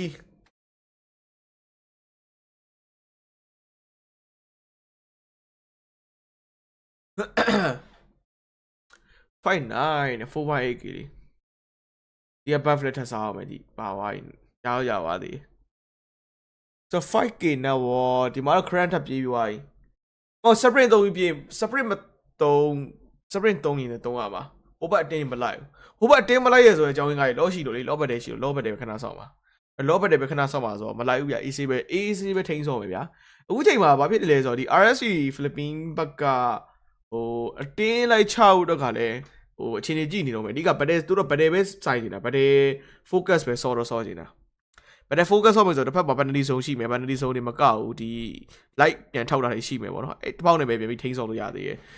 တစ်ဖက် Onic ကိုပြန်ကြည့်မယ်ဆို Onic ဘက်က rapid 2 shot calling vision cram ဖွင့်ပေးရမယ် faster free hit faster ultimate free hit နဲ့ next ပြေးကန်လို့ရမယ်ဟာအခုဘာဖြစ်နေလဲဆိုတော့ဒီ Onic ဘက်ကဗတဲ့တိုးရရအကုန်မှားနေတာဟိုဘက်ခြုံနေမှာရှိရအဲ့ဘက်ခြုံနေက rapid 2 position တိသွားပြီအဲ့ဆို rapid 2 ရောက်ကိုထွက်လာရပြီဒီမှာ Bruno အပြောက်ရှိတယ် faster ပျောက်တယ်Uranus ကအခုမှလာမှာ Uranus က lane ချောင်းလို့ရတယ် lane push လို့ရတယ် lane push ပြီး pressure ပေးလို့ရတယ်ဒါပေမဲ့ lane push ကအရင်လွန်သွားရင်ဒီ Onic အနေနဲ့ object တွေလက်လွတ်ရလိမ့်မယ်ပြီးတော့ဟိုဘက်ကအတင်းလိုက်ချလိမ့်မယ် rapid 2တွေ့သွား rapid 2 penalty ဆိုဖြတ်ခင်းသားသေးလား Nest ကမခင်းသားသေး rapid 2ချက်ချင်းပဲ fall လာတယ် flicker ပေးလိုက်ရတယ်လုံးဝတော့ပြဆိုပါ faster air strike ကမှမောင်းထုတ်သားသေးတယ်အဲ့ဒီချိန်မှာ Nest ကသူ့အနေနဲ့ကျွန်တော်တို့အတီနာရှိ effort တော့ကုန်သွားခဲ့ပြီအဲ့မှာလည်း error တွေနောက်တော့ပြန်ဆုတ်ထားသေးတယ်ဆိုတဲ့အနေအထားတစ်ခုမှာလောကသွေး3000ကျော် RSG အနေနဲ့ကတော့ တချို့တွေးတဲ့ကောင်နဲ့အိမ်ပြန်มาလားအိမ်ပြန်မယ်ဆိုရင်တော့အိုးနေဘက်ကရောက်ယူမှာခရန်က vision ဖွင့်တာအမှန်တိုင်းသူအဲ့လိုလုံးတင်တာဗျပြီးတော့ IZA ultimate မရှိဘူး IZA ultimate မရှိတခုတော့နည်းဆိုးသွားလိမ့်မယ် Rabbit 2တိုးထားသေးရဲ့ဖြတ်ထိန်းထားသေးရဲ့ Lancelot က object တွေပဲထပ်ရထားသေးရဲ့ဗျာဒါပေမဲ့ဒီမှာလဲ Nest ကတောင်းသွားခဲ့ပြီဆိုတော့ Iran နဲ့အကုန်လုံးပြန်တော့ပြန်စုံရင်းနေပဲတစ်ဖက်က Nest ကလိုက်ကြောင်းတဲ့ damage တွေကြားမှာ immortal ကြောက်ခဲ့ full punish ကရှိတယ်ဟို IZA ကိုဘယ်သူထိန်းမှာလဲအဝေးက AC ပြစ်တဲ့ damage ကြားမှာ RSC နေနဲ့လွတ်သွားတယ်တိုးတော့ immortal တွေကြောက်သွားခဲ့ပြီ Mega Tower ရောက်ယူရင်းနေပဲ Onic Philippines အနေနဲ့ကတော့လော့မြင်ဆက်ဖြည့်ရှင်းမယ်နဲ့တူရဗျာလောတော့ကျွန်တော် RSC ရပါတယ်တိုးတော့ပတဲကကျွန်တော်ဒီ frontliner တကောင်ကြာသွားတယ်ဒါနေမကောက် Lancelot မှာသေလူမျိုးဖြစ်သွားခဲ့ပြီအဲ့ချိန်မှာငှက်ကစိတ်ထားတယ် Fasa air strike ကရှိလားရှိရောရှိပြီမယ်ပြန်ကျဲတယ်မထိသွားခဲ့ဘူးအဲ့တော့ wave ရှင်းဖို့တော့ပဲ air strike ကကျဲလိုက်ရမယ့်အခြေအနေတစ်ခုမှာ aqua spec core က ultimate ကကူတောင်းလည်နေရ like ပြန်တော့ထောက်သားသေး M ကနောက်မှာလုံးဝ free hit ပေးဖို့တော့ကသူက position က ready ပဲတိုးတော့ lot ဖြည့်ရှင်းပြီးသွားပြီဆိုတော့ Onic ဘက်ကတော့ဒီတော့ကျွန်တော် plane တော့လက်လွတ်ရပြီမယ်အကောင်းဆုံးတော့ပြန်ထိန်းထားပါသေးတယ်ဘာမှ RSG ဘက်ကအသာစီးမရခဲ့ပါဘူးဒါပေမဲ့အောက်က wave ကိုတော့ရှင်းဖို့တော့လိုပါတယ်အောက်က wave က2 wave က low wave တွေပါဆိုတော့ low minion တွေကကျွန်တော်နည်းနည်းပိုကြီးရပိုမာတယ်ပိုတောက်နေပို damage ထွက်တယ်ဆိုတဲ့အတွက် MPQ site ဝင်လို့တဲ့အတွက်လက်ရှိမှာ Fasa ဆင်းသွားပြီ Fasa ဆင်းရင်တော့ Onic ဘက်ကအကုန်ပြန် fall ပါမချပါဘူးအဓိက retribution ပါပဲ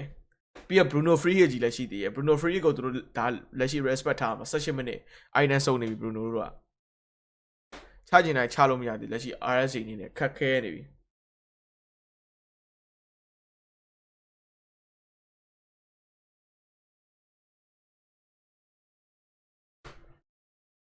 ခက်ခဲနေပြီ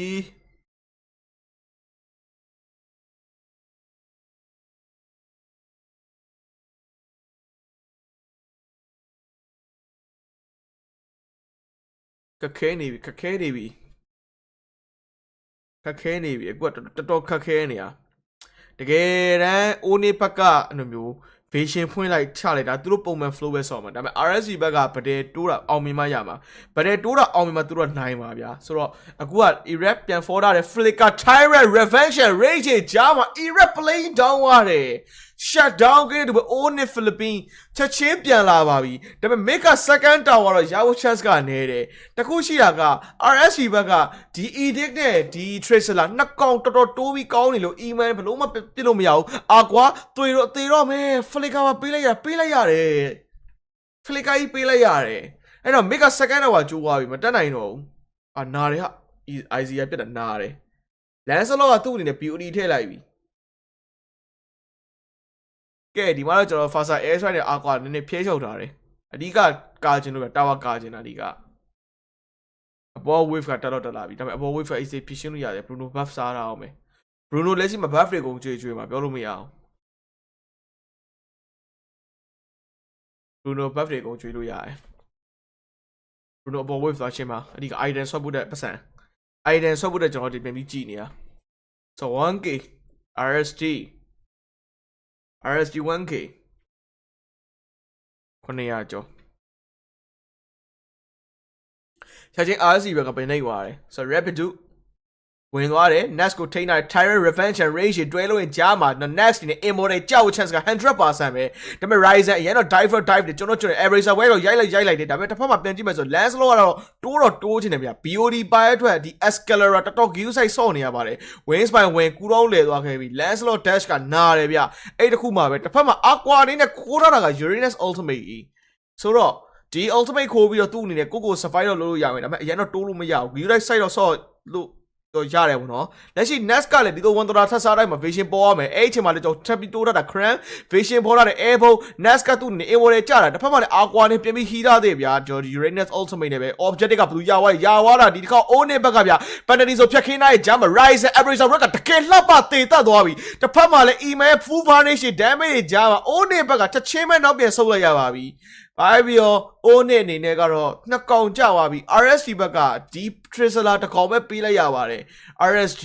ဒီ law တော့ easy tank ဆိုလို့ရတယ်ဒါတွေမကဘူး Onic ဘက်ကဗဒင်မှာတတိမေးနေတာတစ်ချက်ကသူတို့အဲ့ဒီ DIC ရော ultimate ကိုတတိအမြဲတမ်းမေးနေတယ်အဲ့တခုတော့ရှိရဗျာဆိုတော့ဒီမှာတော့ဆက်ပြီးတော့ပဲ law တော့ဒီဘက်ကဖြည့်ရှင်းထားတယ် aqua ကိုထိန်းထားတယ် Nest ပြန်တော့ကန်ချင်မှာထိထားတယ် Tyrant Revenge Rage တွဲလို့ချင်မှာ light နဲ့ပြတ်ပြီဗျာထောင်းထားသေးမရပါဘူး Ryzen Eman တော့အတင်း light ကတ်ချင်တယ်ဗျာ slow ထားတယ်တစ်ချက်နှေးထားတယ်တစ်ခွက် energy reaction နဲ့ထိန်းထားသေးတယ်တစ်ကြောင်းမလေး Erect တွေပြီးပြီး dash ရကြမှာဝင်းတော့နေချဖွင့်ထားသေး Erect သွေးတော်နဲနေဟိုမှာ full variation ပြန်ပြီးချနေဒီတစ်ခုမှာပြန်ပြတ်သွားရင် energy reaction တောက် flicker တွဲလို့မှာအောက်ကွာပြန်သေးွား next နဲ့ fall ထားဗျာ Erect တိုးချင်မယ်လေ rapid do ပြန်ကာချင်နေဗျာ lance law သူနဲ့ triangle တစ်ဖက်က dash နဲ့ execution နဲ့နောက်ပြန်ဆုတ်သွားခဲ့ပြီ log က plane ကိုတက်သွားပါပြီ mega plane ရဖို့ chance ကများသွားတဲ့အနေအထားတစ်ခုမှာ Onic အနေနဲ့အကောင်းဆုံးအချိန်ဆွဲပြီးတော့ဒါ tension တောက် aggro ဆွဲနိုင်ခဲ့ပါတယ် Next က Window Nature surprise ဖွင့်ပြလိုက်တဲ့အခါမှာ Lance Slot အနေနဲ့ကေးသက်လို့မရပါဘူးကေးမရပါဘူးအနေနဲ့တစ်ခုဖြစ်သွားခဲ့တယ်ဆိုတော့ဒီအနေနဲ့တစ်ခုမှာ Lance အနေနဲ့အချိန်မကောင်းနေမှာလေ Erect ဝင်သွားပြီး Next ကိုတွေ့တယ်အိုးတစ်ချက်ကနစ်နေရပဲ2000ကျော် 4B Malefic Pro Basca Fury Win Talka Win on Nature Win Talka Blake Haskell ပြီးတော့နောက် item Timo Hanna ဆိုတော့နာပါပဲနစ်နေမှာပဲအဲ့မှာလေးဒီလားအဲ့ Izia Ultimate ကိုတော်တော်များ attention မပေးမိဘူးဒီလားအာကွာလောက်တာကောင်းမယ်လေ Izia ပြစ်တာမရဘူးဘုံကောင် Bruno ပို့ပြီးတော့ damage ထွက်သေးတယ် Bruno က step များပိုနာလေးပဲ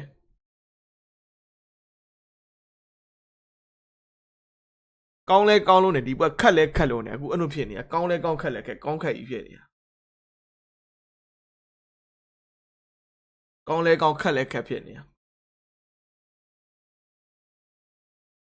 ဖာစာဘာဖြစ်နေလဲဆိုတော့ဒီဘက်ဖာစာတော်တော် view size ဆော့နေတာဟိုက lens ဆိုတော့ damage တိုက်ရ lens ဆိုတော့ damage ကထွက်တဲ့အတွက်သူ view size ဆော့နေတာပုံမှန် durable lens ဆိုတော့ သူမကြောက်ဘူးဒါပေမဲ့ဒီဘက် lens ဆိုတော့ BOD ပါတော့ကြောက်တယ်respect ထားပြီးဆော့နေတာဗောနော် hero nature ရော item ရောအဓိက item ပဲ item ဘေးက respect ထားဆော့နေတာ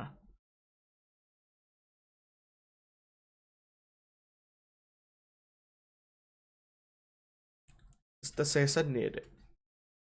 team kit 30 set နေနော်တော်တော်ထားတယ်အိုးသွားပြီ Eman မပြစ်လိုက်ရအောင်မပြစ်လိုက်ရအောင်ပြစ်လိုက်အဲ့တော့သေဝိုင်း cram သေဝိုင်းပြောရတာနော်ဒီ Izia damage က အဲ့ Uranus ကမခံနိုင်ဘူးအဓိကတော်တော်များမခံနိုင်ဘူး Izia ရဲ့လုံး free hit ကြီးရတယ်မခံနိုင်ဘူး Lance Slot buff စားလာတယ် MN နဲ့လက်ရှိမှာ position ပြန်ယူပြီး ultimate full punish ကိုသုံးဖို့တက်လေစောင်းကြည့်နေတစ်ဖက်မှာလည်းတော့ဒီတစ်ဖက်မှာလည်း Fredrin ကလည်းလက်ရှိတော့နေတဲ့ force နေပြီခြုံသွားစစ်တယ် Nest ကိုတွေ့တယ်ပြန်တော့တွေ့ထားတယ်ပြန်နောက်ပြန် forward ခဲ့ပြီး Escalera သူလည်းနောက်ပြန်ဆုတ်သွားပါပြီ Jorinus ကပုံမှာ lane ထိန်းတိုင်းအခြေအနေတစ်ခုမှာဒီတော့ကလည်းလက်ရှိဒါ reset ပြန်ချသွားပြီပေါ့နော်အဲ့တော့မြင်တဲ့တိုင်းပဲဒီပွဲကတော့ကြာအောင်ပါပဲပွဲလေးပြောဒီပွဲတော်တော်ကြာအောင်ပါဘာကြောင့်လဲဆိုတော့နှစ်သိန်းလုံးကကို draft နဲ့ကို play ဆိုင်တည့်အတွက်ဖြည်းဖြည်းချင်းထိန်းဆော့လိုက်တိုးတင်တိုးလိုက်ကြီးလိုက်နဲ့ဆော့နေရတာခက်တယ် time to team K10 to 30 set နဲ့ light အနေကလည်းရှိတိုးဖို့ကလည်းသူပဲစောင့်ကြည့်ကြပဲ light ကသူတိုးဖို့ကလေသိတာဒီ edit တိုးတဲ့ကောင်လေမိဝဲကောင် insert ဖြစ်နိုင်ကောင်းတယ် flicker တွဲလို့ကျွန်တော် rapid 2ကိုမိတာ escalator ဖမ်းတာမမိပါဘူးအဲ့တော့ပြန်ထိတဲ့ light အနေနဲ့ Tyrant Revenge Ray penalty ဆိုတကယ်လောက်ရတယ်ဒါပေမဲ့ Nest ရဲ့ Bruno ပြန်ကန်တယ်ဆိုမှလည်း Window Nature ဖွင့်ထားတယ်ပြန်ပြီးထိန်းထားတယ်နောက် flicker 3ပြန်ဆုပ်ဝဲချင်မှာ lens လို့ရှေ့ကွက်တီကြတာဟိုးမှာလည်း Izia ပြင်းဖမ်းတာ Ryzen သေးဝါရဲ့ dash ချင်မှာ double K escalator ဝင်းဆိုရင်ဝင်းနဲ့ပြေးတဲ့ချင်းတူမှာ lens လို့ dash ရှုံးမှာလား mega AC ရိုင်းနေပဲ RSG Philippines နေနဲ့ကတော့ ambo တော့ပြန်တော့တက်လာခဲ့ပါပြီဒီချိန်မှာ light လဲ Guardian Helmet Nash လဲ Guardian Helmet လဲပြောင်းလို့ရတဲ့အနေအထားတစ်ခုမှရှိတယ်သွေးတော့တော်တော်ပြန်တော့ကြည့်ရအောင်ပဲဗျာဒီမှာလဲ MN နင်းနဲ့ကတော့ position ယူပြီးထပ်ပြအောင်ပါပဲ cram ခဲရသေးဘာလို့တာလဲမသိပဲခဲရသေးအဲ့ဒီတော့ဟိုးတော့မပြေးသေးတဲ့ Escalera ပြတ်ပါပြီ immortal တော်သေးရင် immortal ရှိတယ်ဒါပေမဲ့တစ်ဖက်ကသတော်မဲ့တဲထုပါဗျာဆိုတော့ game ကတော့ RSG Philippines အကောင်းဆုံးကမ်ဘတ်နဲ့တူတူပဲပြန်လာခဲ့ပါတယ် Onic Philippines အနေနဲ့ကတော့ရှုံးနိမ့်သွားခဲ့ရပါဖြစ်ပါတယ်ဟာဟုတ်တယ်လက်ကုပ်တီးနေပြီဟာဒီပြနေပြီလက်မလေးထောင်ပြတယ်ဟာလားကောင်းလားအစင်းပြေးလားယူရလေးတော့အစင်းပြေးလားကောင်းတယ်ဟုတ်တယ်အစင်းပြေးတယ်ကိုကြီးတဲ့အစင်းပြေးတယ်ကိုကြီးidea တွေကိုပြောင်းနေပါညက်ပြောင်းနေရောက်ကြီး RSC ကွာ RSC ပြန်ကမ်းပတ်သွားတာ Onic Philippines အကုန်အမှားလုပ်တာကွာနောက်ဆုံးဘက်တည်းကကြာရှည်ပေါက်ရဲ့လဲသွားတာဘလူးဘွားသနာစရာပဲ Lancelot fully damage ဆော့နေလို့ဒီ Onic ကကောင်းနေပြဿနာတက်နေတာအဓိက Escalera ပဲပြီးရင် Nash ပဲအဲ့တက်ကောင်ပြဿနာတက်နေတာ Like က तू flicker သုံးဖမ်းလိုက်တဲ့ဘက်တည်းက तू အစအမှာဟိုဟာတွေ့ Fasa ကိုတွေ့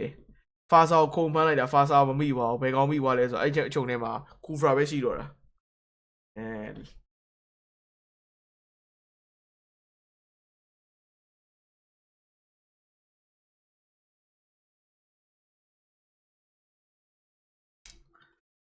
ဒီတိုက်တိုင်းကြည့်ရတယ်တပွဲလုံးက Onic ကမှားတာ Onic ပတဲဆမှားတာစာရင်းဒုက္ခရောက်သွားတာ Onic ပတဲဆမှားတာစာရင်းဒုက္ခရောက်သွားတာ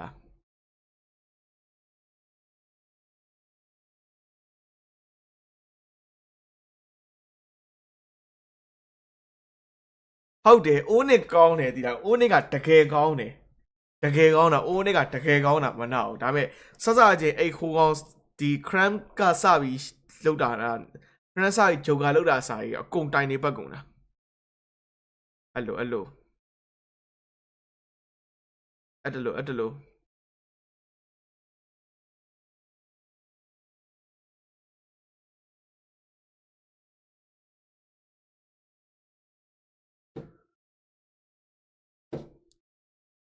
ဘယ်နေတော့ဘယ်တော့ပြီးသွားတယ်ဟုတ်တယ်ကြားရှိမောက်ရဲ့လေးဆိုအဲ့လိုပဲလေဗျာသားကြားရှိမောက်ရဲ့လေးဆိုဖြစ်သွားတာကြားရှိမောက်ရဲ့လေးဆိုအဲ့လိုမျိုးဖြစ်သွားကြတာဗျာ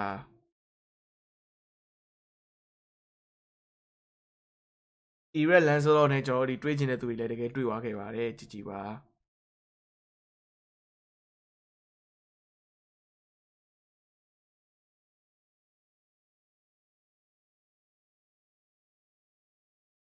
ကဲအရင် season တက်ပိုကောင်းလာဦးနေမဟုတ်အရင် season တက်ပိုကောင်းလာဆိုရက Onic ကလူစင်းကောင်းတယ်ဗျာသားဒီလား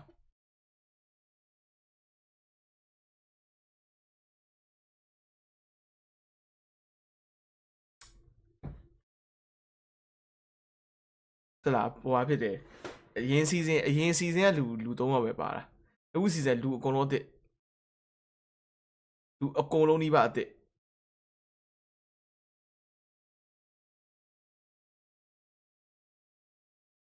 လူအကုန်လုံးနှိပါအစ်ပါ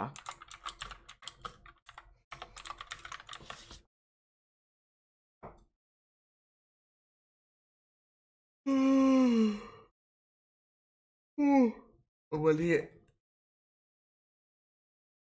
အဲ့ချင်ညာရောက်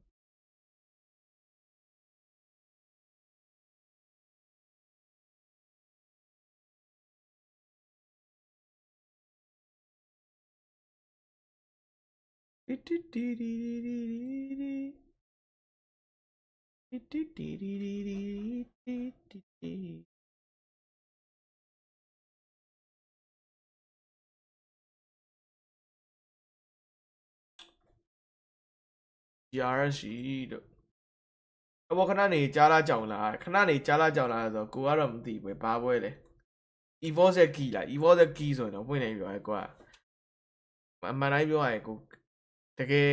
တိုင်းကြ Evolve ကိုလည်းကြိုက်ဆတ်စုကျင်တို့ပါတယ်ဆတ်စုကျင်တို့လာရဲဆိုရင်ဆတ်စုကျင်တို့ကြိုက်ဆတ်စုကျင်တို့မပါရင်တော့ကျွန်တော် test ဆိုပါပါတယ်ကျွန်တော် test က high Jimmy နဲ့ Dreamer set လိုက်တာဆိုတော့အဲ့ကြောင့်နည်းခံမှခံတယ်ဒါပေမဲ့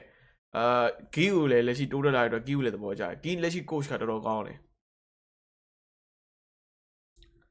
ကဲဒီဝဲပြီးတော့ကျွန်တော်တို့နောက်ဆုံးဝဲတော့ AB brand နဲ့ကျွန်တော် TNC ပဲအဲ့ဝဲကြည့်ရပါ AB brand နဲ့ TNC ကြာညာဂူတက်ဆော့ပါလားတီဦးတော့တက်သေးဘူးလူရှိတော့ဆော့မယ်လူမရှိတော့မဆော့ဘူးကိုကနည်းနည်းအနားပေးရမှာလူကပင်ပန်းလို့အားကြောင့်လူရှိရင်ဆော့မယ်လူမရှိမဆော့ဘူး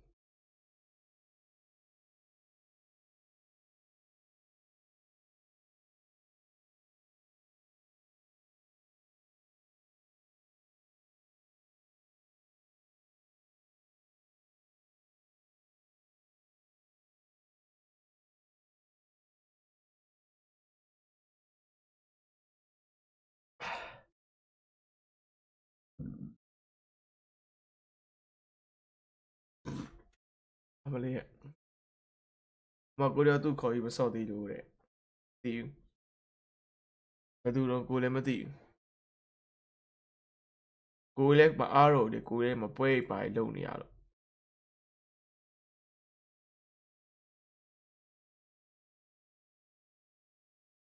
ကဲ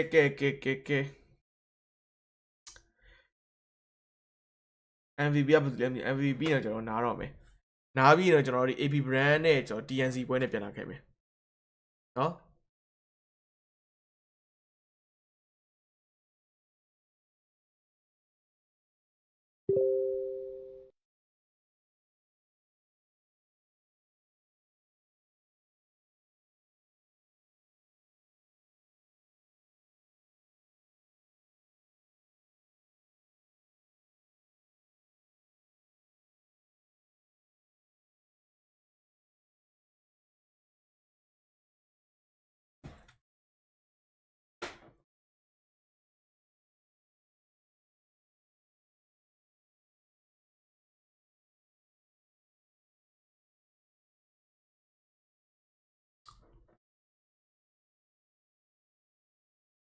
Last season, you were very quiet. တို့တက်ကလာလို့ပြောနေကိုတခုမှနားမလဲ This season, nakita niyo ba yung player entrance ni Nats kanina?